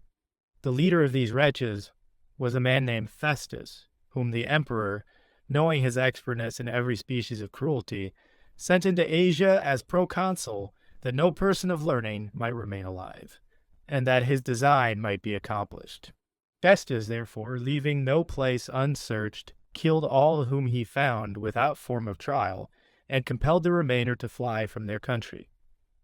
Valentinian, thinking he had sufficiently secured himself from a German war, acted towards his subjects with great severity, exacting from them exorbitant tributes, such as they had never before paid, under pretense that the military expenditure compelled him to have recourse to the public.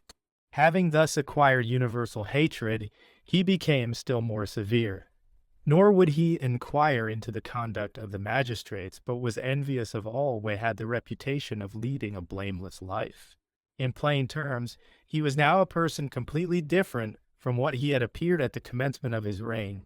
For this cause the Africans, who could not endure the excessive avarice of the person who held the military command in Mauritania, gave the purple robe to Firmus, and proclaimed him emperor.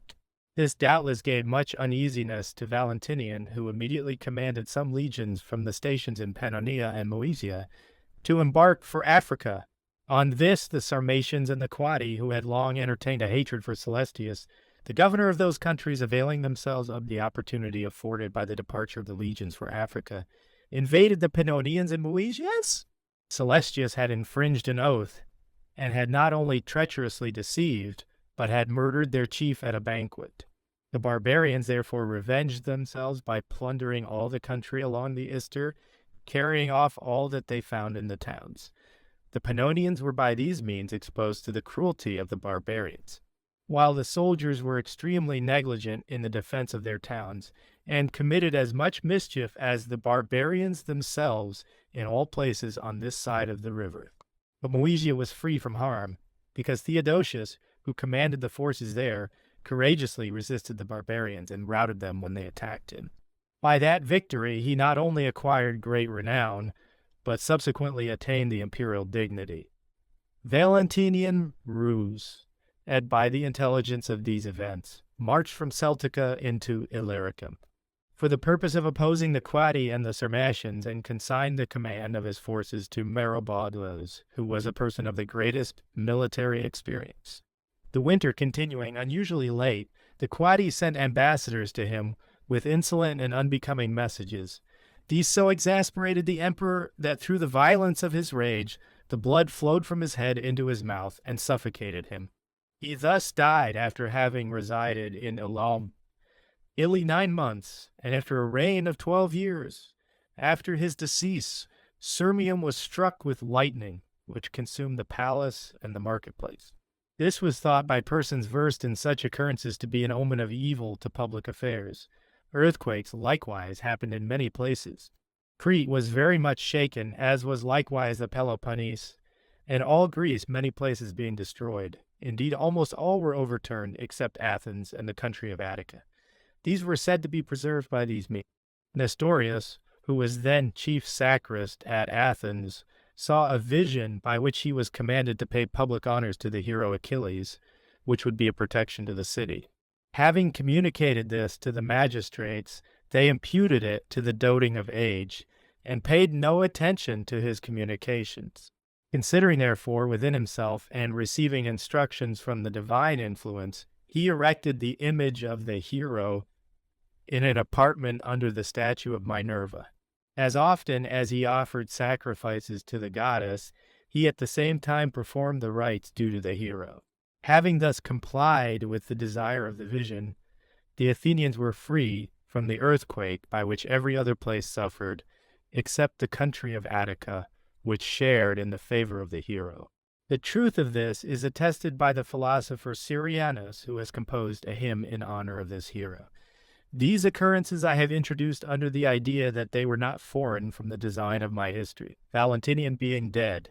The tribunes Merobodes and Aquidius, reflecting on the distance at which Valens and Gratian resided, the former being in the east, and the latter left by his father in the western part of Gaul, were apprehensive lest the barbarians beyond the Ister should make an effort while the country was without a ruler. They therefore sent for the younger son of Valentinian, who was born of his wife, the widow of Magnentius, who was not far from thence with the child. Having clothed him in purple, they brought him into the court, though scarcely 5 years.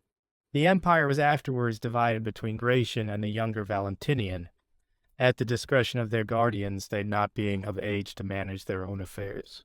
The Celtic nations, Spain and Britain, were given to Gratian, and Italy, Illyricum, and Africa to Valentinian. Meantime, the Emperor Valens was inundated with wars on every side.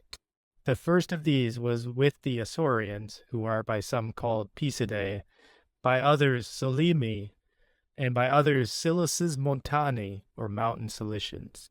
They pillaged the towns of Lycia and Pamphylia, and though they could not obtain possession of the walls and houses, yet carried off all that was in the roads and fields. The emperor, who still remained at Antioch, sent a force sufficient to oppose them. The Isaurians then fled with their plunder to the clefts of the mountains, to which the soldiers were either prevented by indolence from pursuing them, or from some cause unable to redress the evils which the towns had suffered. While these affairs were so conducted, a barbarous nation, which till then had remained unknown, suddenly made its appearance, attacking the Scythians beyond the Ister. These were the Huns. It is doubtful whether they were Scythians, who lived under regal government, or the people whom Herodotus states to reside near the Ister, and describes as a weak people with flat noses, or whether they came into Europe from Asia. For I have met with a tradition which relates that the Cimmerian Bosphorus was rendered firm land by mud, brought down the Tanais, by which they were originally afforded a land passage from Asia into Europe. However this might be, they, with their wives, children, horses, and carriages, invaded the Scythians who resided on the Ister, and though they were not capable of fighting on foot, nor understood in what manner even to walk. Since they could not fix their feet firmly on the ground, but live perpetually and even sleep on horseback, yet by the rapidity with which they wheeled about their horses, by the suddenness of their excursions and retreat, shooting as they rode, they occasioned great slaughter among the Scythians.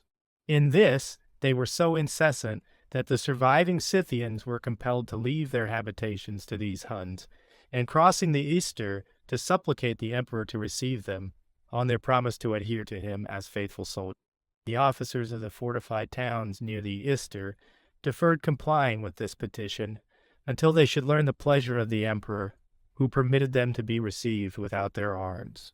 The tribunes and other officers, therefore, went over to bring the barbarians unarmed into the Roman territory, but occupied themselves solely in the gratification of their brutal appetites, or in procuring slaves, neglecting everything that related to public affairs. A considerable number therefore crossed over with their arms through this negligence. Thus all Thrace, Pannonia, and the whole country as far as Macedon and Thessaly were filled with barbarians, who pillaged all in their way. Of these extreme dangers the emperor was informed by messengers, who were purposely sent to him. Having then arranged his affairs in Persia in the best possible manner, he hastened from Antioch to Constantinople, and from thence marched to Thrace against the fugitive Scythians. On his route a remarkable spectacle presented itself. The body of a man was lying in the road, perfectly motionless, which appeared as if it had been whipped from head to foot. The eyes were open and gazed on all who approached it. Having inquired of him who he was and from whence he came, and who had so severely beat him, and receiving no reply, they concluded it to be a prodigy, and showed him to the emperor as he passed by. Although he made the same inquiries, it still remained speechless, and though void of motion and apparently dead, yet the eyes appeared as if alive. At length it suddenly disappeared. The spectators were unable to account for the prodigy.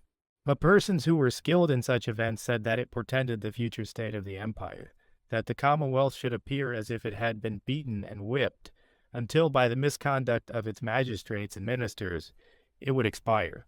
If we take all circumstances into consideration, this interpretation will indeed appear just. The Emperor Valens, perceiving that the Scythians were pillaging Thrace, resolved to send the troops who had accompanied him from the east, and who were expert horsemen, to make the first charge on the Scythian horse. These, having therefore received orders from the emperor, left Constantinople in small detachments, and killing the straggling Scythians with their spears, brought many of their heads into the city every day.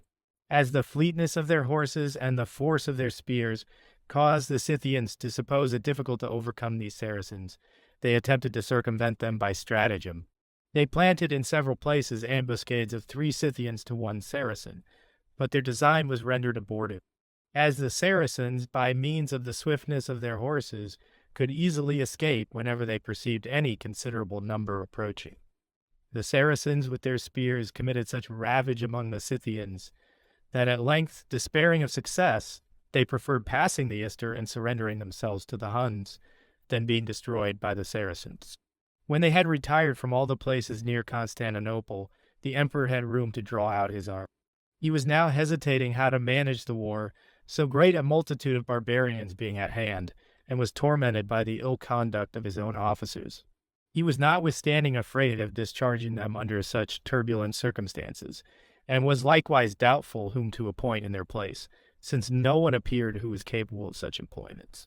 At this juncture Sebastianus arrived at Constantinople from the west, although the emperors there, by reason of their youth, were unacquainted with affairs, and attended to little beside the calumnies of the eunuchs who waited on them. Upon hearing of his arrival, Valens, knowing his ability both in civil and military affairs, appointed him to the command of his army, and entrusted him with the whole management of the war. Sebastianus, observing the indolence and effeminacy both of the tribunes and soldiers, and that all they had been taught was only how to fly, and to have desires more suitable to women than to men, requested no more than 2,000 men of his own choice. He well knew the difficulty of commanding a multitude of ill-disciplined, dissolute men, and that a small number might more easily be reclaimed from their effeminacy and moreover that it was better to risk a few than all. By these arguments having prevailed upon the emperor, he obtained his desire. He selected not such as had been trained to cowardice and accustomed to flight, but strong and active men who had lately been taken into the army, and who appeared to him, who was able to judge of men, to be capable of any service. He immediately made trial of each of them, and obviated their defects by continual exercise, bestowing commendations and rewards on all who were obedient, but appearing severe and inexorable to those who neglected their duty. Having by these means infused into them the principles of the military art, he took possession of several fortified towns for the security of his army. From these he frequently surprised the barbarians as they came out for forage. Sometimes, when they were loaded with spoils, he killed them and took what they carried. At other times he destroyed them when they were intoxicated or washing themselves in the river. When he had by these methods cut off great part of the barbarians, and the remainder felt such dread of him that they dared not attempt to forage, an extraordinary envy was excited against him. From this envy proceeded hatred, until at length the court eunuchs, at the instigation of those who had lost their command, accused him to the emperor, who by these means was induced to entertain unjust suspicions of him.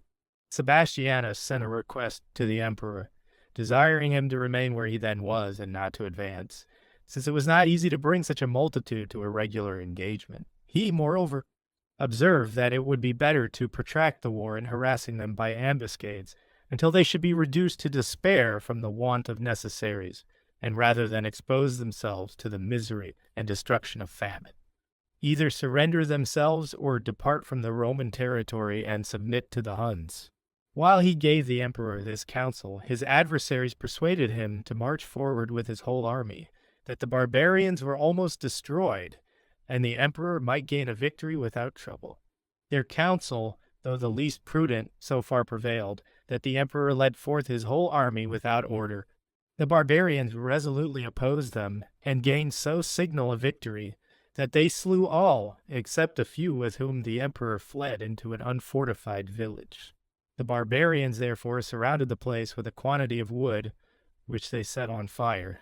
All who had fled thither, together with the inhabitants, were consumed in the tea flames, and in such a manner that the body of the emperor could never be found. When the affairs of the empire were reduced to this low condition, Victor, who commanded the Roman cavalry, escaping the danger with some of his troops, entered Macedon and Thessaly. From thence he proceeded into Moesia and Pannonia, and informed Gratian, who was then in that quarter, of what had occurred, and of the loss of the emperor and his army. Gratian received the intelligence without uneasiness, and was little grieved at the death of his uncle, a disagreement having existed between them. Finding himself unable to manage affairs, Thrace being ravaged by the barbarians, as were likewise Pannonia and Moesia, and the towns upon the Rhine being infested by the neighboring barbarians without control, he chose for his associate in the empire Theodosius, who was a native of a town called Cauca, in the part of Spain called Hispania Calaetia, and who possessed great knowledge and experience of military affairs. Having given him the government of Thrace and the eastern provinces, Gratian himself proceeded to the west of Gaul, in order, if possible, to compose affairs in that quarter during the stay of the new emperor Theodosius at Thessalonica. A great concourse arrived there from all parts of persons soliciting him on business, both public and private, who, having obtained of him whatever he could conveniently grant, returned to their homes.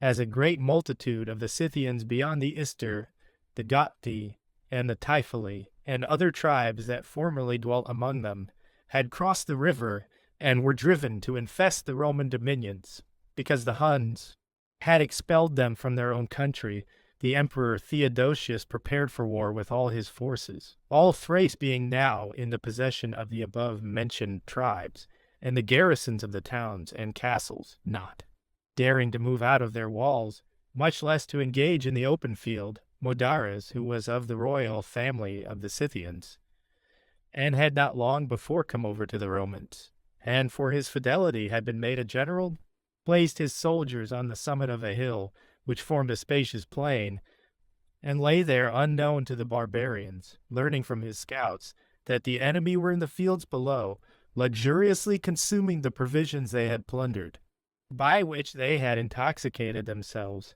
He commanded his soldiers to take with them only their swords and bucklers, and not their heavy armor as usual, and to attack the barbarians while they were immersed in voluptuousness. This they performed, and destroyed in a very short space of time all the barbarians, many of them dying insensibly, and others immediately on feeling their wound. Having slain all, they began to rifle the bodies, and from thence proceeded to the women and children. They took 4,000 sea arrearages, and as many captives as could be contained in them, besides many who usually walked, and only rode alternately when fatigued. The army, having made this good use of the occasion afforded by fortune, the Aphiers of Thrace, which had been on the brink of ruin, were now, the barbarians being crushed beyond all hope, re-established in peace. The eastern provinces were now in the most imminent danger from the following causes.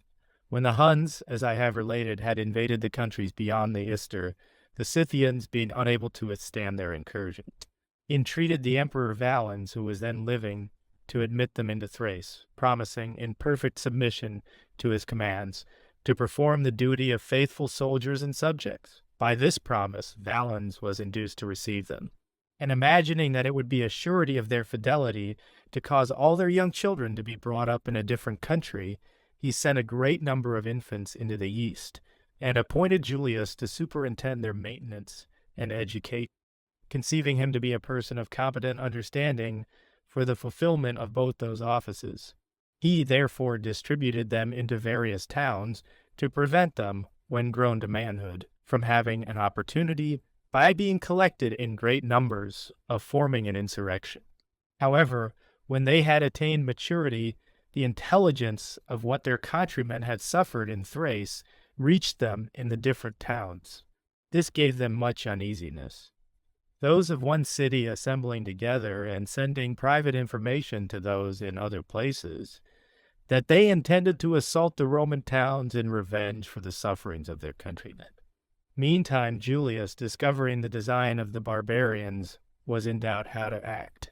At length he resolved not to give Theodosius information of the conspiracy, not only because he was then in Macedon, but that he had been appointed to that charge by Valens, and not by Theodosius, who scarcely knew him.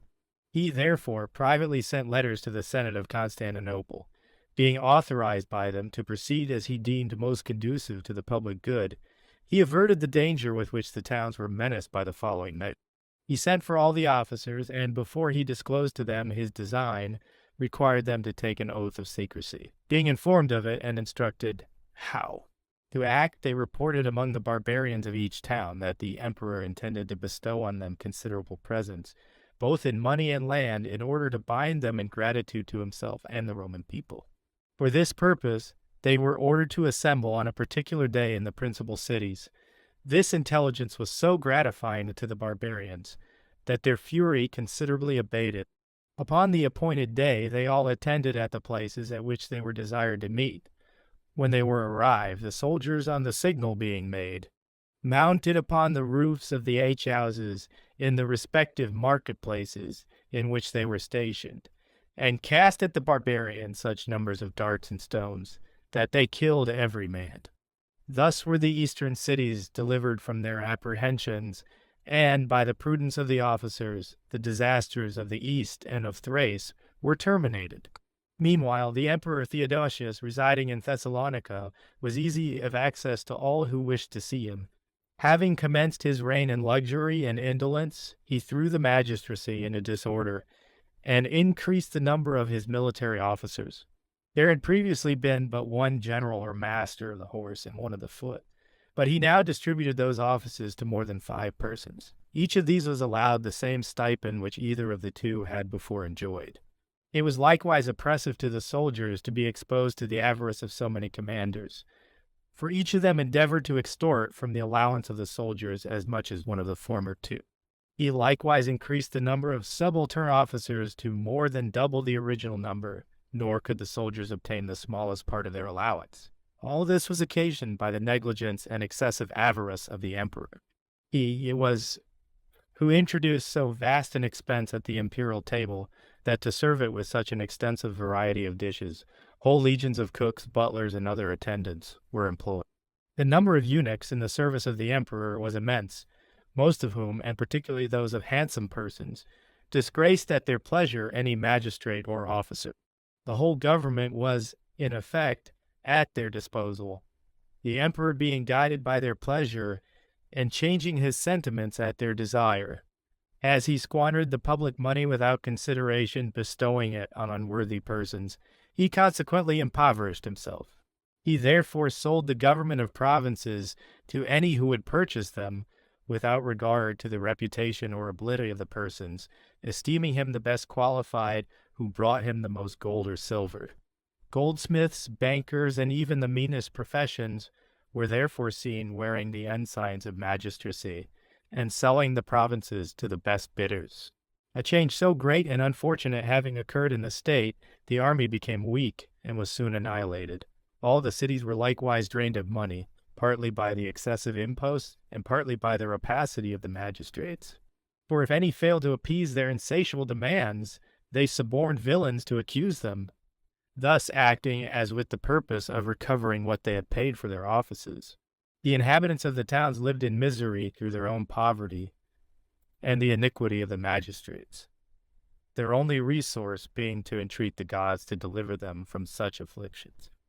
For hitherto they were permitted to enter the temples, and to worship the gods in the manner of their country. Theodosius, observing that the army was considerably diminished, permitted as many of the barbarians beyond the Ister as were willing to enter his own army. Many of them were induced by his promises and were embodied with the legions, conceiving that when more of them should be collected, they might attack the government and without difficulty acquire possession of the sovereignty. The emperor, however, having reviewed these fugitives, who were very numerous, and already exceeded in number the other soldiers, reflected on the difficulty of restraining them, should they be inclined to infringe their promise of obedience. He therefore judged it most prudent to place some of them among the legions that were in Egypt, and to supply their place in his army with a detachment from thence. This being effected, the one party coming and the other going according to the command of the emperor, the Egyptians marched through the different towns with great order, and paid for what they received. But the conduct of the barbarians was very turbulent, and they disposed of all in the various markets at their pleasure. When both met in Philadelphia, a city of Lydia, the Egyptians were attentive to the orders of their officers, while the barbarians, who exceeded them in number, were regardless of all commands. A tradesman in the marketplace demanding money for goods that he had sold to a barbarian, the barbarian drew his sword and wounded him. Upon this the man cried out, and another was then wounded who ran to assist him. The Egyptians, who were grieved at the sight of so evil an action, mildly admonished the barbarians to desist from actions so base and unjust, which were disgraceful to men who lived under the Roman laws. Their advice, however, had no weight with the barbarians, who drew against them also, until at length the Egyptians yielded to resentment, and attacking them, killed more than 200, wounded some, and compelled many of them to take refuge in the sewers where they died. When the Egyptians had thus rendered the barbarians at Philadelphia more orderly, they continued their journey, and the barbarians proceeded towards Egypt. They were commanded by Hormisdas, the son of the Hormisdas, who had attended the Emperor Julian in the Persian War. When the Egyptians arrived in Macedon and were united with the legions there, no order was observed in the camp, nor was any distinction made between a Roman and a barbarian, but all were promiscuously mingled together, nor was even a muster roll kept with the names of the soldiers. It was likewise permitted to the barbarians to return to their own country, and to send others in lieu of themselves to serve in the legions, and when they pleased, again to serve under the Romans. The barbarians, on learning the disordered state of the army of which the fugitives informed them, and of the free access they had to it, thought this a convenient opportunity to make an attempt against the Romans, who conducted their affairs so negligently. Having therefore passed the river without difficulty, they penetrated as far as Macedon without opposition, since the fugitives suffered them to proceed unmolested.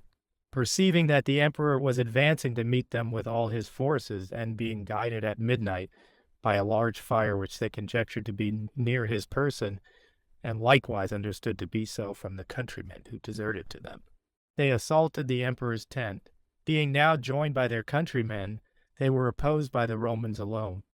These, being comparatively a small number, could only enable the emperor to escape, but were themselves nearly all slain, after having fought courageously and killed a great number of the barbarians. Had the barbarians followed up their advantage and pursued those who fled with the emperor, they would certainly have had them all immediately in their power. But being satisfied with what they had gained, and having made themselves masters of Macedon and Thessaly, which were without protection, they left the towns uninjured, in hopes of receiving a tribute from them. On learning that they had for that reason marched home, secured the castles, strengthened the towns with garrisons, and proceeded to Constantinople, having sent letters to the Emperor Gratian to inform him of what had occurred, and that the danger was so extreme that it was necessary to send assistance without delay. After having dispatched couriers with this message, he did not attend to the sufferings of Macedon and Thessaly, but appointed persons to collect the tribute whom he knew to be extremely severe in exacting it. Thus, whatever had been spared by the humanity of the barbarians was seized as tribute, not only their money being taken, but even the ornaments of the women and their clothes, reducing them almost to nakedness to satisfy the demands for taxes. Every town was therefore filled with tears and complaints, all calling out for the barbarians and desiring their assistance. Such was the state of Macedon and Thessaly, while at the same time the Emperor Theodosius made his entrance into Constantinople with great pomp, as if in triumph for some important victory, without regarding the public calamities. But proportioning the magnitude of his luxury to that of the city, Gratian, who was much disturbed by the intelligence, sent a sufficient force under the command of Botto, accompanied by Arbogastes. Both of these were Franks, but strongly attached to the Romans, free from corruption or avarice, and prudent as well as brave soldiers. When they arrived with the army in Macedon and Thessaly, the Scythians, who were there pillaging all before them, on perceiving the resolution of these commanders, immediately retired into Thrace, which they had previously plundered. Being in doubt how to act, they made use of the same stratagem as before, and endeavored to delude Theodosius with the same device. They sent to him fugitives of the lowest rank to promise him the utmost fidelity and obedience whom he believed and entertained. Lest his former experience should render him sensible of his own interest, these were followed by many more, whom he received in a similar manner, until, through the folly of the emperor, the fugitives had again gained great influence. His folly was daily augmented by his voluptuous course of life, for whatever contributes to the relaxation of morals received in his reign such encouragement, that every person who affected to imitate the emperor placed all human happiness in such pursuits. He encouraged mimics and dancers and that dissolute and lascivious music which was in use during his reign and subsequently, and all that could conduce to obscenity to such a degree, that the empire was totally ruined by those who imitated that species of madness. Add to this, that the temples of the gods were everywhere violated, nor was it safe for anyone to profess a belief that there are any gods, much less to look up to heaven and to adore them. While Theodosius was thus occupied, the Emperor Gratian sent Vitalianus to command the Illyrian legions, a person by no means calculated to raise them from their depressed condition. Meantime, the Celtic nations were harassed by two bands of Germans from beyond the Rhine, one of which was commanded by Fritigern, the other by Alathus and Saphraces. The emperor was therefore compelled to permit them, on condition of leaving the Celtic provinces, to cross the Ister and to enter Pannonia and the Upper Moesia. His design and endeavor was to free himself from their continual incursion.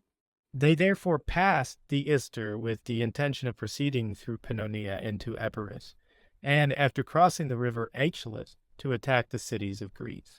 They first determined to supply themselves with a store of provisions, and to remove Athamaricus, the head of the royal family of Scythia, that none might be left in their rear to impede or prevent their enterprise. They accordingly attacked him, and easily drove him from the places where he lay. He therefore repaired with great expedition to Theodosius, who was then recovering from a disease which had nearly caused his death.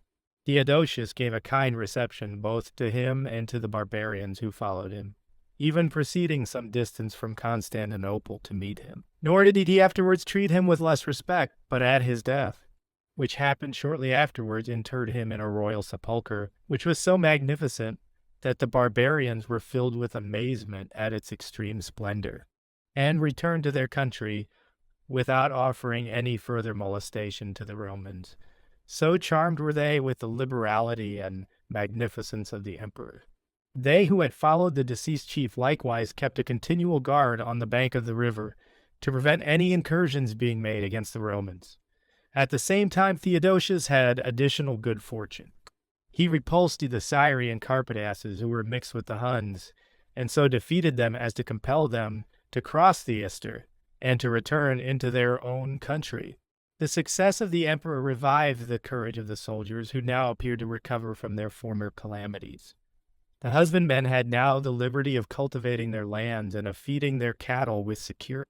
Thus did Theodosius appear to repair their losses. Meanwhile, Pramatus, who was commander of the forces in Thrace, encountered with Adotheus, who had levied an immense army, not only among the nations upon the Ister, but among others situated in unknown countries at a great distance, which he was then leading across the river.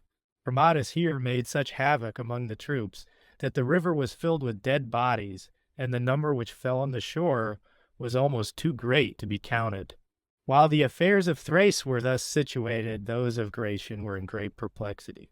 Having accepted the counsel of those courtiers who usually corrupt the manners of princes, he gave a reception to some fugitives called Alani, whom he not only introduced into his army, but honored with valuable presents, and confided to them his most important secrets, esteeming his own soldiers of little value. This produced among his soldiers a violent hatred against him, which being gradually inflamed and augmented, incited in them a disposition for innovation, and most particularly in that part of them which was in Britain, since they were the most resolute and vindictive. In this spirit they were encouraged by Maximus, a Spaniard who had been the fellow soldier of Theodosius in Britain. He was offended that Theodosius should be thought worthy of being made emperor, while he himself had no honorable employment. He therefore cherished the animosity of the soldiers towards the emperor.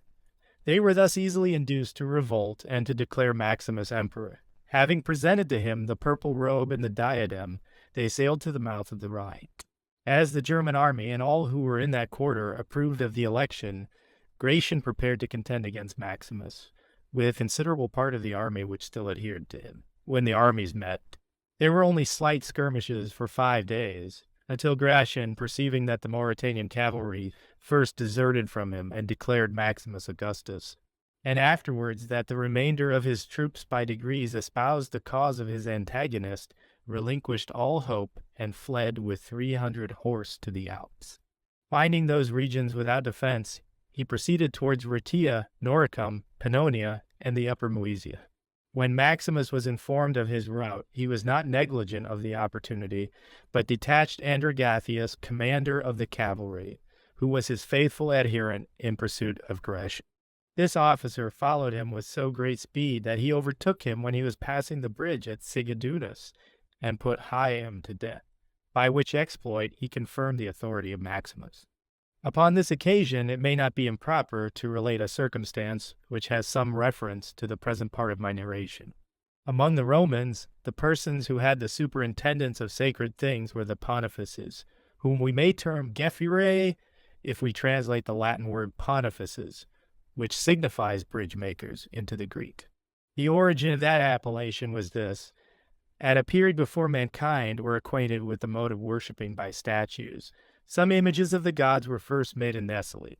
As there were not then any temples, for the use of them was likewise then unknown, they fixed up those figures of the gods on a bridge over the river Penus, and called those who sacrificed to the gods Gephirae, priests of the bridge, from the place where the images were first erected. Hence the Romans, deriving it from the Greeks, called their own priests pontifices, and enacted a law that kings, for the sake of dignity, should be considered of the number. The first of their kings who enjoyed this dignity was Numa Pompilius. After him it was conferred not only upon the kings, but upon Octavianus and his successors in the Roman Empire. Upon the elevation of anyone to the imperial dignity, the pontifices brought him the priestly habit, and he was immediately styled Pontifex Maximus, or chief priest. All former emperors, indeed, appeared gratified with the distinction and willingly adopted the title. Even Constantine himself, when he was emperor, accepted it, although he was seduced from the path of rectitude in regard to sacred affairs, and had embraced the Christian faith. In like manner did all who succeeded him the Valentinian invalids. But when the pontifices, in the accustomed manner, brought the sacred robe to Gratian, he, considering it a garment unlawful for a Christian to use, rejected their offer. When the robe was restored to the priests who brought it, their chief is said to have made this observation: "If the emperor refuses to become pontifex, we shall soon make one." The reign of Gratian being thus terminated, Maximus, who now considered himself firmly fixed in the empire, sent an embassy to the Emperor Theodosius, not to entreat pardon for his treatment of Gratian, but rather to increase his provocation. The person employed in this mission was the imperial chamberlain, for Maximus would not suffer Eunuch to preside in his court, a prudent person with whom he had been familiarly acquainted from his infancy. The purport of his mission was to propose to Theodosius a treaty of amity and of alliance against all enemies who should make war on the Romans, and on refusal, to declare against him open hostility. Upon this, Theodosius admitted Maximus to a share in the empire, and in the honor of his statues and his imperial title. Nevertheless, he was at the same time privately preparing for war, and endeavoring to deceive Maximus by every species of flattery and observance. He gave instructions to Cynegius, the prefect of his court, whom he bade send into Egypt in order to prohibit there all worship of the gods, and to shut up their temples, that he should show the statue of Maximus to the Alexandrians, and erect it in some public place, declaring to the people that he was associated to himself in the empire. In this Cynegius obeyed his commands, closing up the doors of the temples throughout the East, Egypt, and Alexandria, and prohibited all their ancient sacrifices and customary observances. As to the calamities which the Roman Empire suffered from that period, a distinct account of the facts themselves will be the best demonstration. About this time, a nation of Scythia made its appearance from beyond the Ister, who were never before known to the inhabitants of Tibio-Thylace countries. They are called by the barbarians in those parts the Profugi. These, being very numerous, furnished with arms of every description and remarkably robust, easily overpowered the barbarians of the interior, proceeded as far as the banks of the Ister, and demanded permission to cross that river. Primatus, the commander of the forces in that quarter, drew out his troops as far as he could extend them along the bank of the river, and hindered the passage of the barbarians. While he was thus employed, he invented a stratagem to this effect. He called to him some of his own soldiers who understood their language, and in whom he could confide in affairs of that nature, and sent them to agree with the barbarians upon betraying their own party. These men proposed to the barbarians to deliver the whole army into their hands in consideration of a large reward. The barbarians replied that they were not able to give so much. However, to induce them to believe their promises, they adhered to their original proposals, and would not abate in any part of the reward. At length they agreed to the sum, which was in part to be paid immediately, and the remainder at the accomplishment of the treason. Having arranged the method of giving the signal, and the time for the execution of the project, they communicated to the commander each circumstance, that the barbarians would commence the enterprise in the night, and would cross the river to attack the Roman army. The barbarians, therefore, having placed all their best troops on board a great number of small vessels, commanded them to cross over first, and to fall on the soldiers while they were asleep. Next to these, they sent those of an inferior description to support the former when they had commenced the attack, and after them the useless multitude of every age, who are ready to boast of victories which others have gained. Primatus, having been previously informed of all their arrangements, was fully prepared against their designs. He therefore arranged his ships in a triple line close together along the side of the river, the length of 20 stadia. By this plan, he not only prevented the enemy from crossing over, but sunk many of them in their vessels. The night being dark and without a moon, the barbarians were unacquainted with the preparations which the Romans had made, and therefore embarked with great silence, supposing the Romans to be ignorant of their design. When the signal was made, the Romans sailed up to them in large and strong ships, with firm oars, and sunk all that they met, among which not one man was saved by swimming, their arms being very heavy.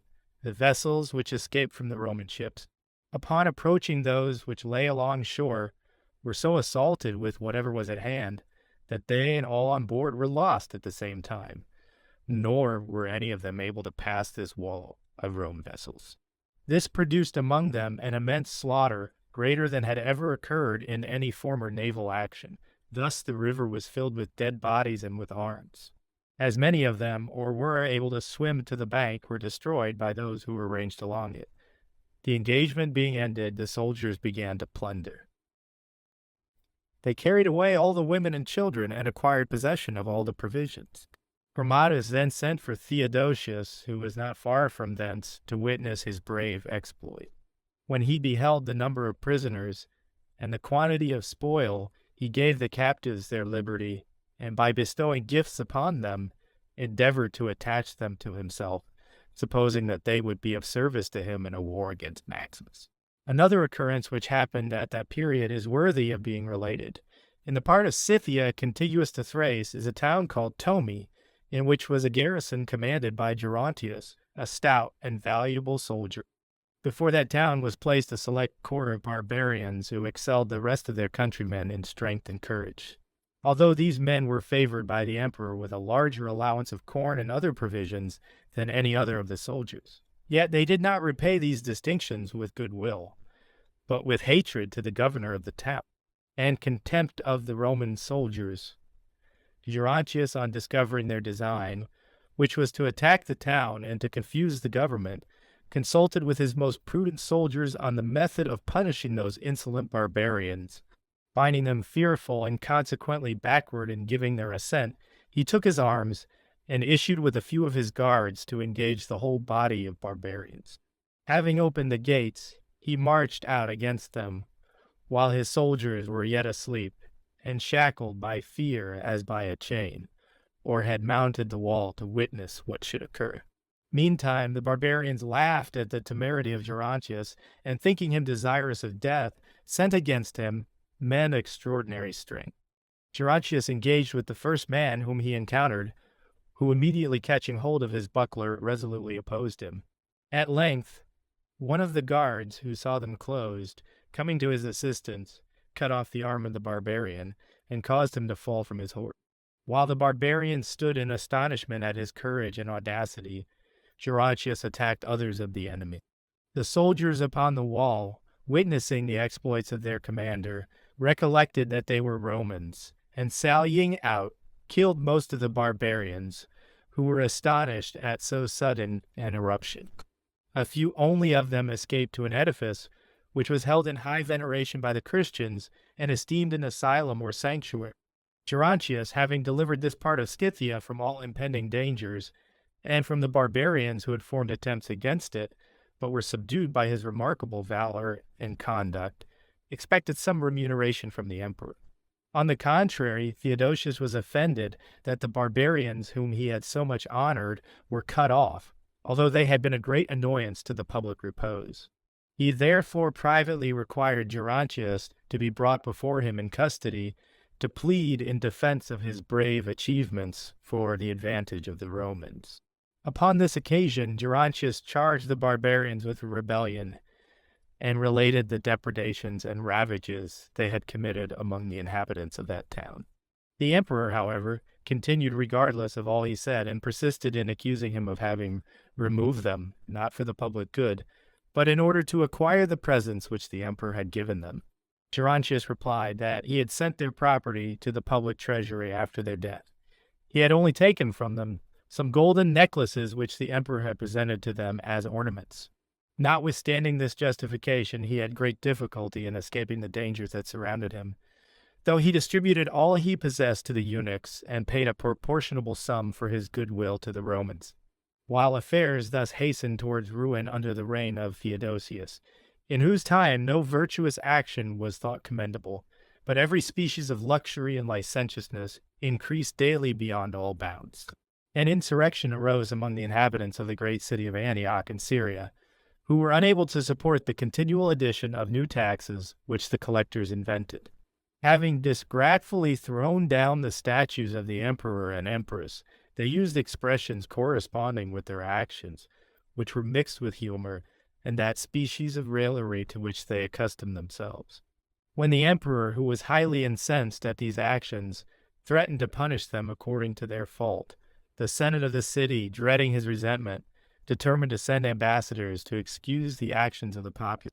They made choice of the philosopher Libanius, whose commendations are contained in the writings which he has left, and of Hilarius, a man of a noble family and of great learning. The former of these made an oration before the emperor and the Senate concerning the insurrection. He succeeded in appeasing the anger which the emperor had felt against the Antiochians.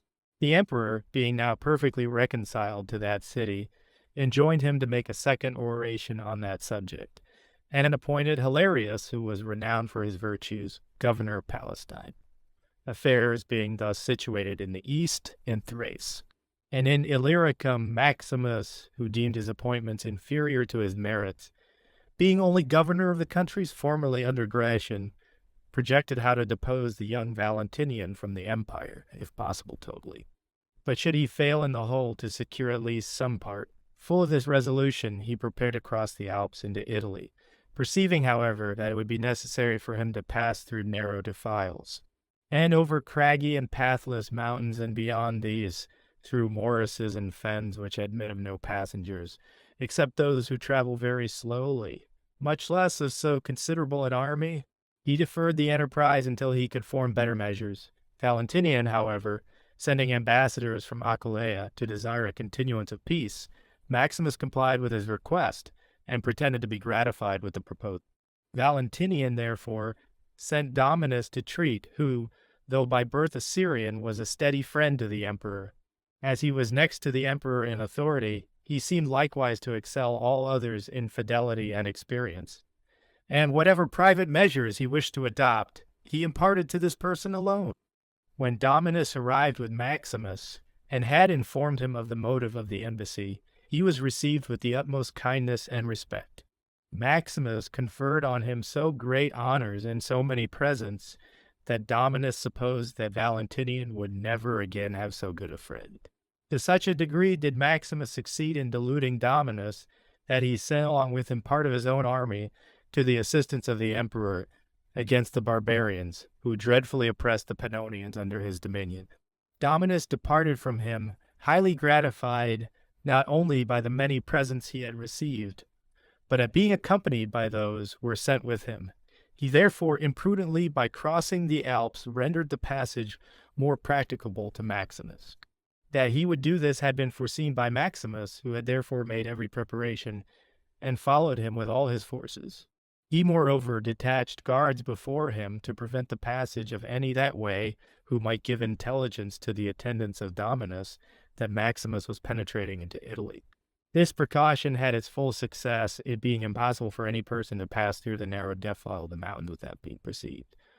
Upon learning that Dominus and his retinue had passed the defiles of the Alps, and the marshes beyond them, which are extremely difficult for the march of an army, not fearing to meet any enemy in those devious places, he immediately entered Italy without resistance and marched to Aquileia. This so much surprised Valentinian, and rendered his situation so desperate that his courtiers were alarmed lest he should be taken by Maximus and put to death. He therefore immediately embarked and sailed to Thessalonica with his mother Justina, who, as I before mentioned, had been the wife of Magnentius, but after his decease was taken in marriage by the Emperor Valentinian on account of her extraordinary beauty. She carried along with her daughter Galla. After having passed many seas and arriving at Thessalonica, they sent messengers to the Emperor Theodosius, entreating him now at least to revenge the injuries committed against the family of Valentinian. He was astonished at hearing of this, and began to forget his extravagance, and to lay some restraint on his wild inclination for pleasure. Having held a consultation, it was determined that he with part of the Senate should proceed to Thessalonica. This journey they performed, and there again consulted what measures to pursue. It was at length agreed, with the unanimous assent of the assembly, that Maximus should receive the punishment due to his offenses. Their opinion was that such a person was undeserving of life, who had not only murdered Gratian and usurped his dominions, but after having succeeded in his usurpation, had extended his progress, and also deprived the brother of Gratian of the territory which had been allotted to him. Though Theodosius was highly incensed at these actions, yet his natural effeminacy and the negligent habits of his former life rendered him unwilling to undertake a war. He therefore pointed out to them the inconveniences which unavoidably arise from civil discord, and that the commonwealth must of necessity receive fatal wounds from both parties. He therefore stated that it would be better first to send an embassy, and that if Maximus would surrender the empire to Valentinian and remain at peace, the empire should be divided between them all as before. But if he should yield to his ambition, they would immediately commence a war against him. No person in the Senate dared to speak in opposition to this, because it appeared to be calculated for the public advantage. Meanwhile, Justina, who was a person of great experience, and knew the best manner of conducting her affairs, understanding that Theodosius was naturally inclined to love, introduced into his presence her daughter Galla, who was extremely beautiful. Then, embracing the knees of the emperor, she supplicated with great humility that he would neither suffer the death of Gratian to pass unrevenged, to whom he owed the empire, nor them to remain neglected and destitute of every hope. As she spoke these words, she showed him her daughter, who was in tears, lamenting her misfortunes. When Theodosius had listened to this supplication, and had observed the beauty of Galla, his eyes discovered the wound she had inflicted on his heart. Yet he deferred Tihat affair to a future occasion, and in the meantime gave them favorable hopes. Becoming daily more inflamed with love for Galla, he requested Justina to grant him her daughter, since his former wife Placilla was dead. To this demand she replied that she would by no means accede to it, unless he would make war on Maximus to avenge the death of Gratian. Resolving therefore to obtain her consent, he exerted himself in preparing for war. Being thus incited by his passion for Galla, he not only conciliated the soldiers by augmenting their stipend, but was roused from his negligence in other affairs, resolving, since he was compelled by necessity, to provide for affairs that would require attention after his departure. For this purpose, as Cynegius, the prefect of the court, had died on his journey homeward from Egypt, he considered on a person proper to succeed in that office. After having examined the character of many persons, he at length found one suitable, named Tatianus, for whom he sent to Aquileia. Tatianus had held other offices under Valens, and was in every respect a worthy person. Theodosius, therefore, declared him prefect of the court, sending him the ensigns of magistracy, and made his son Proculus praetor of the city. In this he truly acted with wisdom in committing the highest offices to such worthy men, who know how to make the most judicious dispositions for the advantage of the subjects in the absence of the emperor. He also provided for the army, giving the command of the horse to Primatus and that of the foot to Timasius. When all things were prepared for his journey, he was informed that the barbarians, who were mixed with the Roman legions, had been solicited by Maximus with the promise of great rewards, if they would betray the army.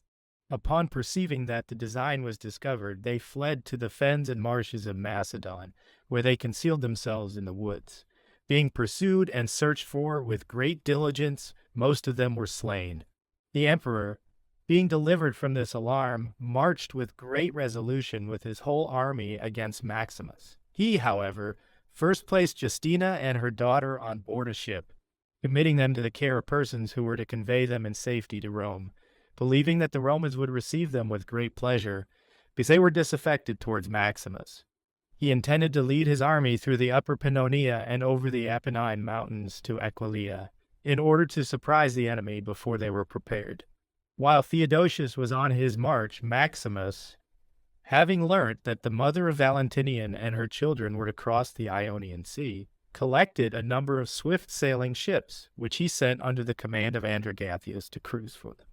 But Androgathius, though he sailed about in every direction, failed of his purpose, for they had already crossed the Ionian Strait. Collecting, therefore, a competent navy, he sailed along all the adjacent sea coasts in expectation that Theodosius would attack him with his navy. While Androgathius was thus employed, Theodosius, having passed through Pannonia and the defiles of the Apennines, attacked unawares the forces of Maximus before they were prepared for him. A part of his army, having pursued them with the utmost speed, forced their way through the gates of Aquileia, the guards being too few to resist them. Maximus was torn from his imperial throne while in the act of distributing money to his soldiers, and being stripped of his imperial robes, was brought to Theodosius, who, having in reproach enumerated some of his crimes against the Commonwealth, delivered him to the common executioner to receive due punishment. Such was the end of Maximus and of his usurpation. Having fraudulently overcome Valentinian, he imagined that he should with ease subdue the whole Roman Empire. Theodosius, having heard that when Maximus came from beyond the Alps, he left his son Victor, whom he had dignified with the title of Caesar, he immediately sent for his general named Arbogastes, who deprived the youth both of his dignity and life. When this intelligence reached Androgathius, who was then cruising in the Ionian Sea, it excited in him so great an apprehension of the innumerable dangers to which he was exposed that he did not wait the arrival of his enemies, but became his own executioner. He threw himself into the sea, preferring rather to trust to the waves than to men who were his greatest enemies. Theodosius then delivered to Valentinian as much of the empire as his father had possessed, in which he only acted as he was enjoined by his duty to those who so merited his kindness. Having afterwards embodied the choicest soldiers of Maximus with his own, he sent Valentinian into Italy, Celtica, and other countries to arrange the affairs of his share of the empire. His mother accompanied him to supply, as much as was possible in a woman, the prudence which his youth required. Returning himself to Thessalonica, he found the affairs of Macedon in the utmost confusion. The barbarian, who had secreted themselves in the fens and woods near the lakes, and had escaped from the former incursion of the Romans, having found an opportunity while Theodosius was occupied in the civil war, pillaged Macedon and Thessaly without opposition. Upon hearing of the late victory, and that the emperor was upon his return, they again concealed themselves in the marshes, and issuing privately from thence at break of day, carried off all that they found, and returned to their usual abode. To so great degree they extend these ravages, that the emperor at length thought them to be rather demons than men. Being therefore in doubt, he communicated his design to no person. He took with him 5 horsemen, each of whom he ordered to lead 3 or 4 horses, that when any horse became weary, the rider might have another to mount, and the horses might by that means be enabled to endure the fatigue of the enterprise which he intended. He gave no cause to suppose that he was the emperor, but traveled through the country as a private individual. When he or his retinue was in want of food, they procured it from the country people. He arrived at length at a small inn, in which resided an old woman, whom he requested to admit him into her house, and to give him some wine. She complied with both these demands. While she was entertaining him very hospitably with wine and the provisions which were then accidentally in the house, the night approached, and he therefore desired her to allow him to sleep there, to which she likewise consented. In the room where the emperor lay, he perceived a man who remained perfectly silent, and appeared to have no desire to be known. The emperor, being surprised at this appearance, called the old woman, and demanded of her who the man was, and from whence he came. Her reply was that she could neither give him that information, nor wherefore he came there, all she knew being that, since the emperor Theodosius and his army had returned home, he had been her guest, and had paid her every day for his entertainment. That he had gone out every morning, walked where he pleased, and returned at night as from some hard labor, and after having eaten something had lain down in the position in which he now saw him. The emperor, having heard the story of the woman, judged it convenient to make a further inquiry into the affair, and taking hold of the man, commanded him to declare who he was. The man not returning any answer, he beat him in order to force him to confess. But the man, continuing unmoved by these blows, he commanded the horsemen to prick him with their swords, and told him that he was the Emperor Theodosius. He then confessed that he was a spy in the service of the barbarians who were concealed in the fens, and informed him where they were, and in what places he could most conveniently attack them. The emperor immediately cut off his head. After this, joining his army, which was encamped at no great distance, he brought his forces to the place which he knew to be the residence of the barbarians. He attacked and slew them without distinction of age, dragging some out of the fens in which they were concealed, and killing others in the water, thus causing a great slaughter of the barbarians. Timasius, the commander, who admired the valor of the emperor, now desired him to permit the soldiers, who by this time were exhausted with hunger, and unable to continue to toil in the marshes, to refresh themselves. To this the emperor assented, and the trumpet sounded a retreat, upon which the soldiers ceased pursuing the barbarians. When they had abundantly satisfied themselves with eating and drinking, they were so overpowered with wine and fatigue that they fell asleep. This being observed by the remaining barbarians, they seized their arms, and falling on the soldiers, who were already subdued by sleep and de-intoxication, they pierced them with their spears and swords and other instruments of death.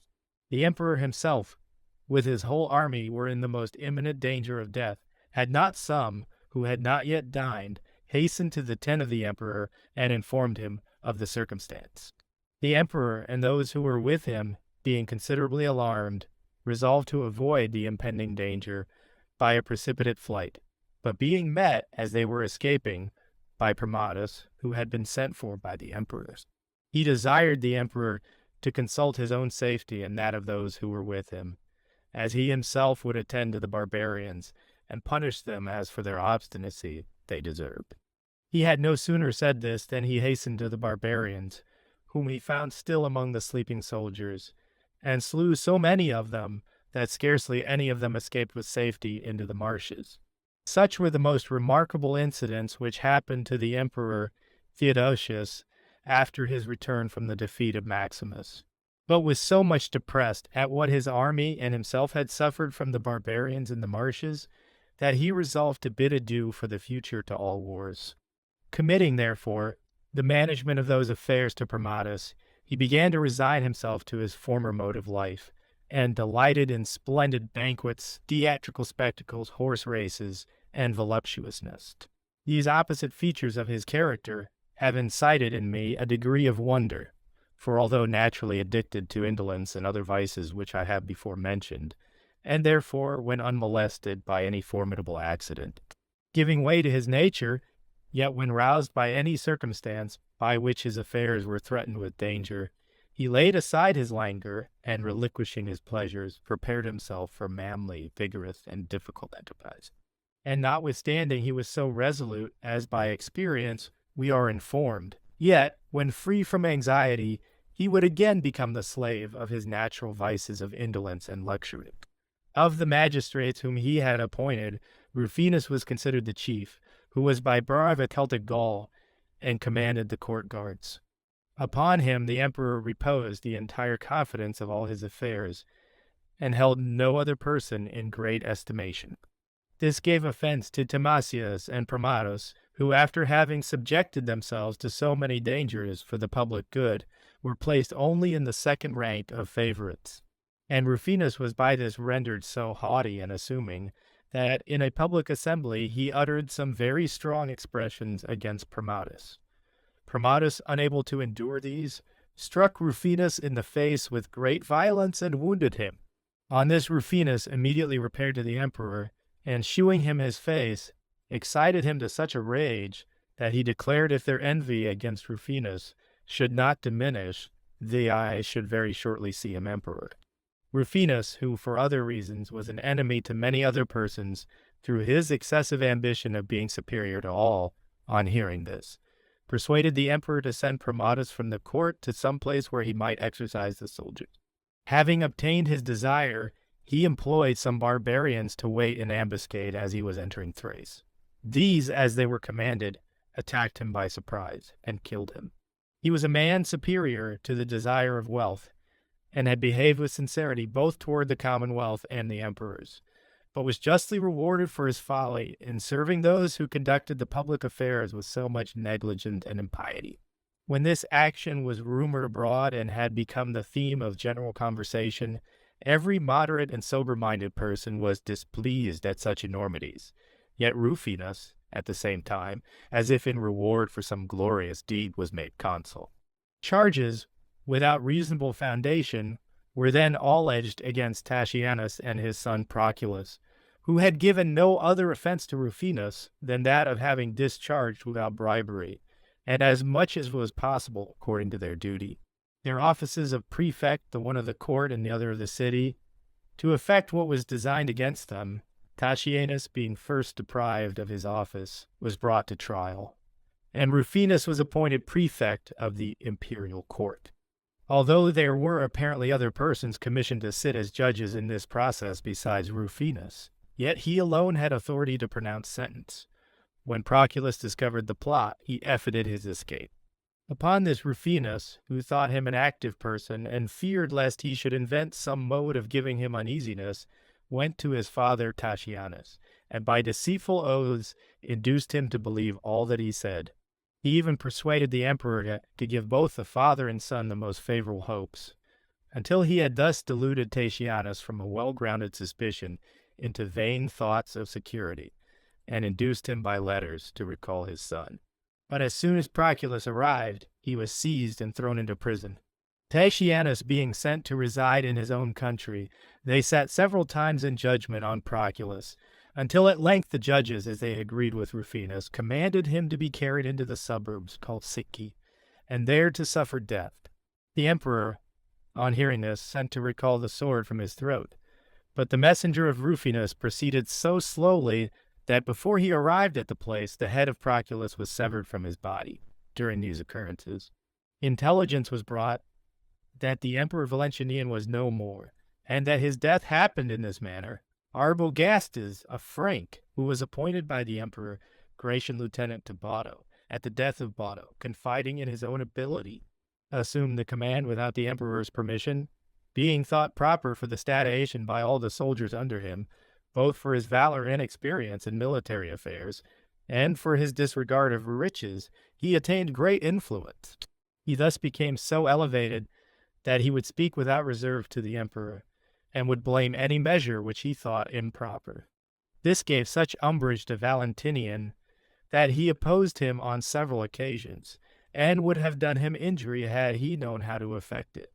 At length, Valentinian, no longer able to submit to his correction, when Arbogastes was approaching him as he sat on the imperial throne, looked sternly upon him and presented him with a writing by which he dismissed him from his command. Arbogastes, having read it, replied, "You neither gave me the command nor can deprive me of it," and having said this, tore the writing to pieces, threw it down, and retired. From that period their hatred was no longer kept to themselves, but appeared in public. Valentinian sent frequent letters to the Emperor Theodosius, acquainting him with the arrogant behavior of Arbogastes towards the majesty of an emperor, and requesting him speedily to send assistance, or that he should suddenly make him a visit. Meantime, Arbogastes, hesitating how to proceed, at length formed the following resolution. There was in the court a person named Eugenius, a man of learning, who was a professor and teacher of rhetoric. He had been recommended to the notice of Arbogastes by Rictomerus as a person of a kind and obliging disposition, with a desire that he would make him his familiar friend, being one who would be serviceable to him in any circumstances where the assistance of a real friend would be needful. When Rictomerus was departed to the Emperor Theodosius, by daily conversation, Eugenius became the sincere friend of Arbogastes, who had no secret which he did not confide to him. Recollecting Eugenius, therefore, at this juncture, who, by his extraordinary learning, and the gravity of his conversation, seemed well adapted for the management of an empire, he communicated to him his design, but finding him not pleased with the proposals, he attempted to prevail on him by all the arts he could use, and entreated him not to reject what fortune so favorably offered. Having at length persuaded him, he deemed it advisable in the first place to remove Valentinian, and thus to deliver the sole authority to Eugenius. With this view he proceeded to Vienna, a town in Gaul, where the emperor resided, And as he was amusing himself near the town in some sports with the soldiers, apprehending no danger, Arbogastes gave him a mortal wound. To this audacious action the soldiers quietly submitted, not only because he was so brave and warlike a person, but because they were attached to him through his contempt of riches. As soon as he had performed this action, he declared Eugenius emperor, and infused into them the most favorable hopes that he would prove an excellent ruler, since he possessed such extraordinary qualifications.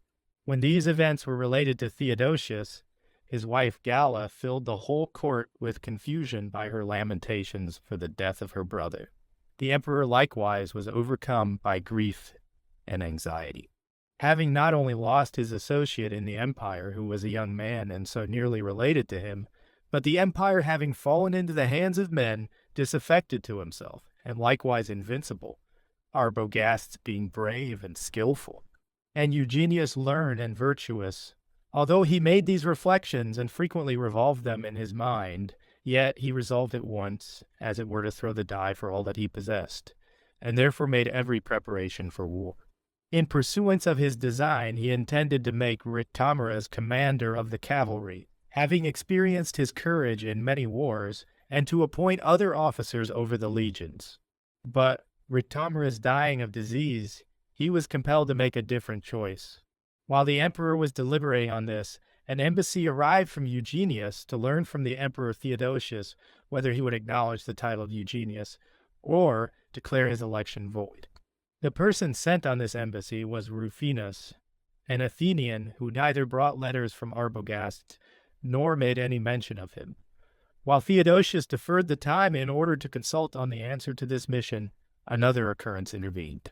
When Theodosius was first made emperor, he admitted to his friendship and alliance some barbarians, whom he attached both with promises and large presents. Nor did he fail by all civilities to endeavor to acquire the regard of the officers of each nation, but admitted them even to his own table. Amongst these arose a debate in which two different opinions were maintained. Some of them declared that it was better to break the oaths they had taken when they entered into the service of the Romans, while others, on the contrary, maintained that they ought not on any consideration to act in opposition to their own agreements. The person who wished to trample on his engagements and persuaded his countrymen to the same was Priolphus, and on the other side Frostius maintained that they ought to observe what they had sworn. A considerable time elapsed before it was known that such a controversy existed among them, until on one occasion when they were at the emperor's table, and had drunk more than usual, they quarreled with each other and declared their sentiments. The emperor, therefore, when he had discovered the opinion of each individual, put an end to the entertainment. As they left the palace, they became so warm that Frostius, unable any longer to contain his rage, drew his sword and killed Priolphus. As his soldiers would have fallen upon Frostius, the guards of the emperor interposed and prevented the tumult from proceeding farther, although when the emperor heard of it, he was regardless of what had been done, and suffered them to kill each other as they pleased. In the meantime, having deluded the ambassadors with presents and fair words, he sent them home, and soon as they were departed, continued his preparations for war. Conceiving the principal object, as it really is, to be the choice of commanders, he gave the command of the Roman army to Timasius, and next to him to Stilicho, who had married Sereno, the niece of Theodosius. The barbarian allies he placed under the conduct of Gaines and Saulus, with whom Bacurius was likewise joined in commission, who was of Armenian extraction, a man expert in military affairs, and devoid of evil inclinations. Having thus made choice of his principal officers, he was hastening to march when his wife Galla was delivered of an infant, but was no sooner eased of her burden than deprived of life.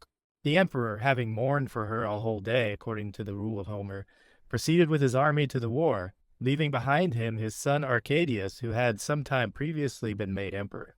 This prince, being young his father, in order to amend the defects of his nonage, left with him Rufinus, who was prefect of the court, and acted as he pleased, even as much as the power of sovereignty enabled the emperor himself to do. Having done this, he took with him his younger son Honorius, quickly passed through the intermediate countries, and having exceeded his expectations in crossing the Alps, arrived where the enemy was stationed. Eugenius being astonished at seeing him there whom he so little expected.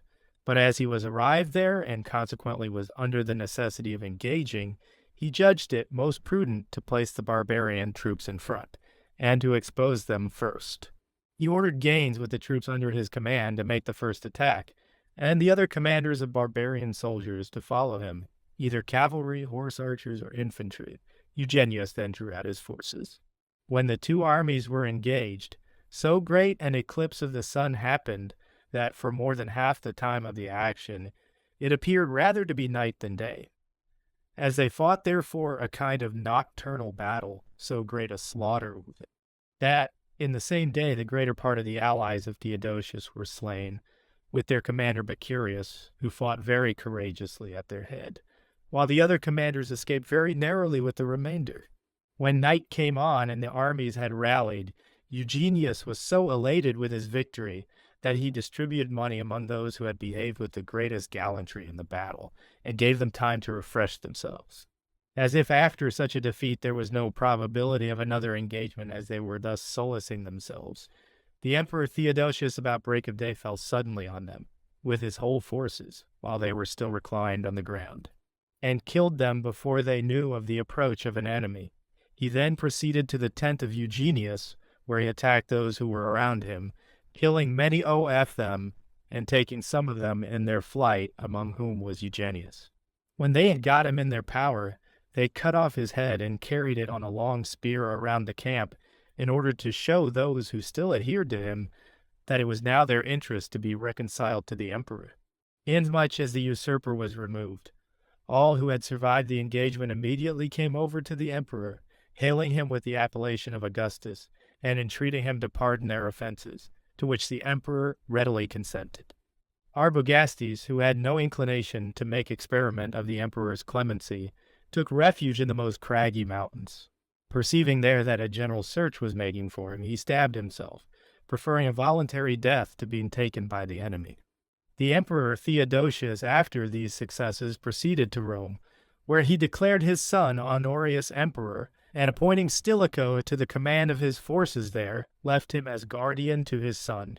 Before his departure he convened the Senate, who firmly adhered to the ancient rites and customs of their country, and could not be induced to join with those who were inclined to contempt for the gods. In an oration he exhorted them to relinquish their former errors, as he termed them, and to embrace the Christian faith, which promises absolution from all sins and impieties, but not a single individual of them would be persuaded to this, nor recede from the ancient ceremonies which had been handed down to them from the building of their city, and preferred to them an irrational assent, having, as they said, lived in the observance of them almost 1,200 years, in the whole space of which their city had never been conquered, and therefore should they change them for others, they could not foresee what might ensue. Theodosius therefore told them that the treasury was too much exhausted by the expense of sacred rites and sacrifices, and that he should therefore abolish them, since he neither thought them commendable, nor could the exigencies of the army spare so much money. The Senate in reply observed that the sacrifices were not duly performed, unless the charges were defrayed from the public funds.